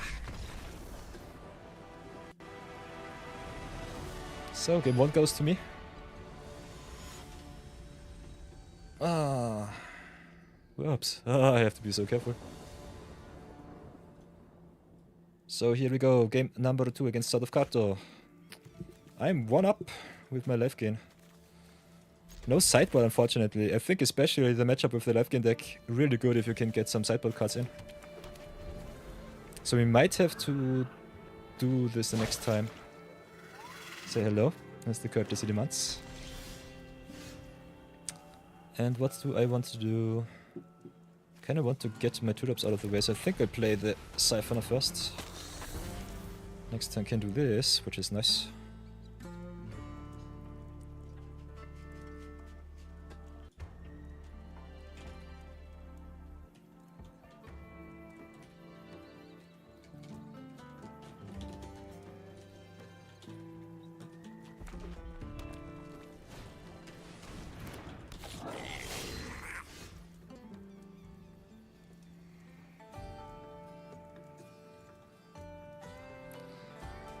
Okay, next thing next, play the Bridemaids. Play the Barons, get the Tapdance out of the way. Bridemaid grows, once grows twice.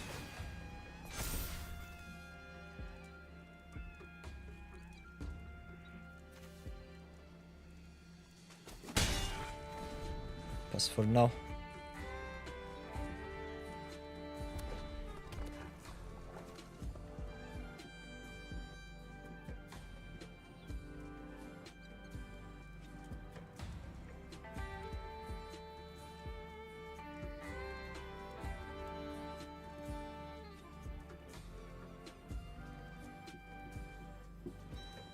Oi boy, oi boy.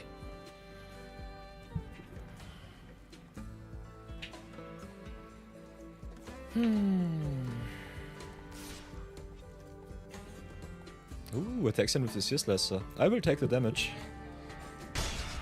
That's the best thing about the life gain deck. It's so good in defense.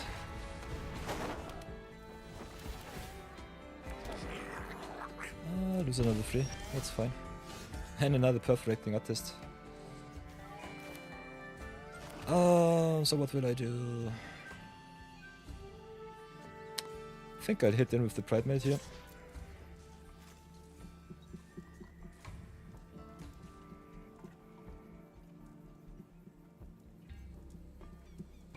So, official ad break is over. Thank you for waiting it out. We are 1-0 against Sword of Kato. I got Angelic Destiny and gone for game. Ooh, takes the 4 with the token. Okay, that's good. So what do I do? I think I'll set up. So play the Finnish Panda and pass.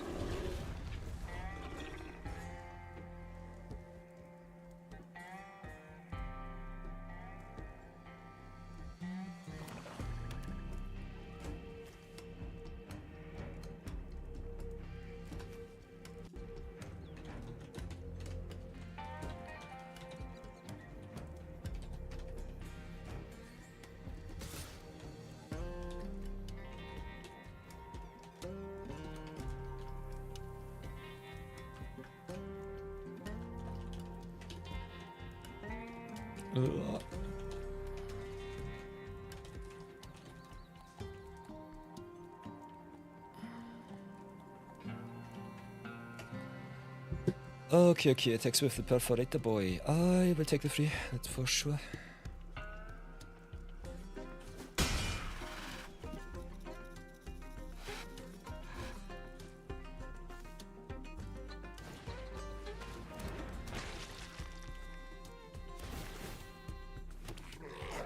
And lose another free, I guess. Oh, this hurts. This hurts my soul. Ooh, that's a good one. That's a really nice one. Let's set up our defense a little bit more. Maybe try to race.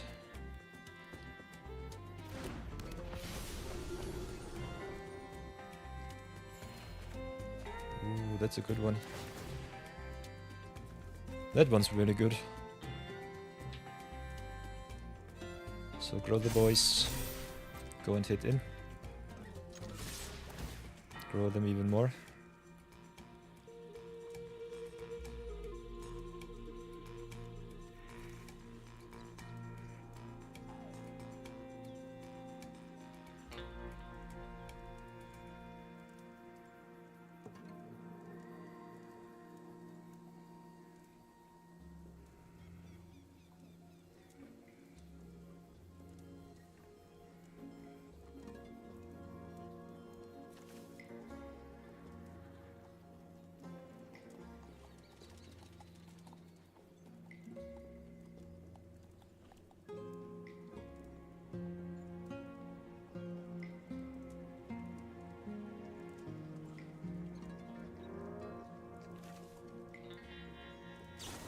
Ooh, burst lightning.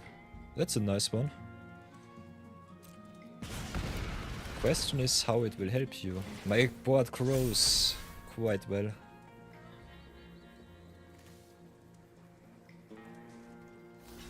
Yeah, does not do too much for you, unfortunately.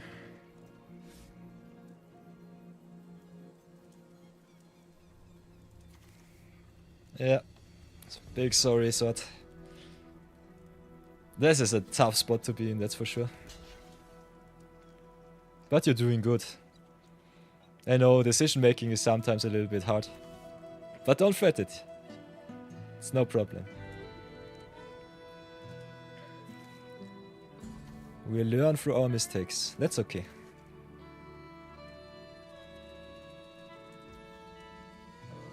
Okay. Get some damage in. And I think I just play the Healer's Hawk and pass.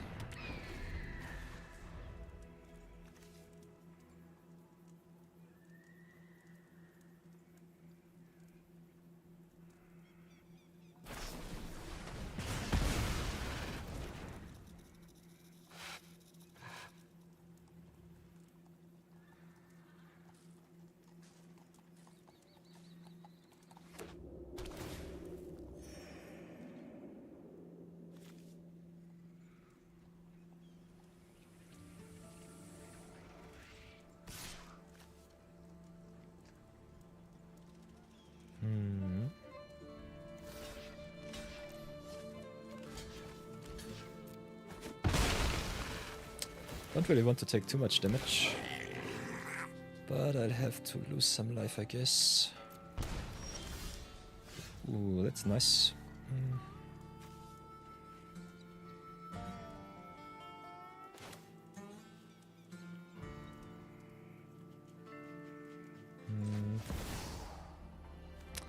I think we'll be doing it like this. Get some big flyers and go to town.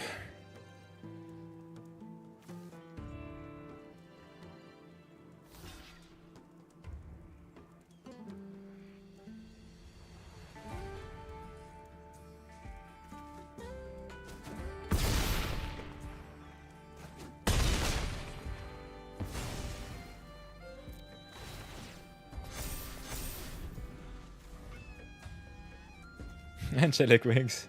Angelic Destiny is so good in the starter decks.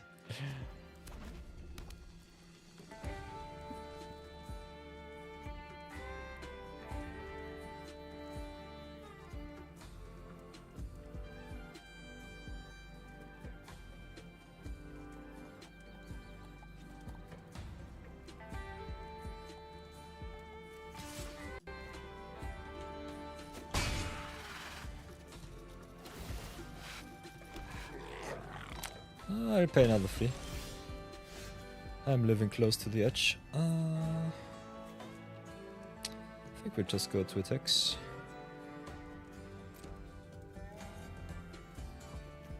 Attack with the flyers.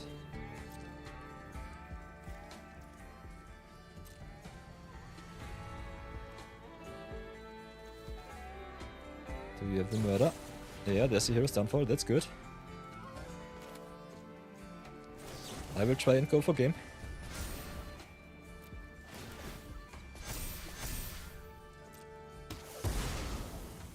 Get back the destiny and the creature. Get me the flyer.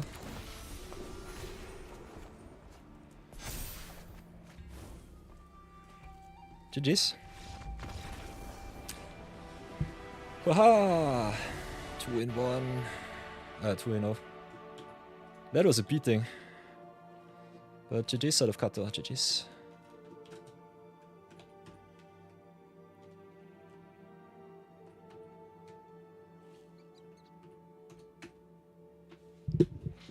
Ahoy! Nice try, nice try. So yeah, the life gain deck, one of the best decks in starter deck rules. So you are the challenger. You don't think this deck has an answer for flyers? If you have a look at the starter decks, for everyone who's interested. Don't flat it, Sword. Was a good challenge. Especially I think the black-red deck has a really good chance to win against me if you get the aggro curve quite well. This time I had a little bit too much time to set up. And I had some really good draws from the top. Would be awesome if we could set up a sideboard for the next time, but I think the starter decks don't give it to you. So you might just have to copy your starter deck, maybe clone it. And if you want to go and play best of 3, I would say clone the deck, go to your decks, take for example the Vampiric Hunger, and then put some cards in the sideboard. Because best of 3 is best played with some sideboard cards.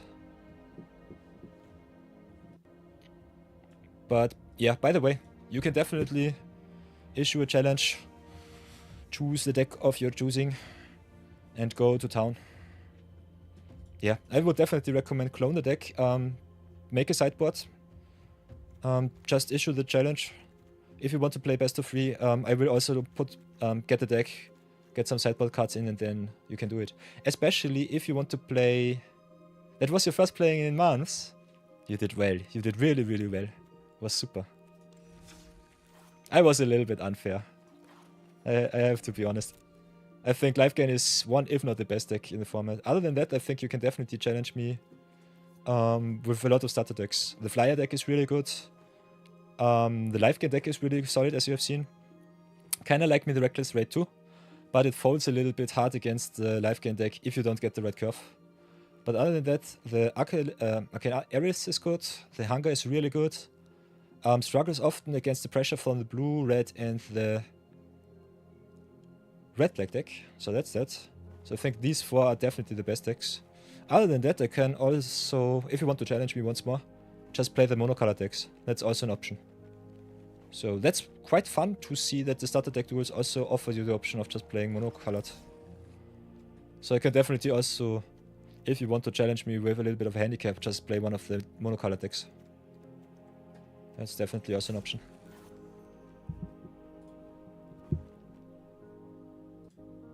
But yeah, GG's. Was quite nice. Let's go for the properties. How long am I streaming today? So long until I get tired. I have to give you the chance to revenge yourself, to get the chance of redeeming yourself, redemption, something like that.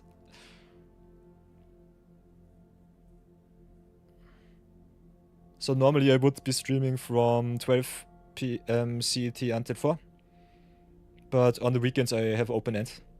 And we had some awesome drafts, so my energy level is quite high. You're supposed to be leaving, but you don't know where your friend is. Nah.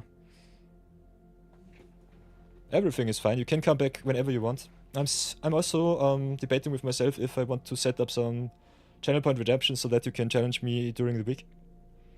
But normally I only have time for the viewer battles on the weekends. This is a little bit of the handicap for me.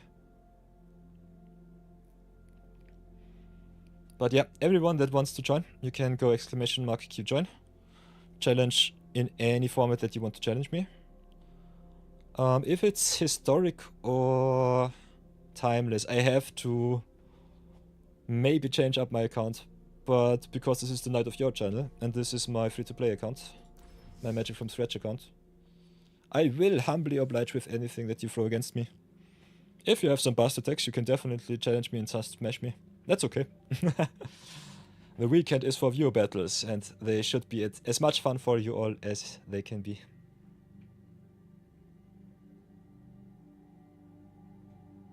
Also, by the way, everybody, here's a short little list of our VIPs so far. So if you go !VIP, you get all of the Twitch accounts that have bested me in the last weekend. Silent Poppy is really good in Brawl. Bambit and Vets, really good in Constructed. So if you want to learn something from them, definitely join their channels. Bambit also told me that he is normally in the viewer battle queue for...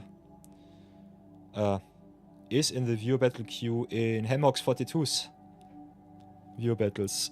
So that's also quite nice. And I think he's also a moderator for Hemmox. So that's cool. So if you go queue join, you can join the queue. I can have a look at the queue whenever I need to. At the moment it's empty. If you just want to lurk, I can also brew some more Brawl decks. We opened some good legends in Thunder Junction. If you want to see me draft a little bit more, we made a little bit of profit. Or did not lose too much. I converted a little bit of our gold into gems. So I still have a little bit to splurge. But be warned, drafting takes a toll on me. So my energy level might drop and I might not be able to fight more viewer battles after that.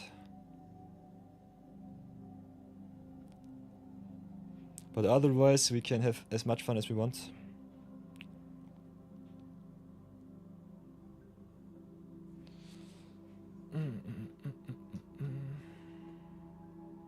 By the way, can you see my overlay even?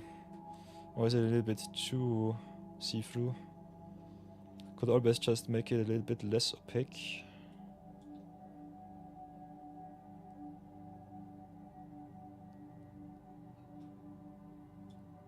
Something like this.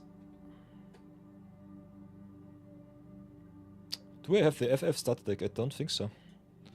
You have can I have a look at the decks? The starter decks, these are all starter decks that I have. Don't know how you can unlock the FF starter decks. Normally, when there's a new starter deck update, Wizards cycles through the decks. I think the last starter decks that I had were the Thunder Junction starter decks.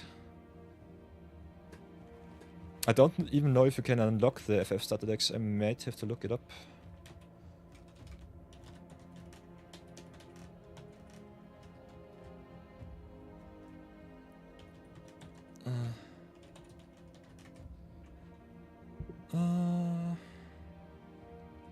As I've seen so far, you can get the Final Fantasy starter decks through a code redemption. Don't know if the codes are one use only. Unfortunately, I did not get me the Final Fantasy starter decks, so I don't have them unlocked. If someone of you has a code, we could try it out if it's one time only or if you can redeem it. Yeah, you bought it physically and it gave you the code. Yeah. I've been out of paper play, I think, for at least 4 to 6 years. Something between that. I think when Corona started, I sold most of my collection. And did not look back ever after. That's kind of crazy. Because there were a lot of really good paper pre-constructed decks. But I did not have the time to play Magic anymore in paper, unfortunately. So yeah, you can still challenge me with the starter decks if you want to. Nah. Don't have to waste your starter code on me. And that you can just challenge me with the FF deck and I will play one of my starter decks. That's totally fine. If you want to do it like this, it's totally fine for me. It gives you maybe a better chance to win some games.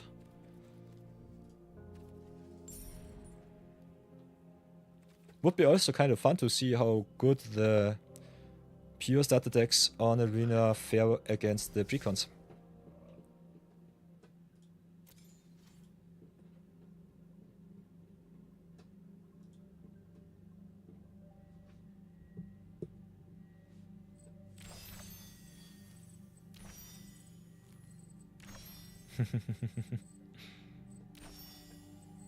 So yeah. FF kinda sucks. Can try it out. If you think the arena decks are better, definitely choose your arena deck and then just challenge me once more. But we can have a look at the FF starter decks. Deck list, where is it? Can give you a little bit of an insight what I think about the decks. Maybe get the jet to the side. OVS have a lot of tabs open. So maybe do it a little bit different. Get the tabs here. Get the extra tab there. All professional, as you can see. Oh, and it's so bright. Wizards, why? Give me the dark setting, please. I'm blinded by the lights. It's good to learn, got equipment works, but that's it. Okay. You played mostly Cloud. Don't know how the bad guy deck is. Sephiroth deck could be good. He's a little bit expensive. Unfortunately, the poster child of the starter decks are a little bit more compressed in the complexity so that the new beginners don't become too overwhelmed with the new commanders. Okay, Sephiroth, 6 mana 4/4 is okay-ish. When he enters, creatures your opponent's control get -2/-2. Okay, so he's rough on a stick, that's good. And whenever a creature dies, he grows. I think for a starter deck he's solid. That's okay. Ultimisia is kinda nice for a tempo deck. Deadly Embrace is nice as a removal in the draw spell.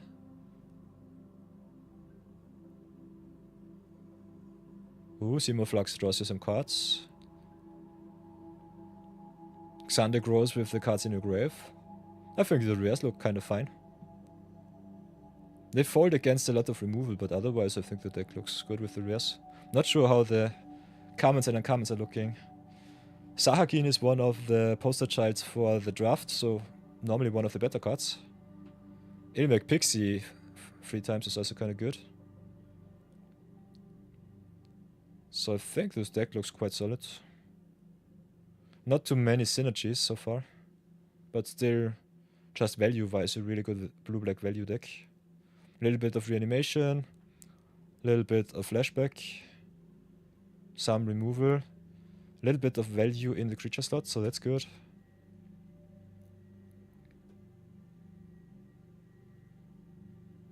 Oh, you played Mostly Cloud. They're all very expensive. Yeah, the mana cost is quite high, that's for sure. But I think you can curve out quite well, and also you've got 4 Undercity Direats, which give you treasures when they die. And otherwise you got the Ilmek Pixie in the Sahagin just to raise the opponent for some damage. So Magic is always a little bit of rock, paper, scissors. Which is one of the reasons why I don't like constructed too much with the 4-off decks. Because they can be a little bit too streamlined. But even if you look at Commander, if you have an aggro deck against a control deck, it's always a bit lopsided. So I think having the opportunity to change up your deck is normally what you want to have. So I think the black-blue deck looks really good. During your turn, Cloud is equipped, has double strike indestructible. And equip abilities you activate, the target him cost less. That's good. Value-wise, I think Cloudbound Moogle is a little bit weak. Castle Guard replacing itself is okay. Grahati is really strong. Rosa is also really good. Beatrix is also quite nice. Shopkeep is solid. But yeah, these creatures need something on board to do something, so I can see why the Cloud deck sucks a little bit more. But you have the job selects, which is really good against control. Just giving you a solid equipment on board, which you can play for cheap on the Cloud, and otherwise get a lot of tokens, which the opponent has to remove. Otherwise, the removal is a little bit expensive, especially the Fate of the Suncrest. But I love me some white order sites though, so that's okay. And yeah, Ultima sucks. Ultima is way too expensive. But yeah, I think the starter decks look okay. Might get stale a little bit fast, but otherwise they are good. So, is there a new challenger in the queue? How are we looking? The queue is still empty. Last time I did a poll, no one voted. The arena one was better. Okay, okay. Pros and cons, pros and cons. It's still fun to play though. That's the most important part. I think you should have fun with Magic. How you play Magic depends totally on you and your personality. But when you play Magic, you move. I wish you the best and the most of fun. Which is one of the reasons why I started this channel with a little bit more of a Magic focus. I think getting the community together, having a lot of fun, brewing around, learning good stuff is one of the most important things, especially in Magic, because it's such a complex game. And also to keep you all up to date with a little bit of oversight. You got a challenge for me? Then issue your challenge. Salt of Kato, issue your challenge. The contract has been sealed. Tell me more, tell me more. We had some nice challenge ones last week. I think, who was it? I think it was Silent Poppies that challenged me to common and uncommon only Commander Brawl challenge. That was quite fun. Could definitely do something like that once more. I think my card pool definitely has the, what's it called? The size to play that. You kind of want to play Brawl, of course.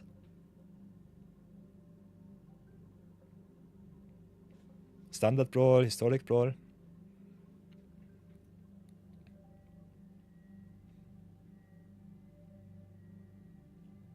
Can challenge me with whatever deck you want.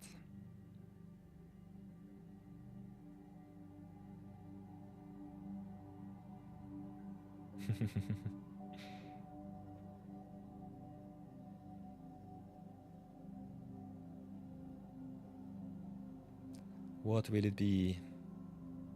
Create a Brawl deck with only starter deck cards. Ooh, that's a nice one. This will be a little bit tough, but let's have a look. MtGA starter decks. Challenge accepted. Contract is sealed. Upgrade guide for all 15 arena starter decks. That's not what I want. I want to see the starter decks. So you go to fandom, go to the precons. So I think there should be a good list. Have something in mind, so that should be okay. So everybody. Sort of Kato challenged me to a starter deck. Brewing challenge. I will humbly oblige. What you can do.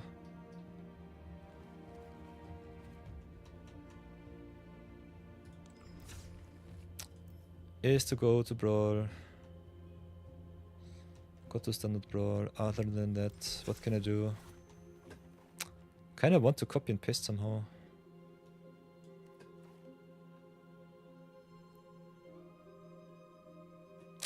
Let's see if I can get it out of the FF.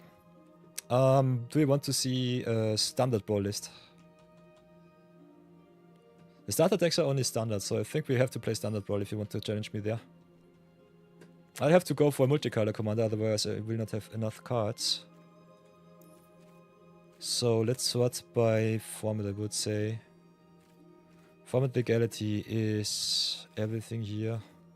Doesn't do me any good, unfortunately. I think Foundations is definitely a good start, at least.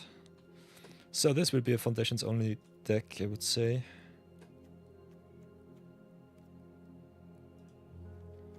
And I think I will be going...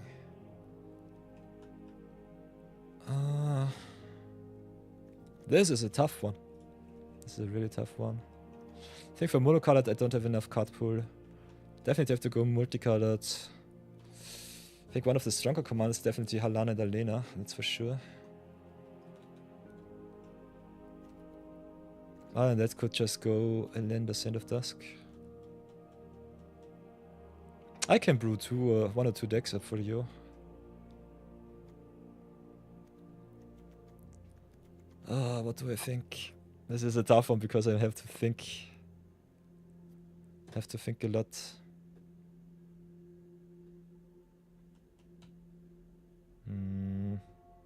I've played a lot of live game today, so I think I'll go for Halana and Alena. Get in the foundations cards. Show you how it's done. So here we go. We've got the Burst Lightning, that's okay. Got the Braid, got the Lava Runner. Got the Firebrand. Got the Oxford Cavalry, this is kind of fun. Hardfire Emulator is good, Scorching Dragonfire is nice, Sear Slicer is okay. Got the Annihilation. If there is not enough starter decks, I'll let you throw in a few non-starter decks. I think we'll have enough. Especially against the live game decks, I think the Cinnamon is quite nice. Should be good, I've brewed up Halana and Alena once before, so it should be fine. But I think I will be only playing Foundations cards, that should be good.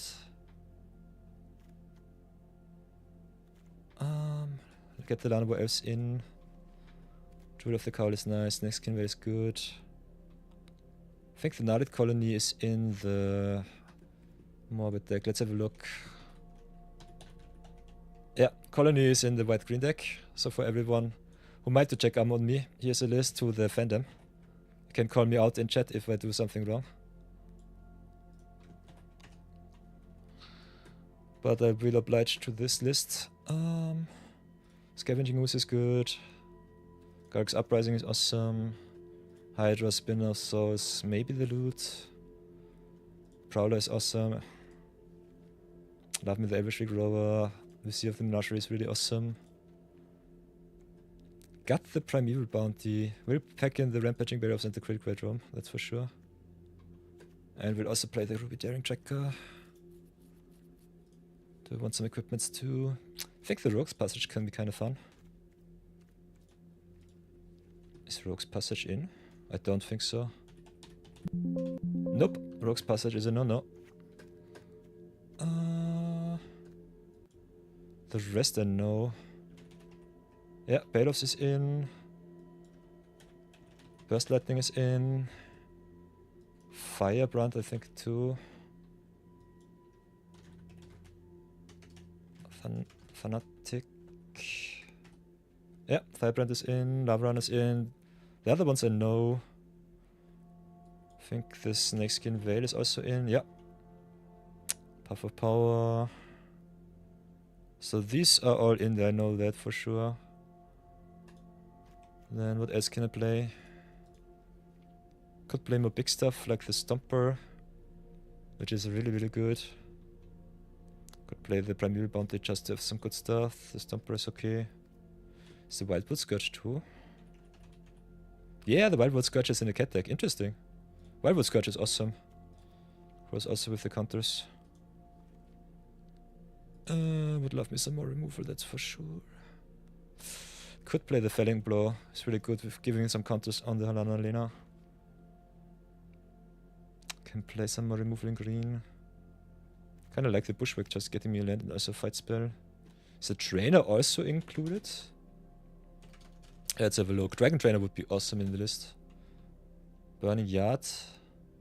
The Burning Yard Trainer is... Burning Yard Trainer is in, but not the Dragon Trainer. So it's unfortunate. Also Company of Knights is an old deck. So I think Dragon Trainer is not included. Nope. This was from our draft. Got the Raider, got the Giant. Also Alana Alena giving haste kinda nice with the Krenko here. Could just go for the Goblin Surprise otherwise. Oh, the goblin borders. Fast, fast, fast. Could also definitely include the Oxguard of Cavalry. Giving haste is nice. To have bolt wave. Nope. Bum, bum, bum, bum, bum. Frenzied Goblin. Whoops. Nope. Frenzied. Frenzied Arynx. Nope. Frenzied Goblin in the Reckless Raid. Ah, it's in the Leisure deck. Okay, so I can play the Goblin. And I think the last cards... I have so many so many creature spells. Maybe I have to get some more removal. Get the Bite down. Maybe get the Broken Wings into... Need more removal spells if I'm really honest.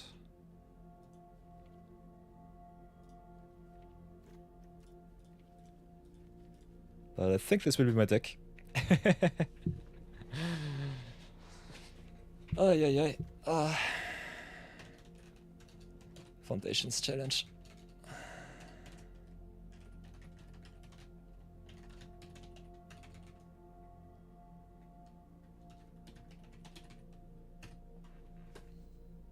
So if you all are okay with that sort of card, I'm ready.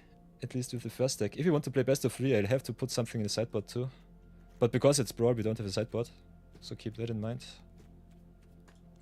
Ah, that I think I'm ready. I hope that is okay for you.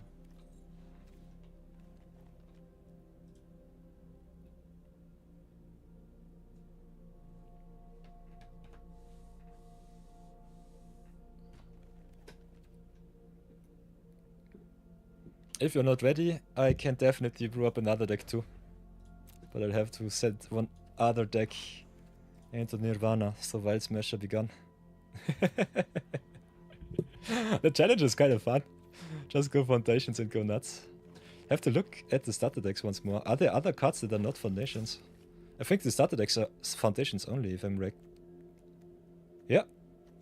The starter decks are Foundations only. So this is a Foundations challenge. Love to see it. Kind of fun.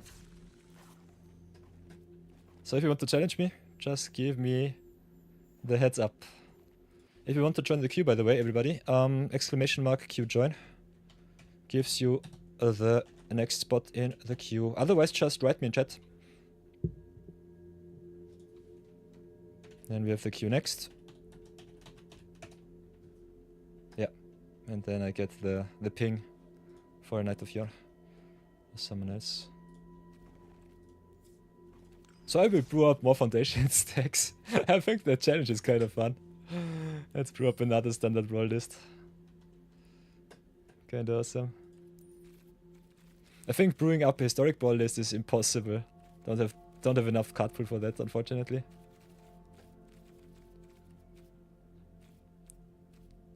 So let's go once more. That was kind of fun. I think I brew up another one. I think in the next one that I've brewed up at the beginning of our journey, for everyone new who doesn't know, this is the Magic from Scratch series. I've started Magic from Scratch in 2025 without anything, and we are already in day 83. So I jumbled up my numbers once again. Every day Magic, free to play, no wildcards. No monies, only draftees and the free rewards. And yeah, we have a solid collection after only 3 months, so that's kinda nice. So you'll love to see that. So let's brew up another Foundation stack here. So that you have a little bit of insight what else you can play. Yeah, Reparent is a no-no, the rest is quite nice. Oh, you need to start a new one because you didn't have enough cards.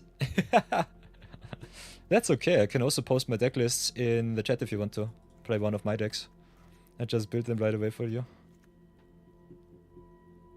You can't even do your own challenge, that's totally fine. Don't be sad, everything is okay. Do we have Angel of Vitality? Keep the peace. Yeah, Angel of Vitality should be in. Kinda crazy to see that I don't have this card. Why do I not have this card? Should have 2 Angels of Vitality. But it seems I don't have the Foundations version for whatever reason. So that's kinda strange.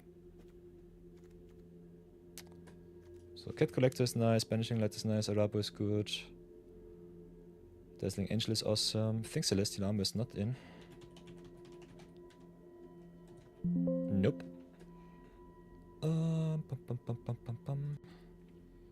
Got the Overseer, which is awesome. Got the Stasis Snare. I love all of the white cards. Got also the Angelic Destiny, which is kind of fun. Don't have the Exemplar of Light or the Day of Judgment. That's for sure. I know that one. Got to release the dogs if you want to be really fancy.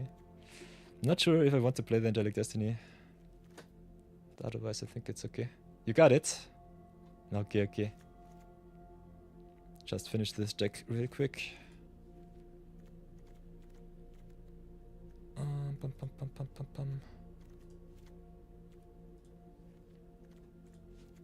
Whoops. Is Harvester in the starter decks? I guess. Nope. Hero's Downfall is in, that's for sure. Is the Midnight Reaper in? Yeah, Morbid Machinations. Midnight Reaper is in. Phyrexian Arena is awesome.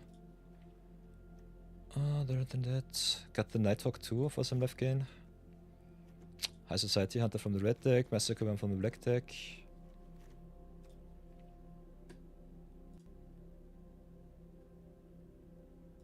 Could also play the Tragic Banshee if I feel up to it. Got some really good flyers. Let's have a look at our card draw. I think the Exemplar of Light is too strong.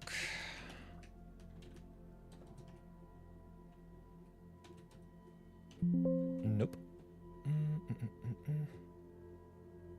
So can play some redraws with the Hunter. Otherwise we've got the Abt of Woe. With the Rabo. I think the Chani I picked up from the draft. Or from a pack. Nope. Prideful Parent can definitely come in. Some cats, some life gain. That's for sure. After that, it will be tough. Need more removal. I think we don't have any removal in the deck. Yeah, let's have a look at the destruction effects. I think can play the Make You Move. Yeah, it's in the Power to the People. But that's an old one. Valorous Stance, question mark.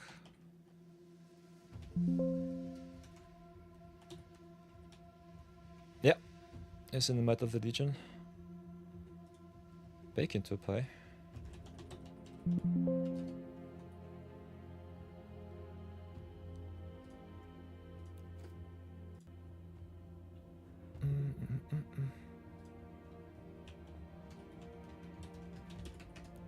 Oops.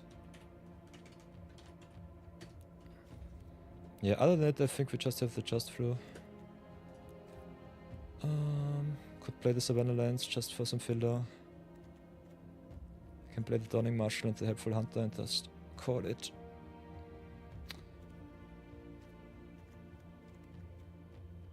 I think Squire I got from a draft, so that's a no-no. Yeah.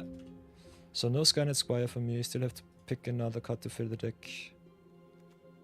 I think no Celestial Armor. Oh boy, this is rather tough in white.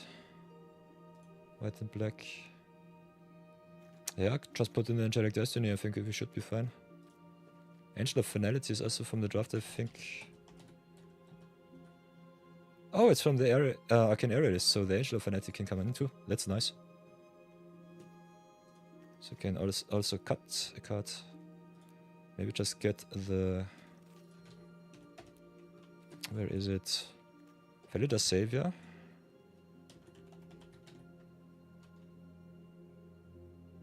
There's also a card that you can put in.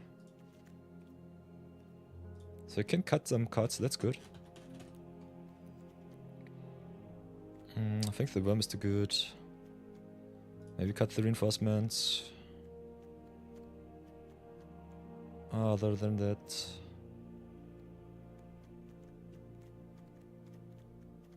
I think we're quite well set up. Need some removal, so I will keep that in.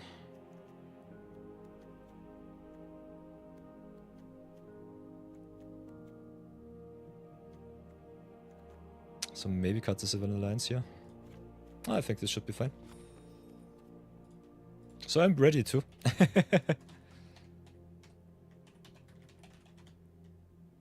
Foundations challenge.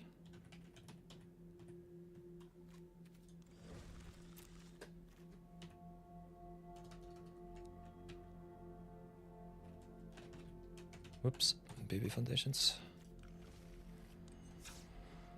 So Sword of Kato, I'm ready. Hey, MtGA Pingu! Welcome back. Sword of Kato challenges me to some foundations. Some foundations, bro. So I had to build some foundations decks. Oh, this should be fine. If you want to join the queue, fight for the VIP slots. I think we have 3 already given to the community. Bambit and Vets was a rather tough loss for me, but I think losing against Poppy was kind of fun. You have a video to edit. Wanna check out the game at least? You have some spicy brews. I don't have time today, unfortunate. Yeah, I might get the channel point redemptions into, so that you can redeem them whenever you have time and the energy to do it. I try to be online at least every second day in the week. Also have some business to do, because especially before Christmas it gets a little bit busy for me. But other than that, the weekends are definitely up for grabs. So hop in, play some games, have some fun. Everything is fine. If you lurk around, I appreciate you definitely too. So that is totally fine. Ay, ay, ay. Next week you'll definitely join. That's good to hear. I want to see all of your awesome brews. I've been teased a little bit too much the past week. Nobody showed up yesterday, but I think they were all a little bit dead because of the Halloween parties. But that's totally fine. I had some awesome, what was it? Zero budget royal games. That was fun.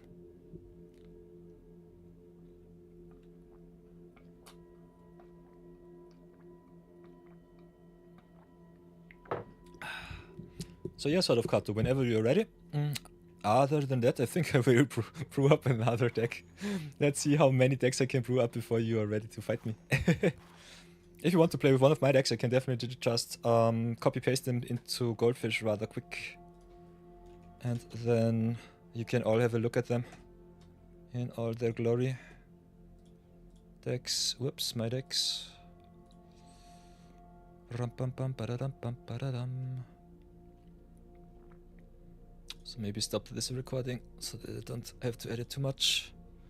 Also kind of fun to hear you editing some videos. Definitely let me know and maybe post some links in the Discord, Pingu.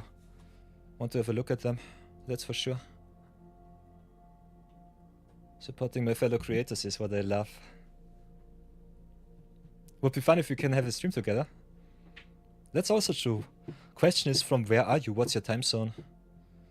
I think especially Bambit was a little bit tough because he's from Australia and that is... Ooh. You're from EU? So that could be definitely something that we can do. That's for sure. So everybody, it is time for some view battles. Playing against Sword of Kato, aka Sword of Seals on Arena. Got crushed in our last starter deck duel. But this time he goes for the revenge. Comes at me with some Foundations Challenge Brawl decks. I'm only allowed to brew from the starter decks, so this will be quite fun. Oh, he brings his Final Fantasy starter deck, so that's awesome. Yeah. Definitely keep the Discord alive, Pingu. Pingu is also an awesome MtGA Pingu, if you don't know him. Check him out on YouTube's. Oh.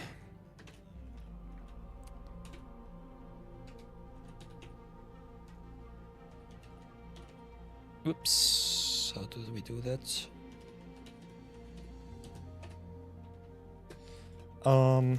Yeah, definitely do some streams together. That would be awesome.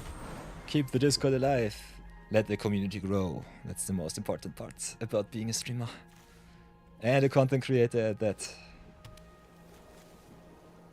Give him a follow if you did not already. He makes some awesome magic content.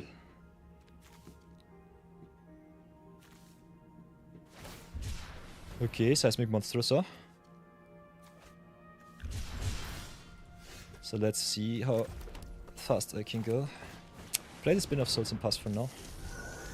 I think next turn we should be set up with Alana and Alina.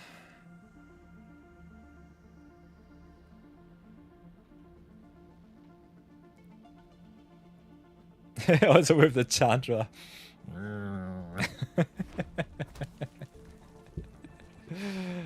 I'd love to see it.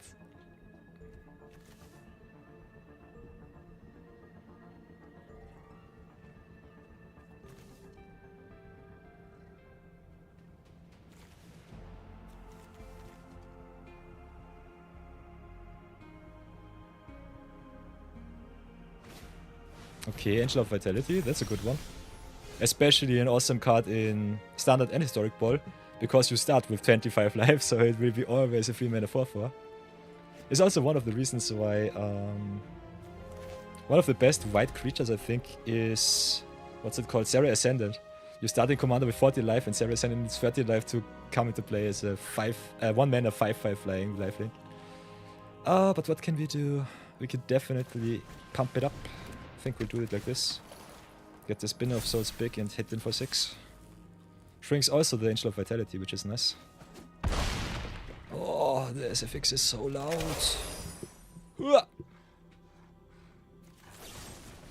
Ooh, Cease from Samba, that's a nice one. Really good comment from Duskman. Yeah, that's a really big smack from the spider. Alana and Alina is such a push card. I think it's one of, if not the best commander from the starter decks. Was one of the first cards I think I've built my first standard brawl list with Alana and Alina in our Zero Budget Brawl episode 1 or 2 or 3, something like that. It's such a good card. It's so awesome. I think I just keep up the pressure. Play the Prowler, give it haste. Yeah, against 1 red I think I can attack with the Alana and Alina too.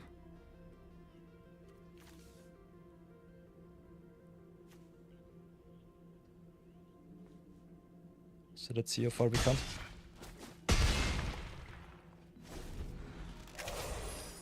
First strike is really hard to deal with, that's totally true. Also, like me, the Cackling Prowler with having the ward.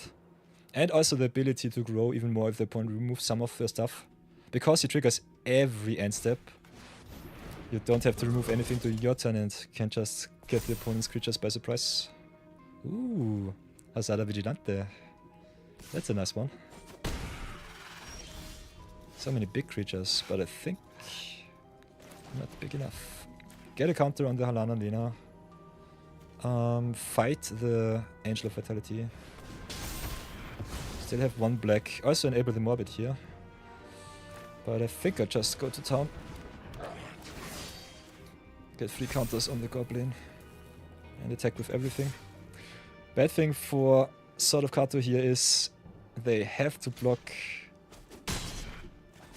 and take a lot of damage.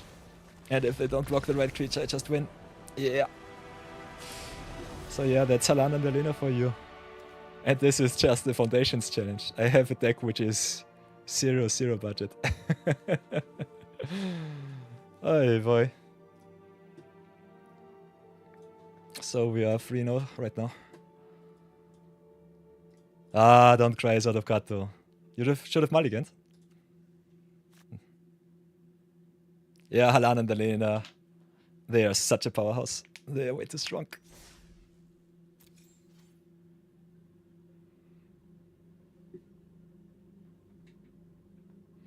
if you want to make rematch, yeah, of course.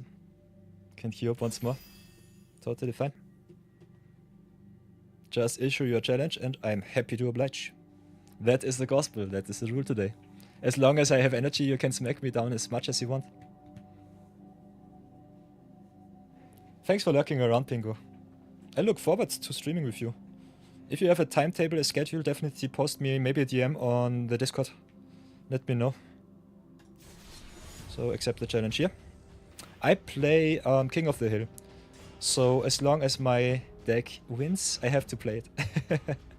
Otherwise, if you want to see me change it up, issue a new challenge and I will oblige to the contract.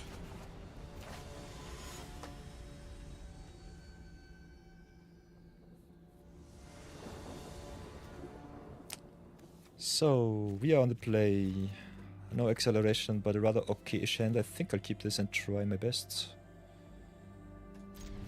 This is one of the reasons why I personally think sometimes that Ruby Daring Tracker is better as a commander, just because you have the acceleration on turn 2 every game. And it can be so explosive.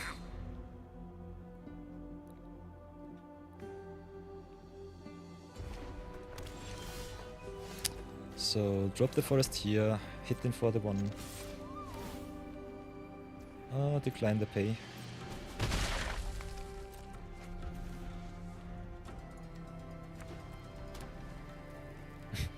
But the Foundation starter deck brawl challenge is kind of fun. I think I'll keep those decks around. They look awesome. Also a very, very good opportunity for you all to learn how to deck build. You can definitely ask me all of the questions that you want to. Sword of Kato, always with the finest of emotes. I love to see it.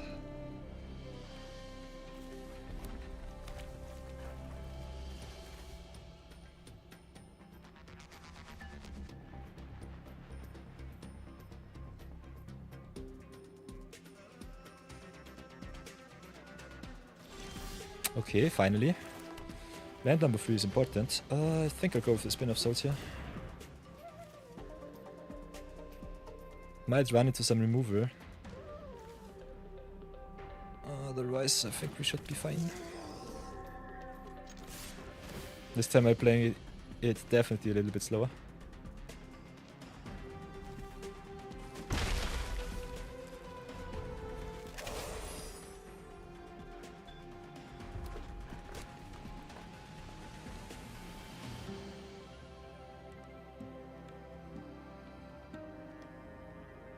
And just a little heads up, in about 3 minutes the next ad break will start. So sorry for that. We could, by the way, also take a break, Sword, if you hear me. If the ad break starts, I will give you a little bit of a heads up. Maybe just take a 3-minute ad break for the others so that they can enjoy the stream too. Okay, I think I start with pumping up my team now. Pump up the spinner, hit him for another 5.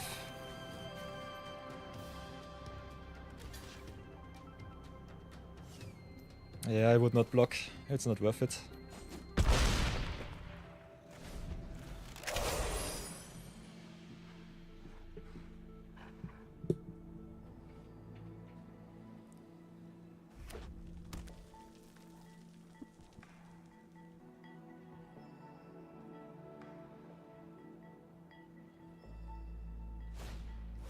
Who releases the dogs? Nice. Who let the dogs out? Who? Okay, hits me for 4. That's fine. Gladly take it. Oh, so what else can I do? I think I'll show you the Wombo combo. Play the Animists, give it haste, attack with the crew. Yeah, I think I'll just attack with the Halana Melina too. Because the Animist can give it Trample, and that is really broken. That's the Omega Wombo combo. Ah! Kato, what are you doing? I know you want to live. But your dogs. Ay ay ay. Oi oi oi oi oi.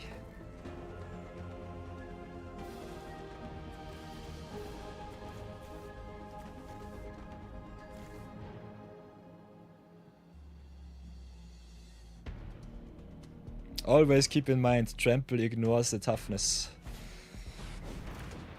Or goes over the toughness, to be correct.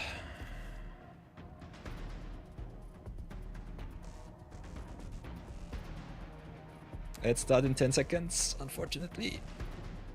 If you want to support the stream, stay strong, but I think we'll win this turn.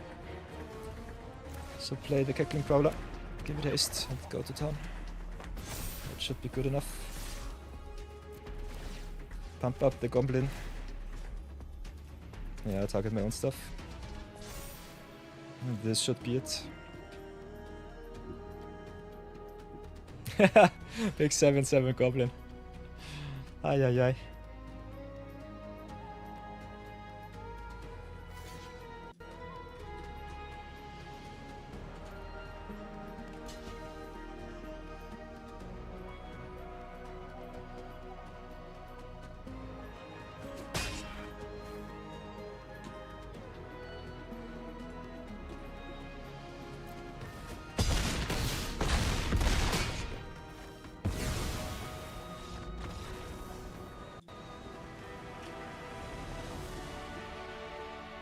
So yeah, we have ad breaks right now. So I will pause the stream, I guess.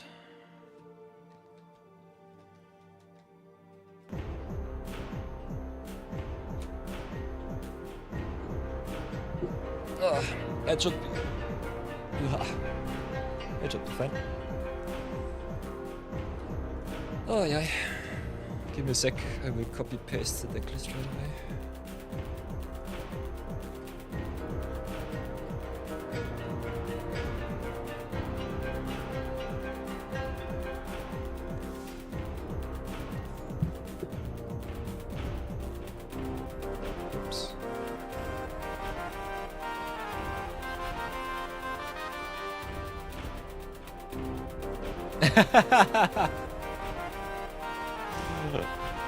Was du den Chat oder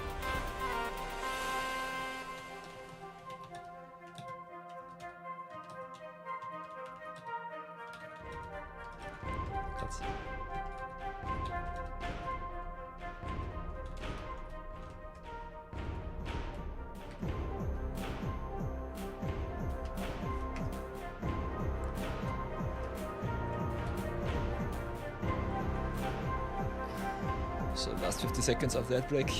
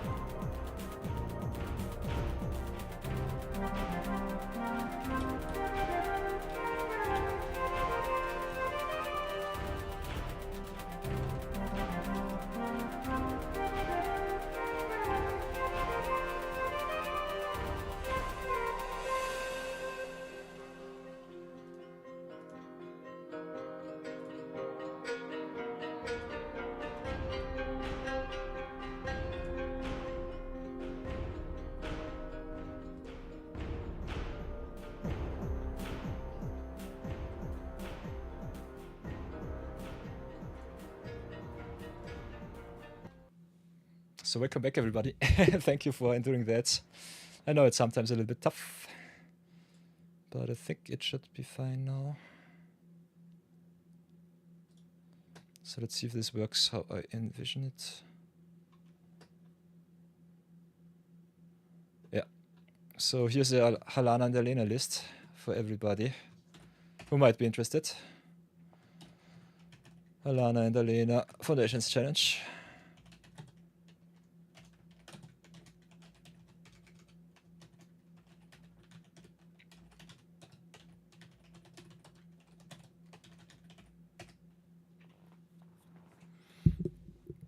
Other than that, is there someone else who wants to challenge me? By the way, sort of Kato, if you have the deck list, post it in chat. You can definitely play it too. That is totally fine.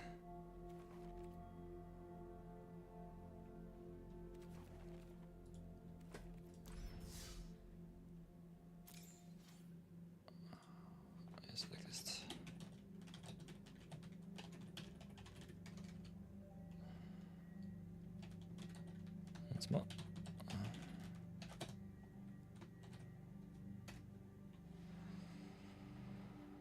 Oh, yeah. Let's have a look. Q next. Is there someone else who wants to challenge me? No users so far.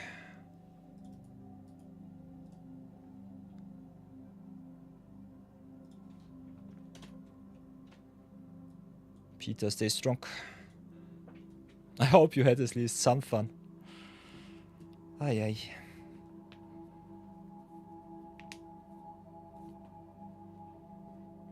Otherwise, I will be playing a little bit of my other decks in the meantime.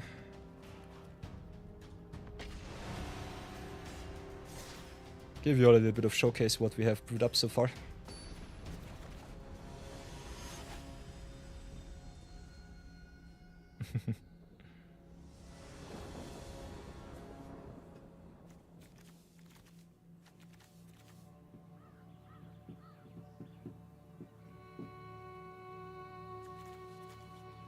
Hello everybody. Everybody new who might not know me, my name is Peter, aka Knight of Yore, _ hehe. Streamer from Austria, entrepreneur by day, by night, and sometimes in between. Also aspiring full-time content creator, but that will take a little while. And until then, educational Magic the Gathering streamer. Want also to do a little bit of variety, but that depends on my mood, and I think we've been playing a lot of Magic these past few months, so that was quite fun.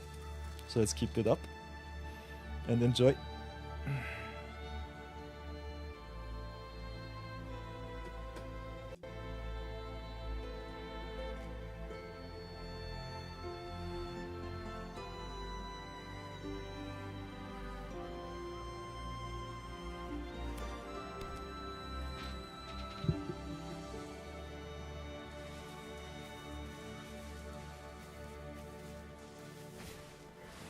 Haha. Okay, Gloria. After a long fought, they brought out their Gloria. Oh, cannot let that one live, that's for sure.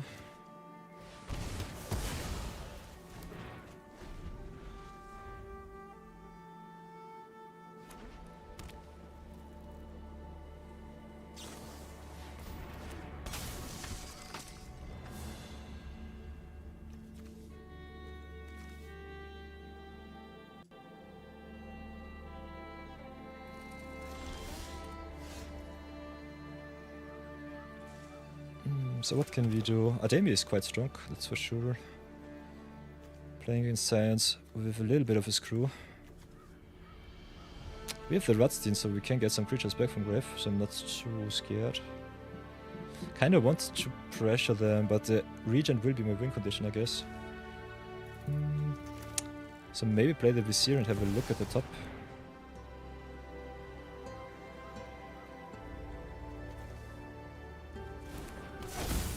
Oh, Wayfarer is nice. I think I'll pass for now. Vizier of the Menagerie also kinda nice with the hidden text. You can spend mana of any type to cast creature spells. So fixes your mana for the creatures too. Okay, there's the Annie joins up.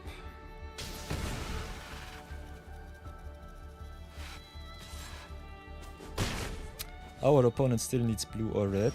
That's something. I can just discount my stuff a little bit more.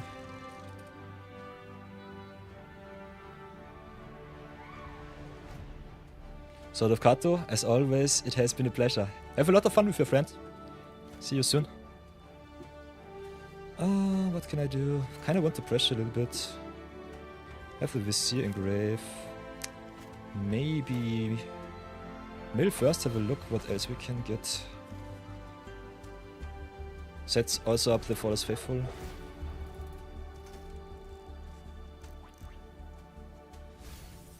Ooh. A lot of good cards. A lot of really, really good cards to get there. So what do I think? What do I want? Radstein is good. Massacre Worm can come down. So I think I'll go for the Massacre Worm over the Harvester. Can play it next turn to get rid of their Demi. I think I'll pass for now.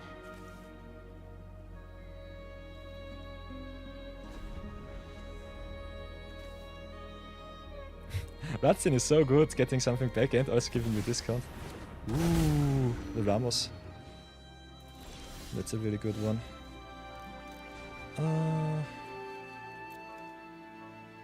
Whenever you cast a spell, put the counter in him. So he gets big quite fast. Might have to search up another land. If I get an untapped source, I will rev the board. Table of my lady is not what I want to see, but it's what I deserve. So let's go Massacre Bram. Shrink it up, go aggressive. Punish them for once. Hit them with the Radstein.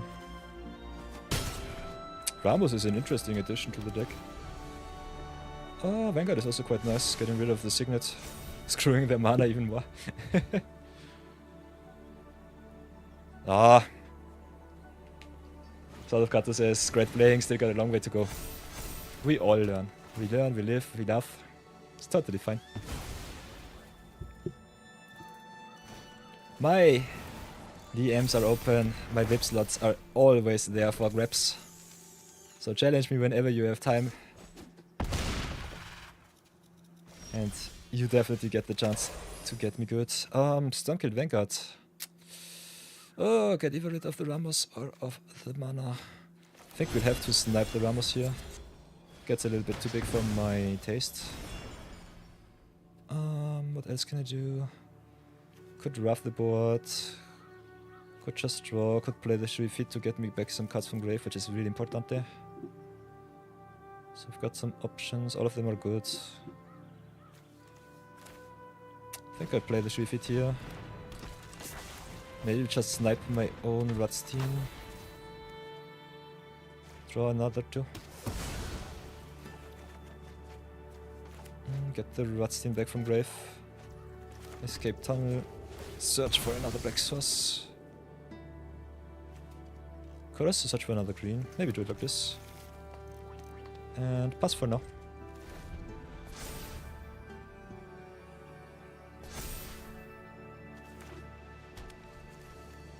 How did they get? Ah! So they did me dirty. Dirty indeed. Can play the Radstein, get back the Harvester or the Wayfarer. I think both are good. Can also just play it like this. Get me the Worm. Get something big, can sacrifice it. That looks kind of fun. So I think I'll hit in with the Faller's Faithful and see what they do. Can still sacrifice it to search for another land.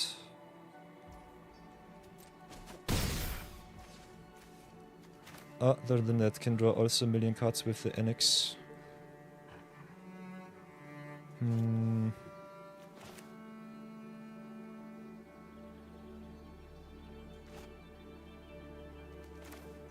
A lot of good plays here. Kinda want to draw a lot of cards, so let's go NX here. Let's go Requiem. Deal 1 damage to the Worm, draw another card. Oh, Torment is nice. Search for another black source. Then I think I'll pass. I don't need the extra card draw from the journal. And I want the pressure. Okay, there's a double strike, that's okay. Can always get back the Worm because 3-feet is just broken. Does not give a finality counter or anything else. But I'll definitely have to block. Otherwise I think I will be dead. So if they had a removal spell I would be dead on board. So be careful of what sagas are on the battlefield. Ooh, Ecolite is nice. So what types of cards lead we? We've got instants, creatures, and lands. Could go for the Radstein, maybe Rent Me Up. Otherwise, what else can I do? Keep up the removal. Can always just get back the Worm. I have 8 mana, so I can go for the demon here, keep up the Wyrmling Torment. And I think I'll do it like this. Hit in for another 3. I think I'll draw another card.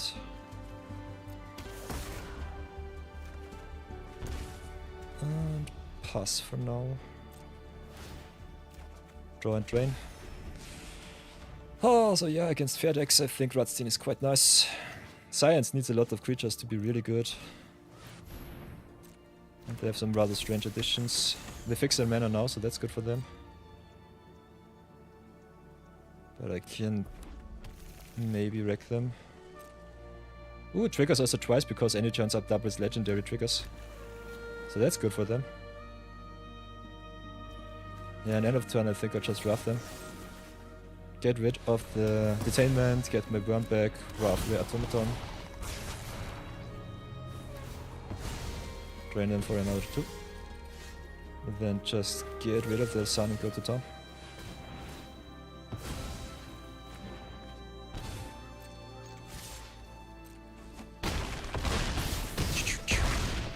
Haha! Got them good, got them good.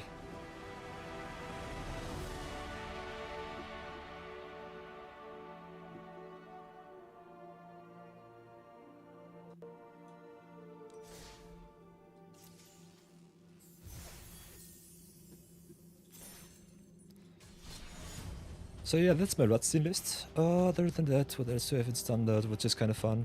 I think King of the Cold-Blooded Curse is kind of good. Also, the Scouring Storm Soul, aka the Sandman. Little bit of aggro.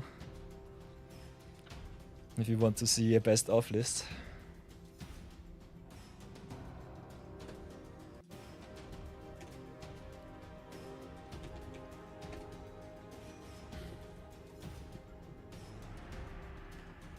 And I'm kinda happy to see that we have so many lurkers. I hope I can keep you company as much as you want. And that you have a lot of fun watching me play and stomping through the queue.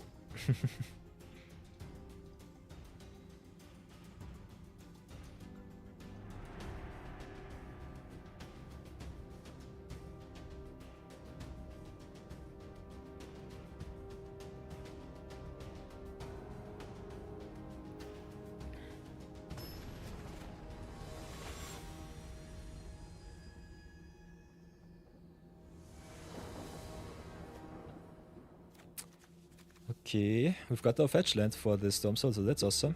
Playing against Gilgamesh, saying hello. I don't play any removal in my deck, so if they ramp it up quite fast, I might be too slow. So let's pray that I'm getting a good curve out. Being on the draw is the first downside. Other than that, I can snipe at least some of their equipments, so that the Gilgamesh will not be too obnoxious. So let's ramp it up.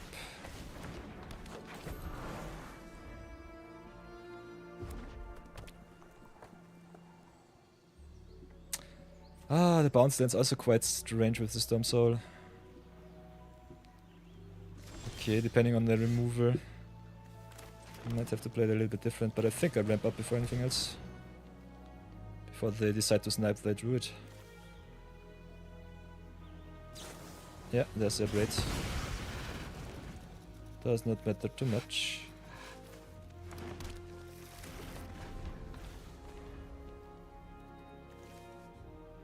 Yeah, one of the downsides of mono green definitely is that you don't have too much good removal. So if your curve is not aggressive enough, you might just get wrecked. Okay, we get hit for a little bit, but it doesn't matter. Storm Soul is really big right now. Scoutlander also here. Can sacrifice a forest, get me another 2. And every landing grave is better for the Storm Soul to come back. So I think I will just station up for 7, get another attacking creature. Let's see if I can raise this. Might have to keep up some removal for Gilgamesh. But next time we have 8. I think we'll go Bailoffs here. It's a little bit too good. Want the value. And they only have 5 mana. So they cannot Gilgamesh and equip it with the Swift Footboots next turn. So we might be able to get them.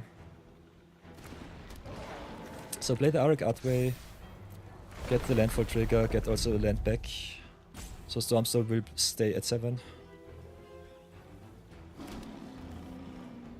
Could have just played the forest here and maybe just rotate the Arid Archway.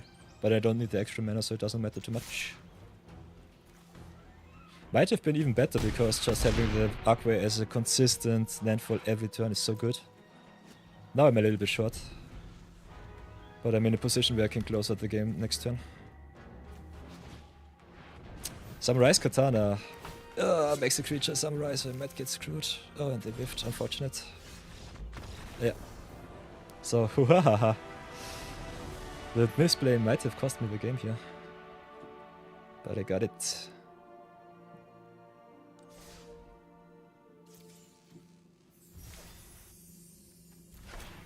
Ooh, and another wildcard. I think Game Ball I already have. Did not ever play with this card. Whenever you're dealt combat damage to the attacking player against control of this artifact. That's strange. And draw a card and put the point counter on this card. If it has 5 or more, sacrifice a created treasure. Okay. Strange. Such a strange card design.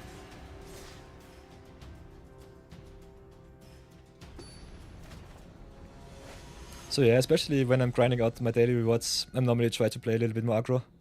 Get some good games in. My personal favorites at the moment definitely Seriema and Arabella in Standard Brawl.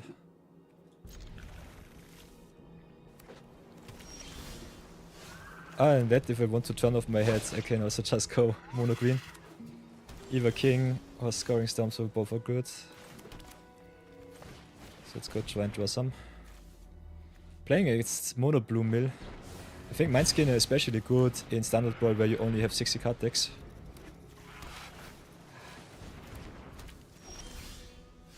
Let's see if I can get something done. Kinda want to get them off their mana.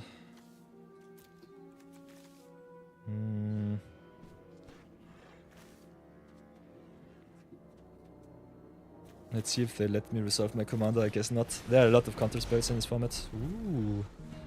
Stormstorm being on the field is good for me. That's a big threat.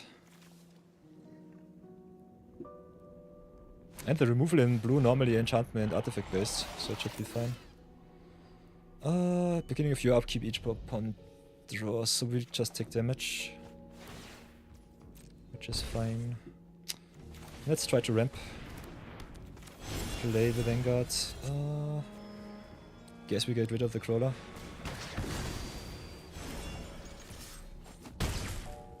Could have also gotten rid of the Signet. But they have all of the mana that they need. Don't think it's worth it.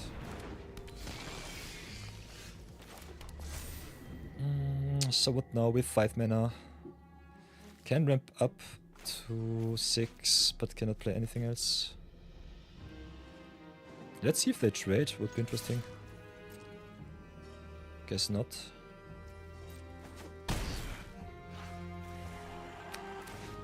Do they have a counter spell? Might as well have. Okay, there's a disdainful stroke. So removal number 1 has been blanked. Oh, mills me for 10. Which is awesome, because Stormsoul needs lands in grave. So that's okay. Still I'm on a 4-turn clock, so Archmage of Runes, okay, that's a bad one. Me not drawing my land sucks. I think I'll have to Airship Crash and pray that it gets through.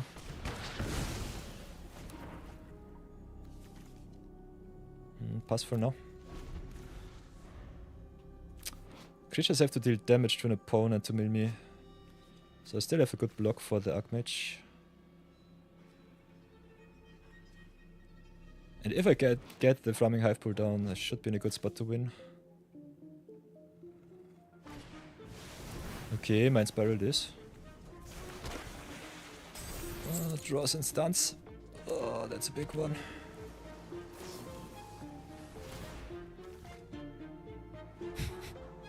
I'm mono green and I don't draw my lands. Cannot ramp. For the love of God. They are at land 7 before I hit my 5th one.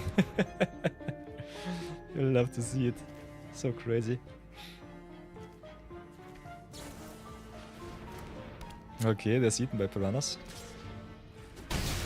Sacrifice a land or lander. Still don't hit my land drops for whatever reason. Let's try it like this. Ooh, an offer I can't refuse. That's a nice one. Gets me some treasures, which is good. I think I'll go for the VC here. Want some card draw and some card advantage. Is the nearest thing possible for that.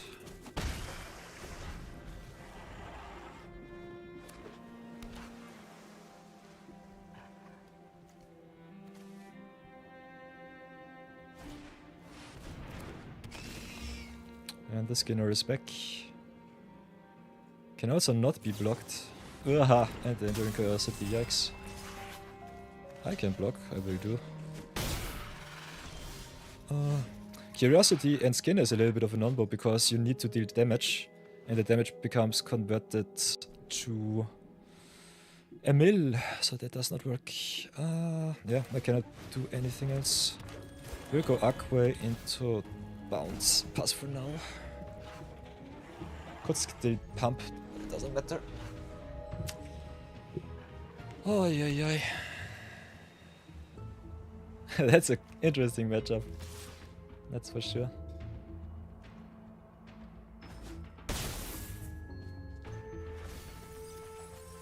Ooh, Balustrade Worm from the grave. Cannot be countered, so that's good. So what will it be? Fear of Falling it is. Love to see it. Ooh, and I still. So it can mill me even more for them. Which is a no-no. So I think I'll have to skip through the Steel Explorer here. What else can I do to live? The worm is good, but does not do me any good. I'm on 23.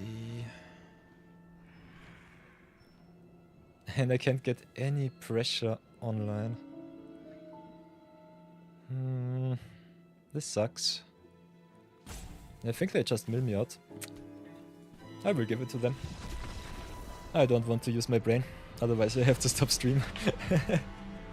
Let's take the L here, that's fine. So let's get the Zero Budget Brawl record straight once more. We got 1 win, 1 loss, so we are 1-2 right now. I think that's okay. Other than that, we are already on the 2nd of November. So 3-2 it is. Oh, do we have another challenger? Does one of you awesome people want to challenge me for some games? Queue is empty once more. So let's lurk and change up deck. We play King of the Hills, so I'd have to change my deck if I lose. And I'm in some mood to play some standard brawl, so I think I queued up with some Gaff next. And earn me my daily wins, that's for sure. Other than that, if you want to see me brew some awesome decks, you can definitely redeem some channel point rewards. Maybe throw me a burn, or make me burn one of my precious wildcards.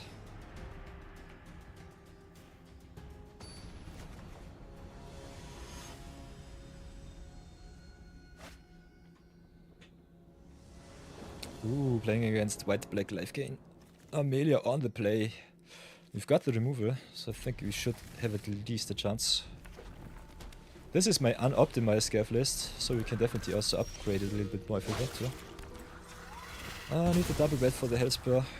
Got also the double black already with the command tower. And the swamp, so I think we are fine.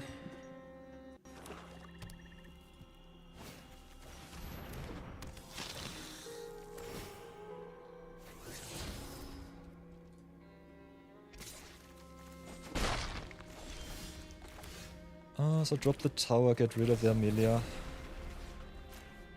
Have to pay 3, but that's okay. Big Amelia, big problems. No Amelia, no problems.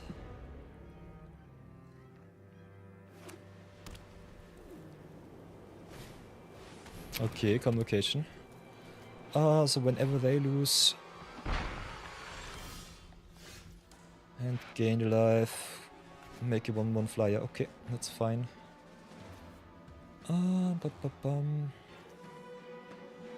Got some options here. Can play the Gav. Kinda want to see how much removal they have in their hand.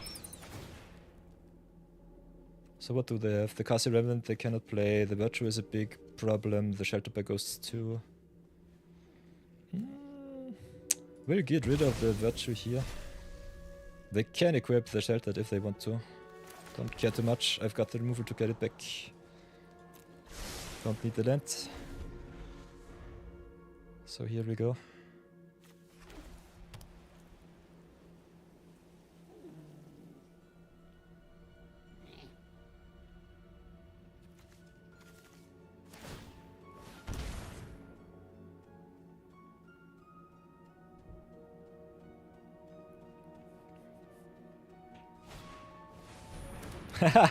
Shelter by Ghosts on the Hinterland Sanctifier, you love to see it. They want their Virtue Persistence back. But I think the Elspeth will just get me.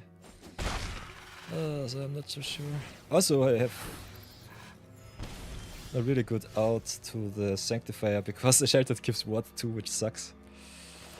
So what can I do? What can I do? Can pay the Posse Boss, but the Elspeth will just kill me. Don't have any good removal spell for the Elspeth, unfortunately. So I think I'll have to commit to the bot first. And see how far I come. But yeah, this is a really bad spot. They have all of their good rares in hand.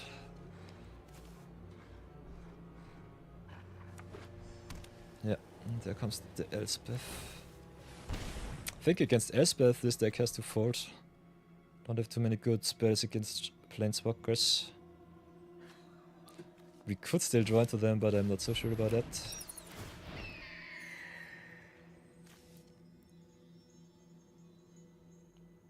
Next turn I can go Withering Torment on the Sheltered. Could also just snipe the Hinterland Sanctifier. Should be okay. Wow, the Convocation is also so bad for me. So let's do it like this. Snipe the Hinterland Sanctifier.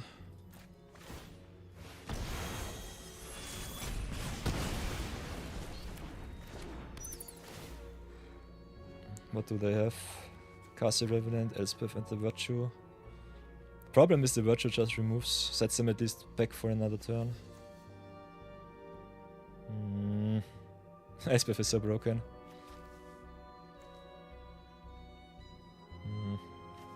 Yeah, I'll have to snipe the Elspeth, it doesn't really matter, unfortunately.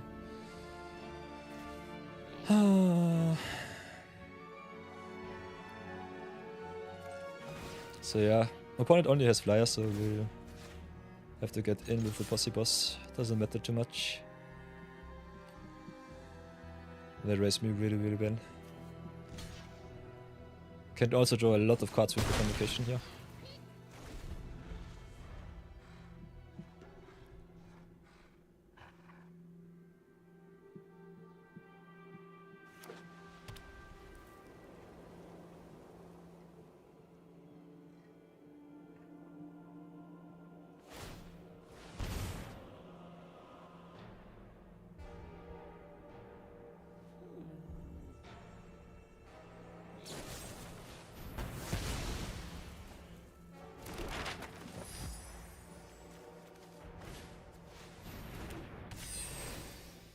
Okay, get lost.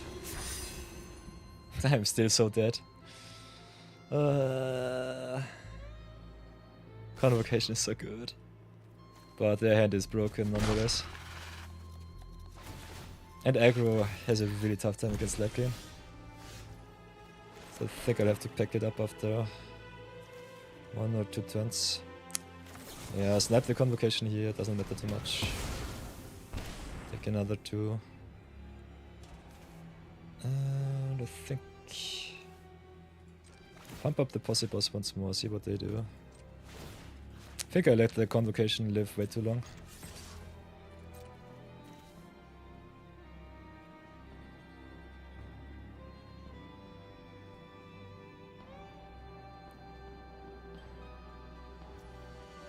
Interesting, they take the damage. So Get the Gave in, pump the Bastion out. Don't get the extra speed, but we have at least some board state. They will play the Elspeth, I guess. I'll just go for the persistence here. Torment may only answer for enchantments, so I think I'll have to concede to that one. Okay, there's Amalia. Yeah, but that's way too much damage. And they also have the showdown. I concede to that. That's way too much pressure. Don't want to see that one. It was not meant to be. It was not meant to be.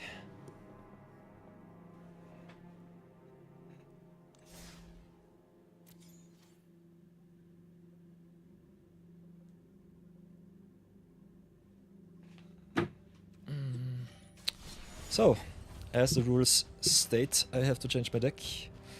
Let's go back to Siriema, my beloved, I would say. Could also play a little bit of Cloud of Darkness. Let's challenge myself a little bit with the colors. I think that's okay. Siriema, my beloved, lead me to victory once more.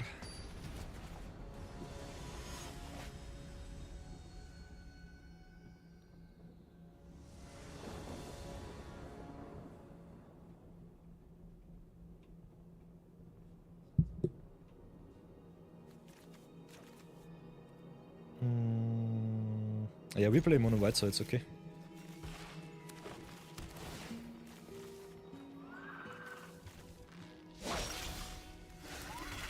Play the Sanctifier pass for now. If we don't draw a 2-drop, I think I'll just go for the encampment. Playing against Yuna on the draw is already tough.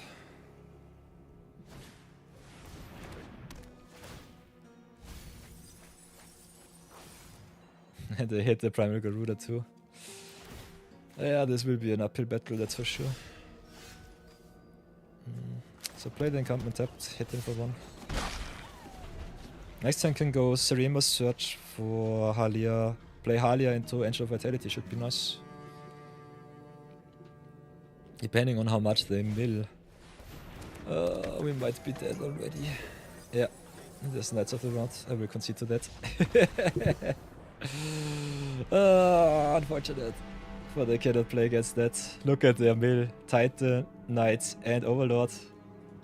And I have to set up for another 2 turns. That's way too much pressure. Yuna is so broken if they hit the right cards in standard roll. And the Final Fantasy set has a lot good hits. So Siriema is down for now. Let's play some Hope.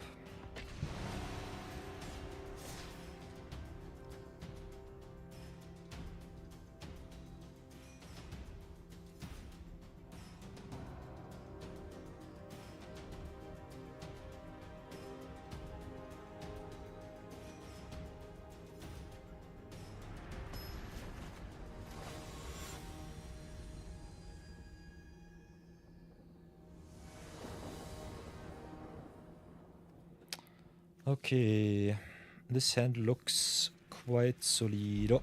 We'll give it a try. Playing against Roxanne. So removal dot deck against my Hope S time. Not sure how good it will be. We'll give it our best shot. And the Dragon Sniper from the start, yikes. I'll play the Hope.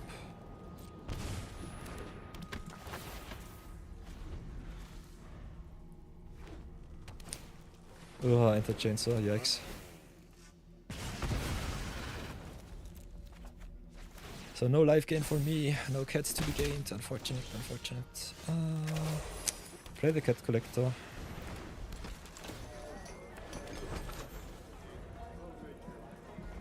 Still not sure about the Water Crystal and the Wind Crystal in this deck. I think they are so expensive for 4 mana.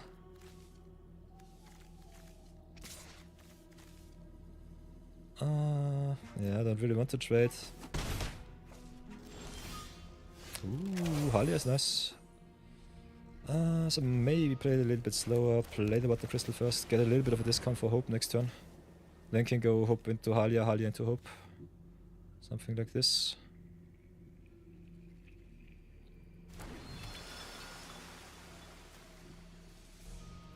And pass for now. They just have to hit their lands for the Roxanne and I'm so dead.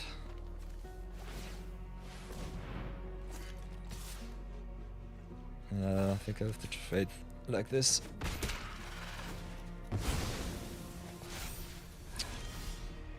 Ooh. That was so close to greatness. How can I play this? Could play Halia for 1, sacrifice the food, draw another card. I think that's okay. Leaves me also not so open for some removal spell from them. If they have the one mana shock or burst lightning, it would be quite unfair. So let's do it like this. I think the Roxanne matchup is more of a aggro matchup than anything else. Ooh, Space Time Anomaly. That one's a nice one.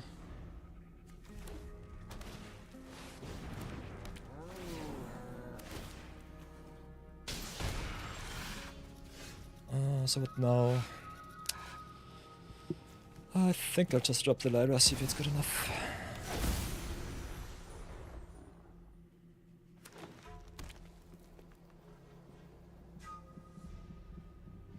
No, don't tell me they have the removal spell for the Lyra too. Oh, this would be so unfortunate. Okay. Ah, do they have a 3 mana burn spell? This sucks, come on. This is unfortunate. I hate Roxanne so much, she's such a stupid card. So yeah, what can we really do? Can play Halia into Pride Mate, which is okay.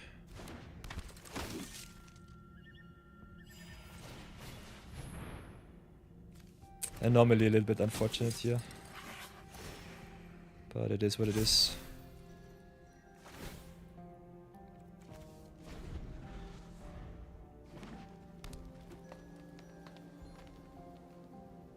Minwu unfortunately only pumps up Clerics. And they have the mana for Bahamut. I will consider that stupidity, thank you very much.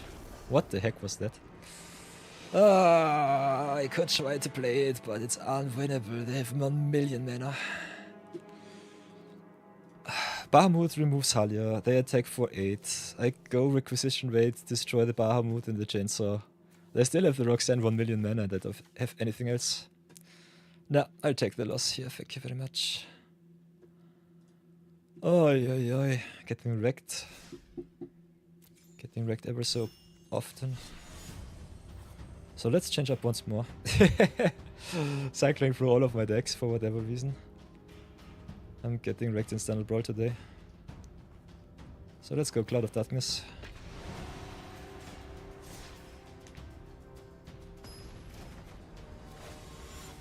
All of the worst matchups that you can imagine. Ah, Cloud against Hope is kind of fun. Cloud of Darkness wants a lot of creatures in grave, so that's good for me.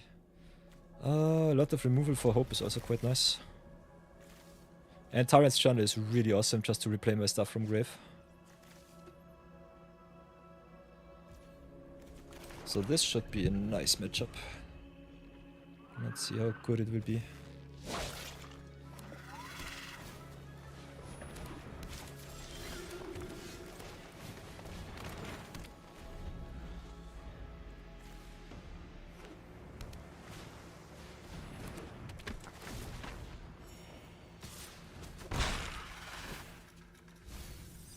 Okay, Bats is interesting.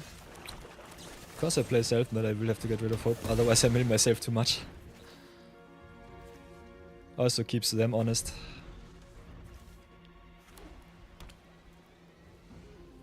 Would love me another forest from the top, if I'm really honest here. I'm really sure. Ask and you shall receive. I think I'll try to double spell against an open opponent with 1 million mana for some counter spells. Ooh, Revenant is good. Could sacrifice and draw. But I think I'll keep the Brute Tender there. Because getting back something big is kinda nice.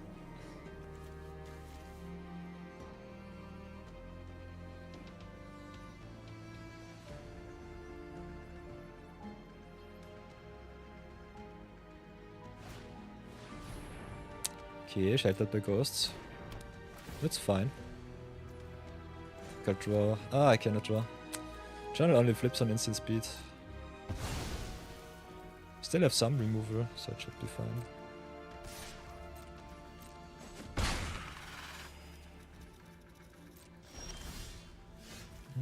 So play this one, play the Signet, see what they have. Don't want to counter, that's okay. So go Regrower. Maybe get back the Revenant or the Cavern Bats. I think the Deep Cavern Bats are a little bit more important. Having a look at the opponent's hand can be quite important. If I know what I'm playing against, I will play a little bit different in my speed. Ooh, Example of Light. That's a good one.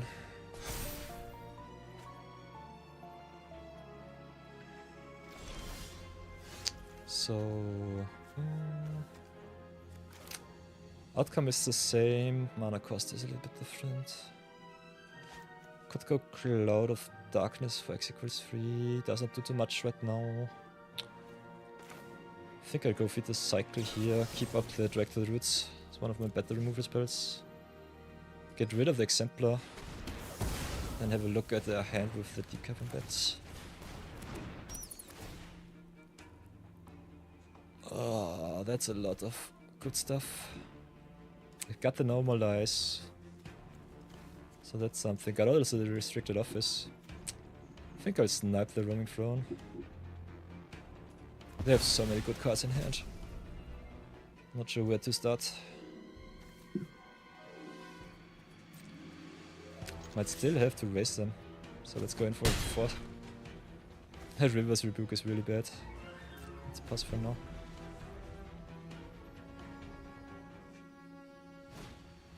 Okay, playing Sora.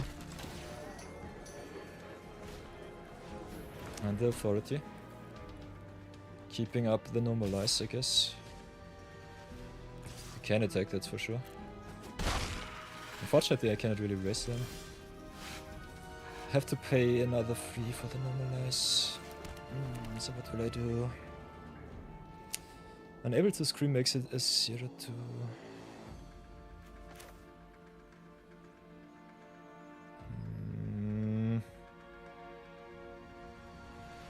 This is absolutely suboptimal.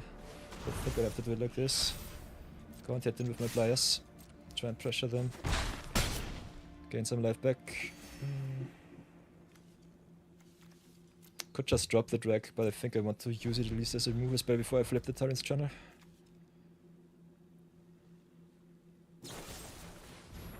Okay, get lost.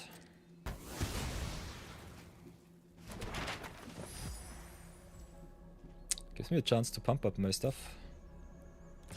They have the Restricted Hall, so my Average Grower is definitely on borrowed time here.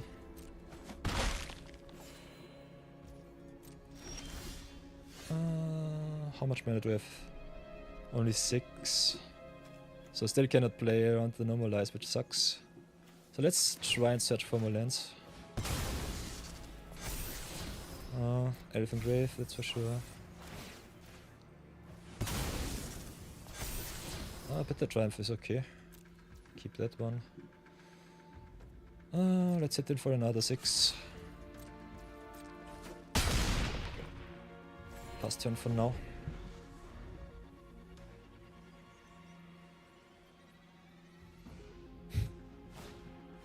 Okay, interesting, there's the hope.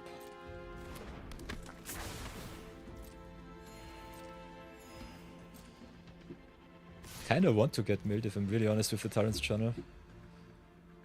So I think I'll let them through. Could also just drag to roots the Sheltered, but the Brute Tender comes into play tapped.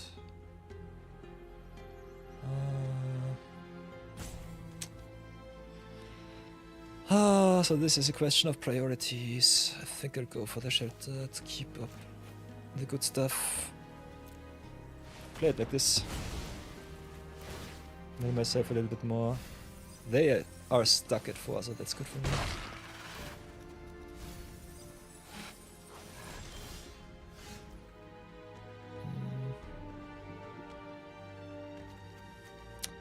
I can go Carrion Cruiser, still have 4 open for the Roboroid. They will rough me next turn, that's for sure. How shall we do this?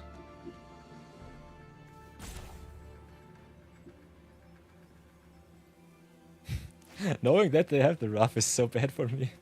Cloud of Darkness is a 3/3. Power 3 or greater, so their board will definitely live whatever I do. Let's just go and smack in for 8. And I will decide what I do. Could still just play Roboroid, Carrion Cruiser, get myself the Massacre Worm, they will have to rough. Otherwise, maybe keep them honest. Ooh, the Spin of Swords is really good for me. So let's play the Spinner. Now I will at least draw some stuff. So pass for now. This game is so strange. They just have to pull the trigger with the Reverse Rebuke and I'm so dead. Yeah. Let's get another non-land, that's okay.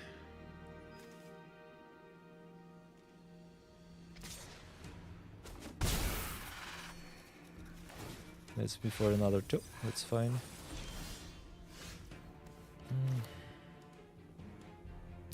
Big problem is the authority of the council is tapping me down and the Reverse Rebuke just resetting me. I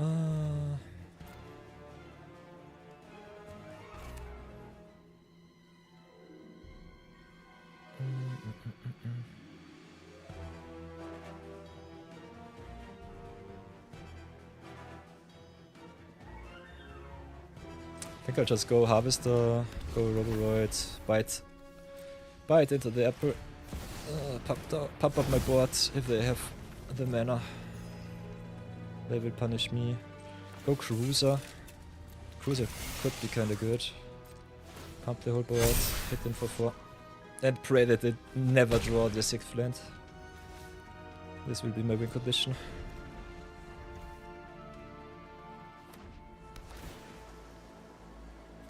Okay, prayer's not answered. I guess I'm screwed.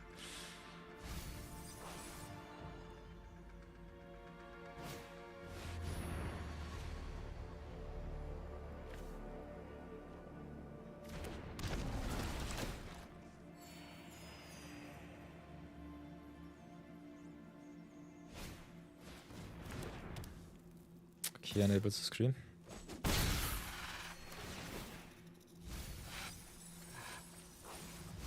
Oh, Myco Tyrant.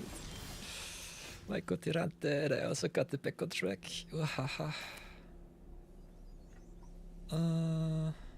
So I could sacrifice the Roboroid, back on track it. Not sure if that's good. Kinda like the idea of just roughing them. So maybe do it like this. Back on track the Massacre Worm.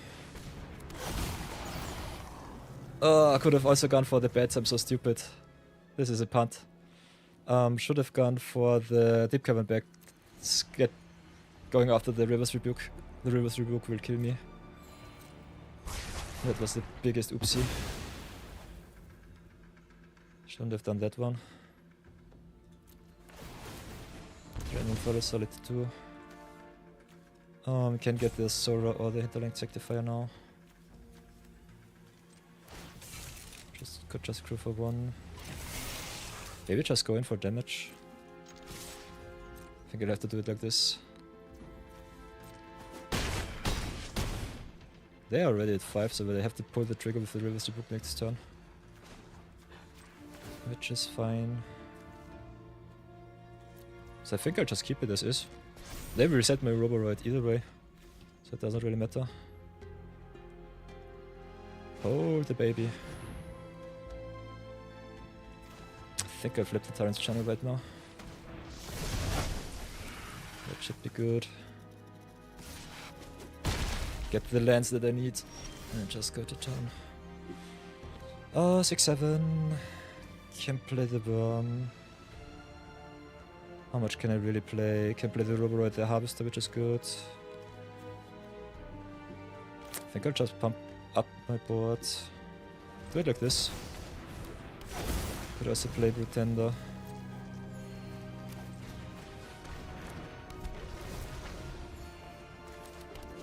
Tunnel it up, get some lands. Go for another green. I was so close to that.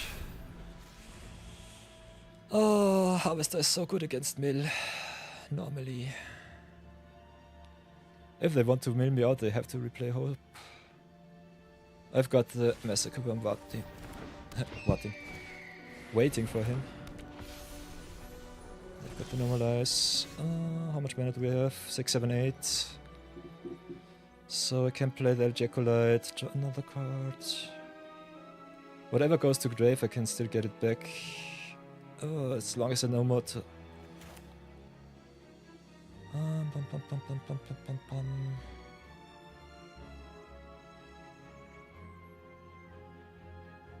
How can I do this? Can play the Balustrade Worm. It can't be countered, but it comes into play tap because of the stupid authority of the councils. What else can I get back? Could play Carrion Cruiser. I think I'll do it like this. Get the Carrion Cruiser. Return the bets. Mill myself, which sucks, but it's okay. Get myself the bets. Snipe their counter spell. Could have also just played something from grave. Unfortunately, I still don't have my dragon in grave. So yeah, I'll tap out, that's okay. Play the bet, see what they have.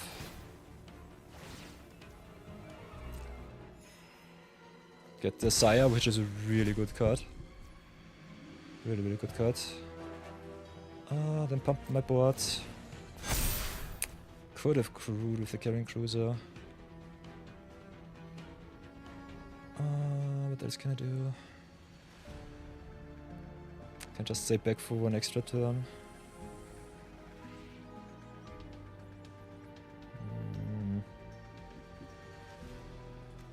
Yeah, they'll have to take some damage, that's for sure. Next turn I can just replay the Reverberate, so it should be fine. This is such a close game. Yeesh.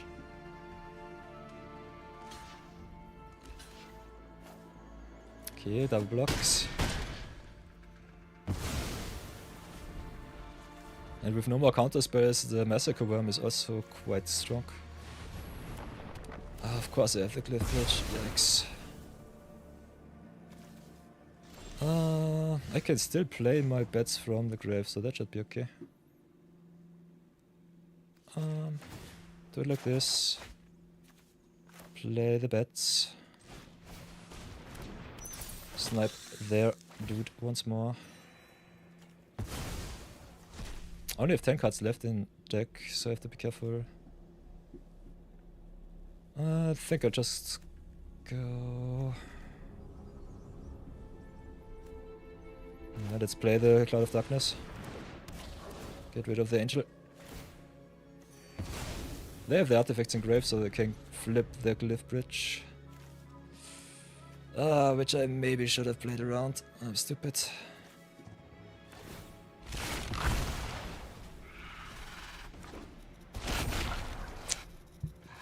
I can still get rid of it if I hit my creatures. So what now? Crew up with the cruiser. If I attack, I cannot play any spells. I'll have to do it like this, doesn't matter.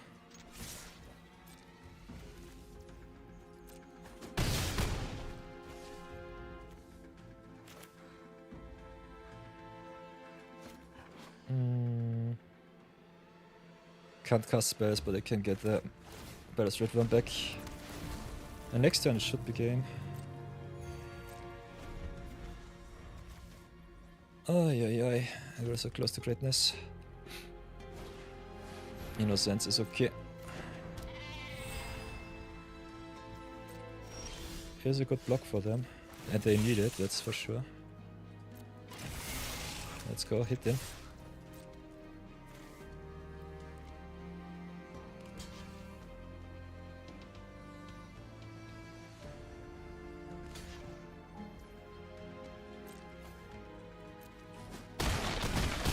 Oh, I was so close.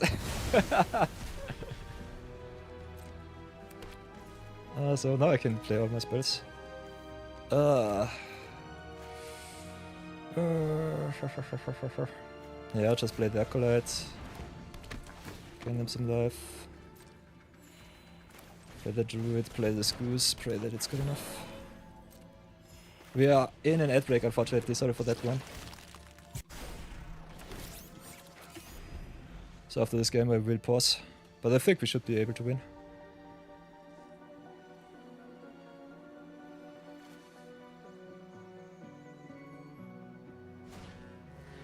Halia is not good enough. Good, but not good enough.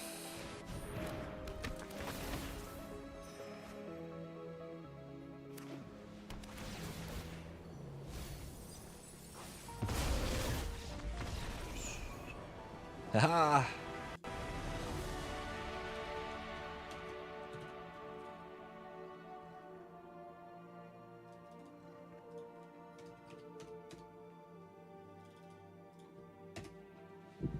Oi, boy, that was an awesome game.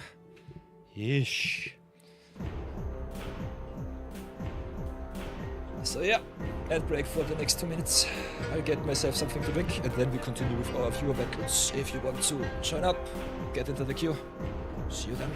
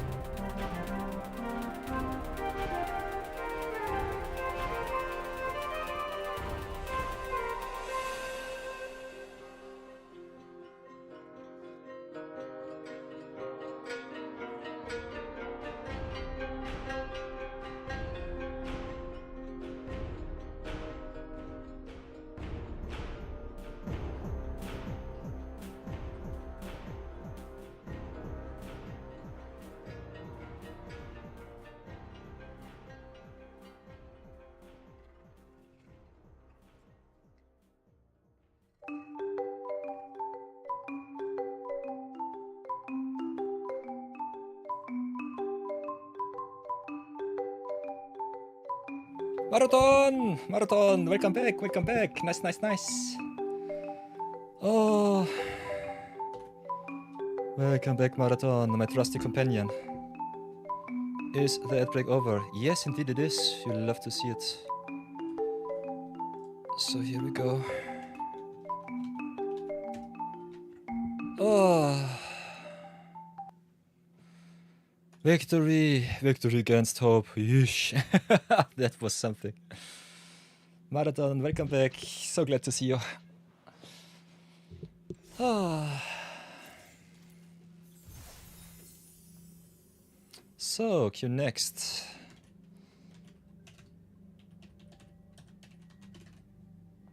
Marathon, what format do you want to play? What fine brew do you have for us to enjoy?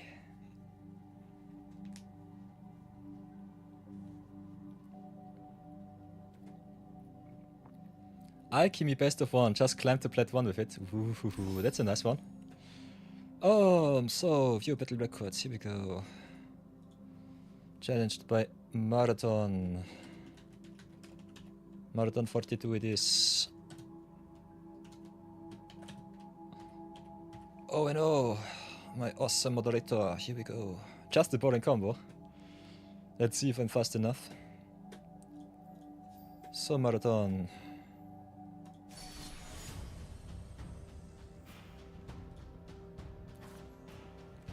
Let's see if my alchemy artifacts will be good enough. Challenge is issued. Am I fast enough to beat you?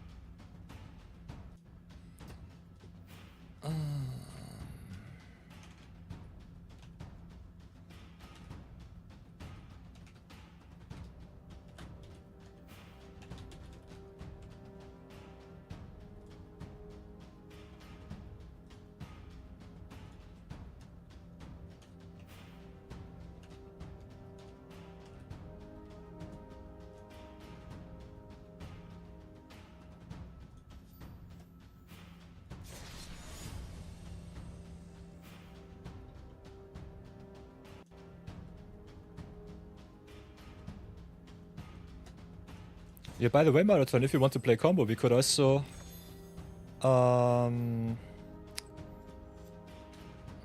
we could also play best of 3.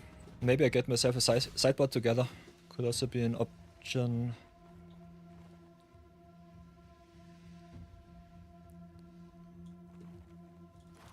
Might be interesting to see if I can get myself a good sideboard. 1 second. Whoops. That's wrong.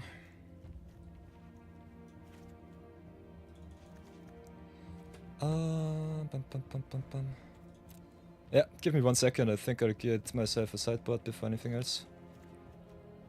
Oops.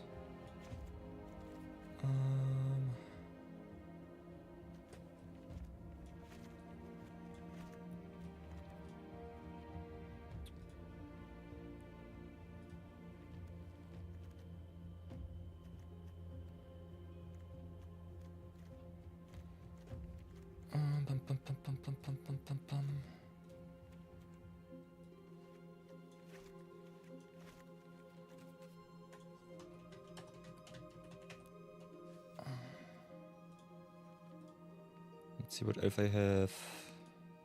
What else do I have? You have a sideboard? Yeah, I'm just getting anything in that I have. So don't worry about me too much. Not sure if my sideboard is even good. But I'll give it at least a try.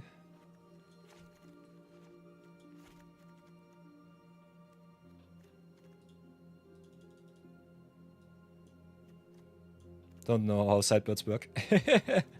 Not even sure if they are good. But at least I give it a try.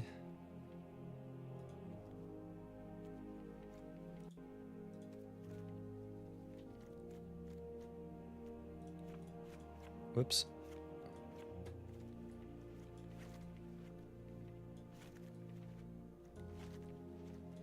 Maybe do it like this.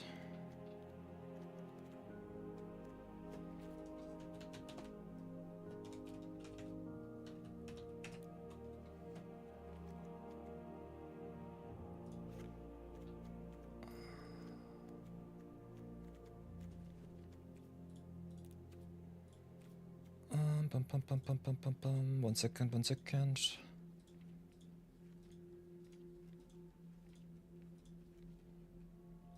What would you put in a sideboard normally? That's one of the best questions.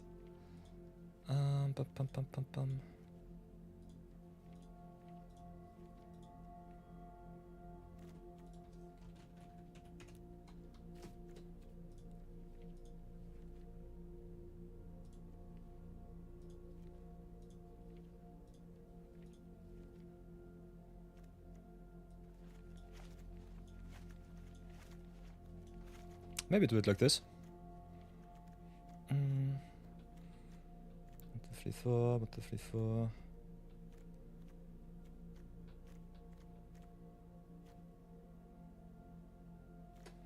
What do we have?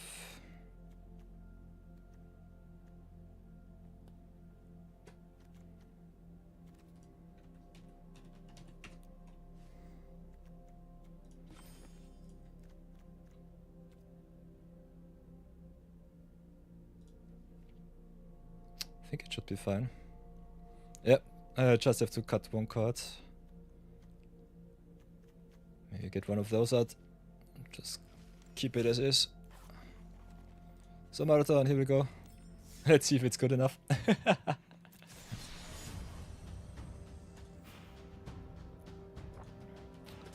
Playing best of 3 against Marathon.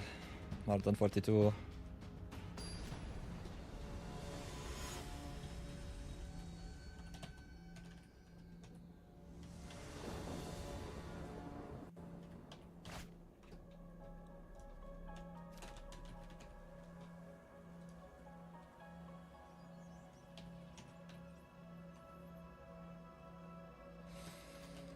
Oh, we are on the draw and a little bit screwed. I think I'll have to take the mulligan here. Keep that one.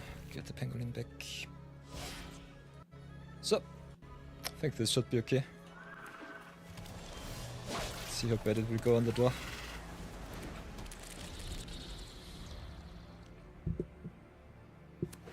You could tell me what would be good. Don't have to. Attack with the Architect pass. Architect, unfortunately not an artifact, so maybe should have also gotten it out. But yeah, it's okay. Let's see if I'm fast enough.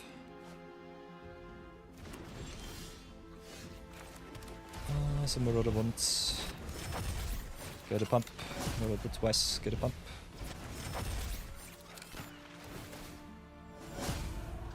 Hit in with the Architect and pass.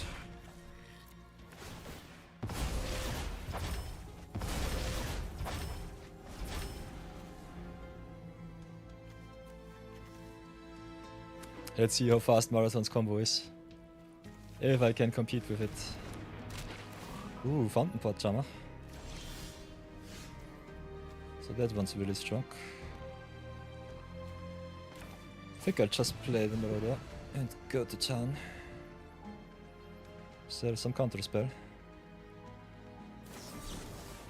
Ooh, Dispelling Exhale.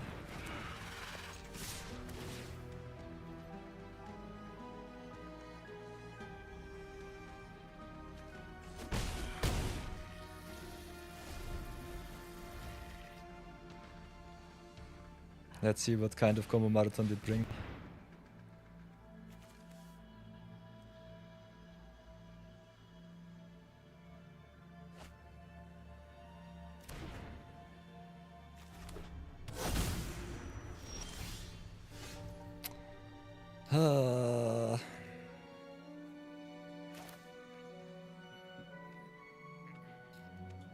Can I get just a question? Answer is no, not now.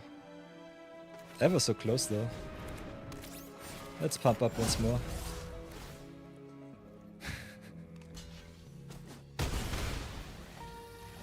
How dead am I? Need one extra turn. Uhaha! Conan to Uthros. That sucks. Guess I'm dead.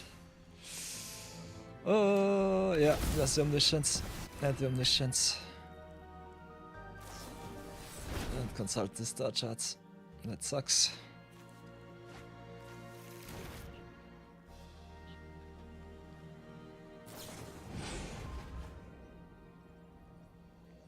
Yeah, welcome to Omniscience combo. Population me.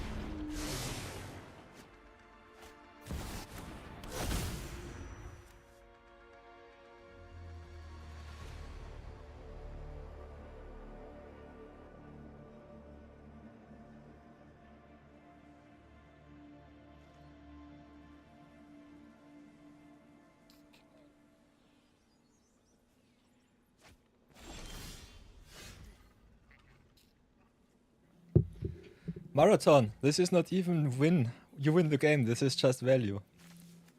But you can cast spells from your hand without paying the mana cost, so I think you can also counter my stuff down the line. Let's have a look, but I think I'm just dead on board. Do you have also 3 counter spells? If you do, I will concede. Otherwise I'm just dead in the air next turn. Yeah. That's your win. Definitely got me there. So 0-1, let's see what we can do. Maybe I should have kept in the braids, but yeah, sucks to be me. So get that one out. Get those 3 out. I think he's okay. Definitely need those. It plays around this. Does not really matter.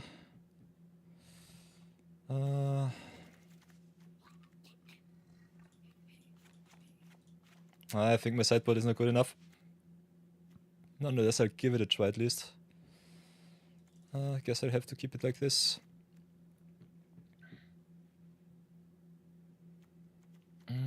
Questions what is really bad in the deck.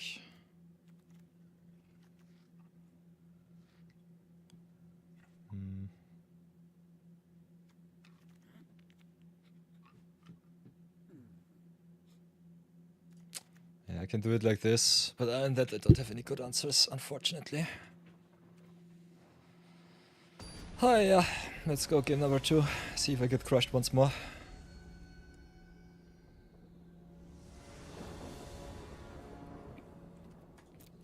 Definitely on the play here. Got the wombo combo of the Architect and the Fetch. Let's see if it's good enough.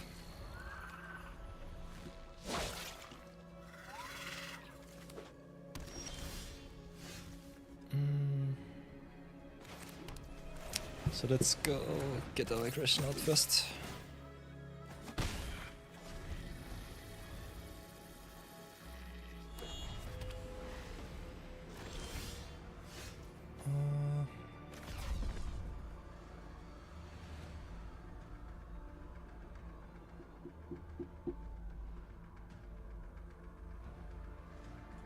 Yeah, I'll have to deal as much damage as possible. If the counter spell open, it's a little bit unfortunate for me. Okay, instead it's Consult, that's good for me.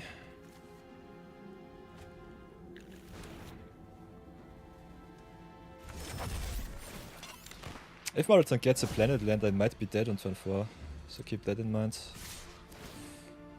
Let's go do it like this. Play the Evolving Wilds, search for a card draw.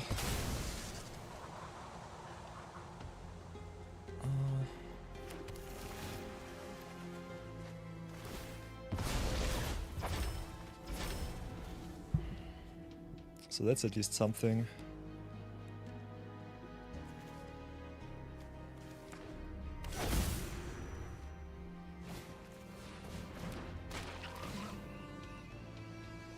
And there's the land. This sucks really bad. So what can I do? Can play it like this, hit in for a little bit.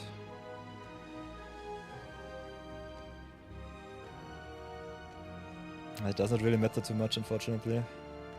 Yeah, I'll have to do it like this.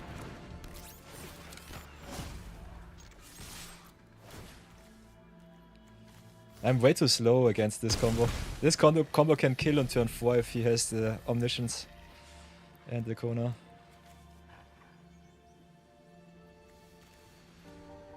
So,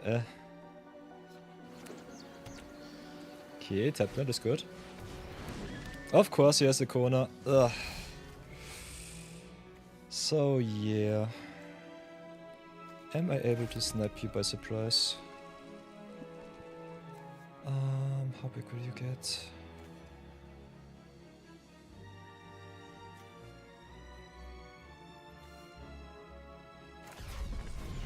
Do it like this. I'm 1 damage short, this sucks. This sucks so bad. I'm so sad right now. No, I'm stupid. Yeah, we got the pump. Hahaha! Yoo-hoo! No omniscience in hand. You'll have to see it. 1 in 1. Got my revenge at least. Oh, so what else can I do? Not sure about this one.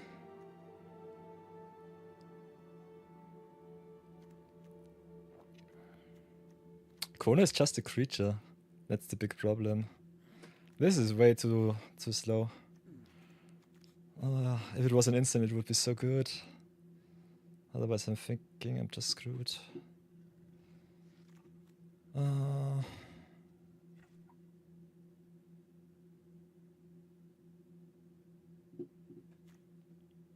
What are we thinking, chat? Still not sure. I think I'll have to be a little bit more proactive. Go a little bit more to town. Maybe just do it like this. This should be okay. As long as Marathon does not cheat anything to play, it should be fine. Otherwise, my tempo is way off. I'll have to just out-aggro him. Come on! Please, please, please, please, please, please, please. And I'm on the draw this time.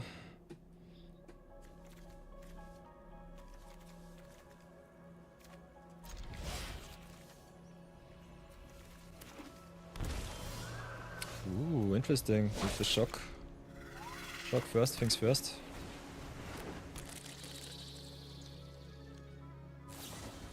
Pounce off, interesting. That's a sideboard card, I guess.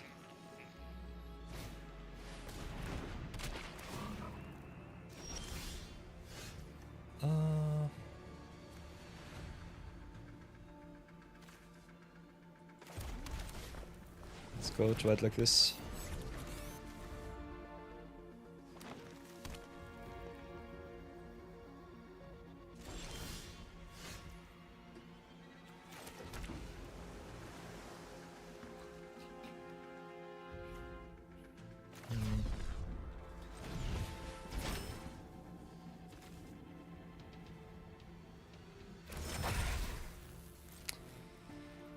Oh, yeah.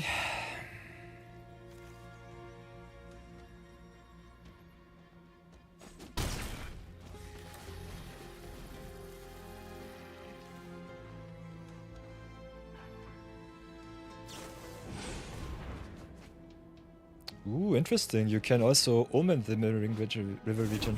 Did not know that one. This spell costs 1 less to cast. Doesn't matter if it's a creature or not, so that's interesting.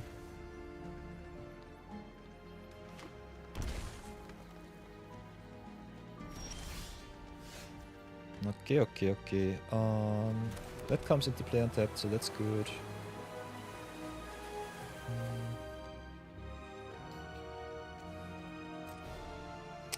I think I'll go and just attack in with the Architect. All will be islands.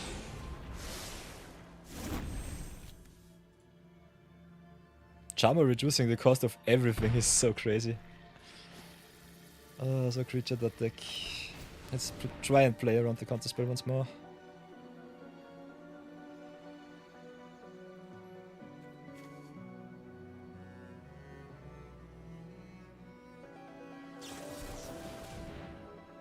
Ooh, if you behold a dragon, it doesn't even matter. So I'm stupid. So yeah, whatever.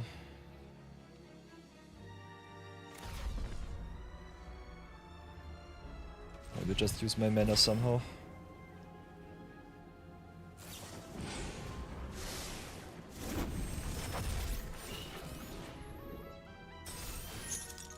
Oh yeah, definitely not the right opener.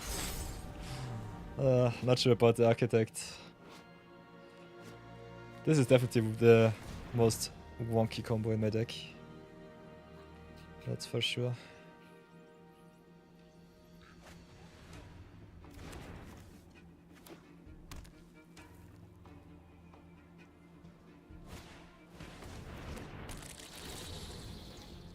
Astronomer is so good in this deck.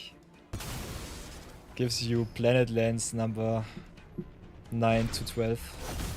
Enables Kona combo even more. So how will I do this? I think I just play... Astronomer doesn't really care. I think I just play it like this. Maybe get myself into a spot where I'm happy.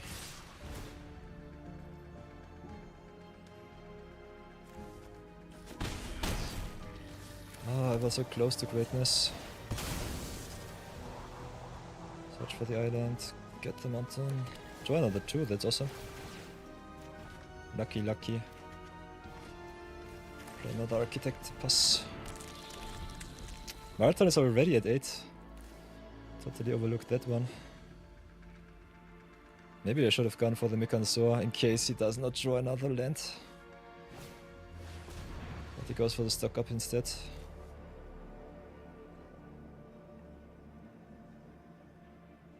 I think he's just searching for the omniscience in this spot right now.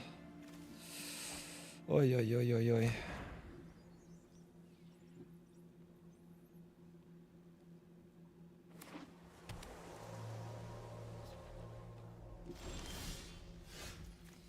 So what can we do? 1, 2, 3, 4, 5, 6, 7, 8.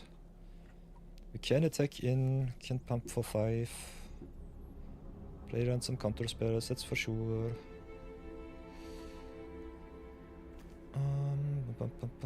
Can do it a little bit different too. I think I tried like this. Play around the exhale.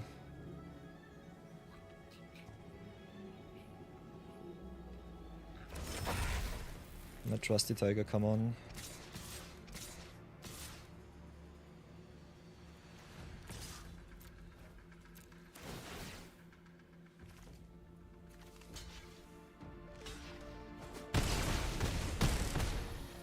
Ever so close. Ever so close to greatness. Yeah, that's the exhale. And the river region, yikes.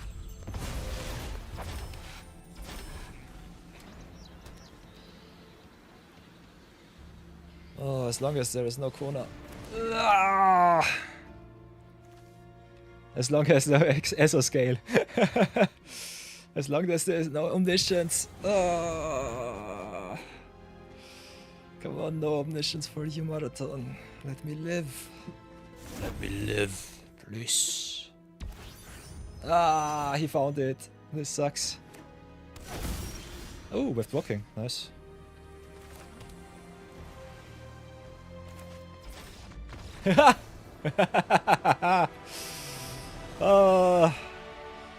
Was not my win, but your loss. But GG's, GG's.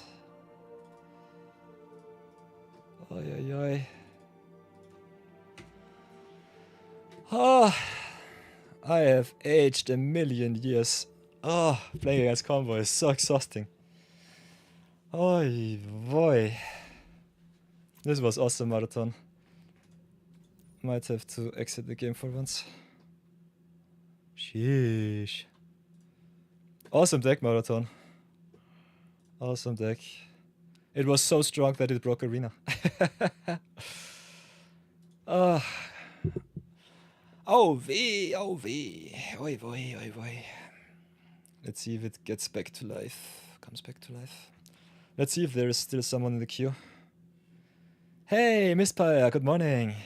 I'm quite well, thank you.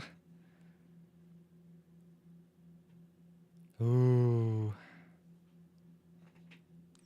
One game all corner lands in hand, the last game only drawing lands, yeah. I first have to pay the shuffle up before I can play again. You too, that's so true.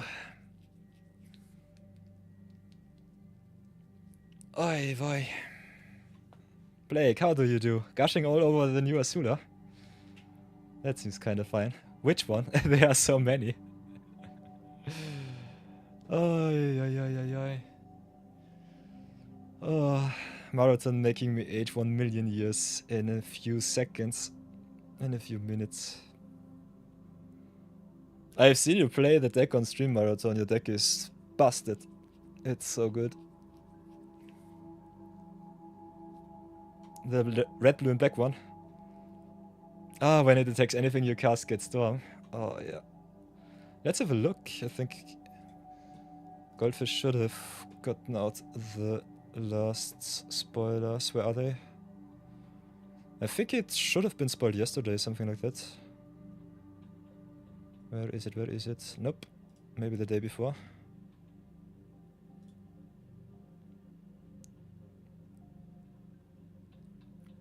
I've seen Seth talk about it. Where is it? Let's go to Mythic spoilers before I'm totally losing my mind.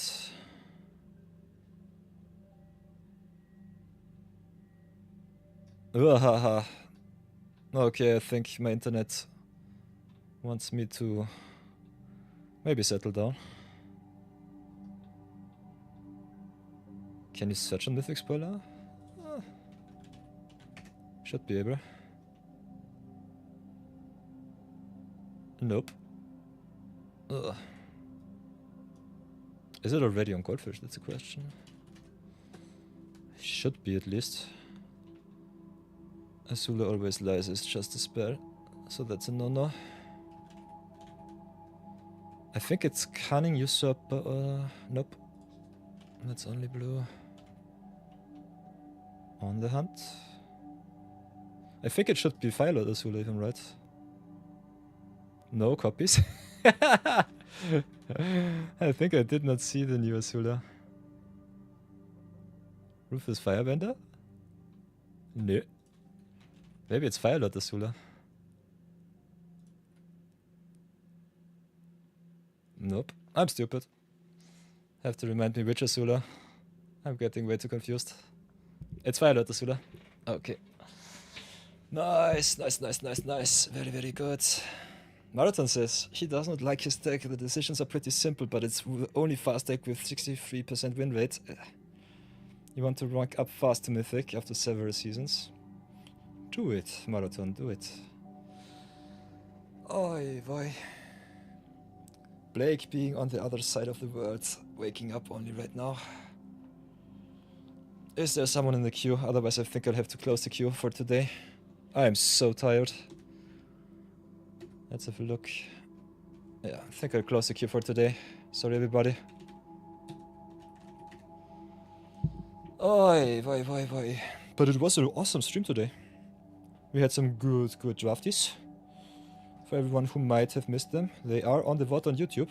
The whole stream will be online, so that's that. Played also some nice view battles against Sword of Kato. Bested Marathon once more. And also had some good Limited Madness. So here's my Limited Madness record. Going 3-3 and then 6-3. Quite happy with the results.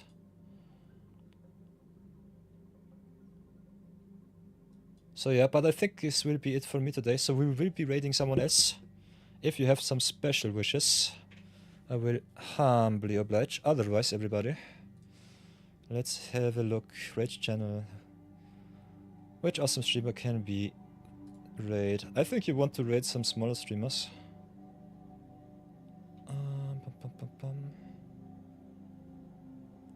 Could raid Letters once again if you want to. Otherwise, if you want to have some specific streamer to be looking up to, can have a look at that. Bloody Sunday is only German. Other than that, I think we are quite limited.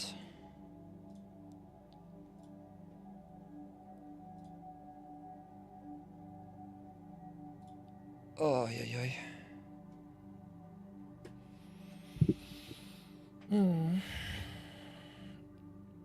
If I don't make a new Alchemy Historic deck next weekend, I will come after an Artifact Hate Tribal deck.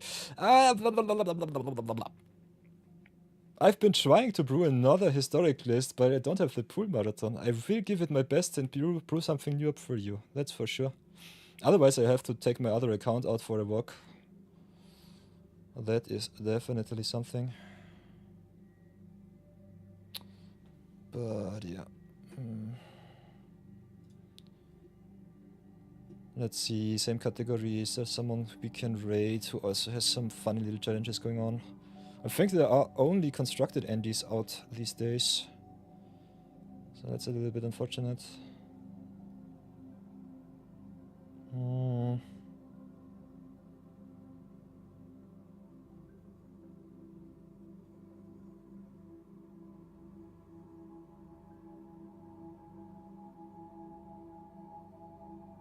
Coffee and Commander. EDH with friends. Pam pam pam. CEDH, drafting with power 9.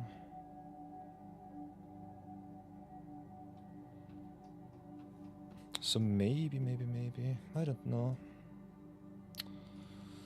I don't know if I have to think too much about the raid. I will not raid. So everybody, next week's schedule might be a little bit off. I have to do a lot of business for my other companies, so that may take me some time. Rollerman is a strong draft, Amazon is a popular brawler. Yeah, I know, but raiding the really big streamers is not something that I enjoy. I want to give some smaller streamers a chance to shine. But if you want to raid and earn some channel points, I think I'll just raid Letters once again. Not sure how long she will be online, but I think it's the least that I can do. She was one of my earliest supporters. And she always loves herself some company. So send her some love. And I will see you all in the next week. So until then, be good, be brave, behave. And have a lot of fun. I hope you enjoyed this weekend's viewer battles and also the draft and the brawl portion. And I wish you an awesome day wherever you are. Paya, I hope you have an awesome Sunday. And I will see you soon. Other than that, my VODs will be online on YouTube as always. We dual stream. So if you missed the stream, you can definitely check that one out. If you want to stay up to date, subscribe to the YouTubes, follow this channel. You can also join the Discord. And next weekend, I have been asked by MtGA Pingu to maybe do a stream together. So we will try that one out. Maybe get our schedules straight. And then have a lot of fun together with our communities. So until then, I wish you all an awesome day, awesome night. Behave, refresh yourself, get something good to eat, something good to drink, and send Letters a lot of love. Until then, bye bye, bye bye. A lot of remove.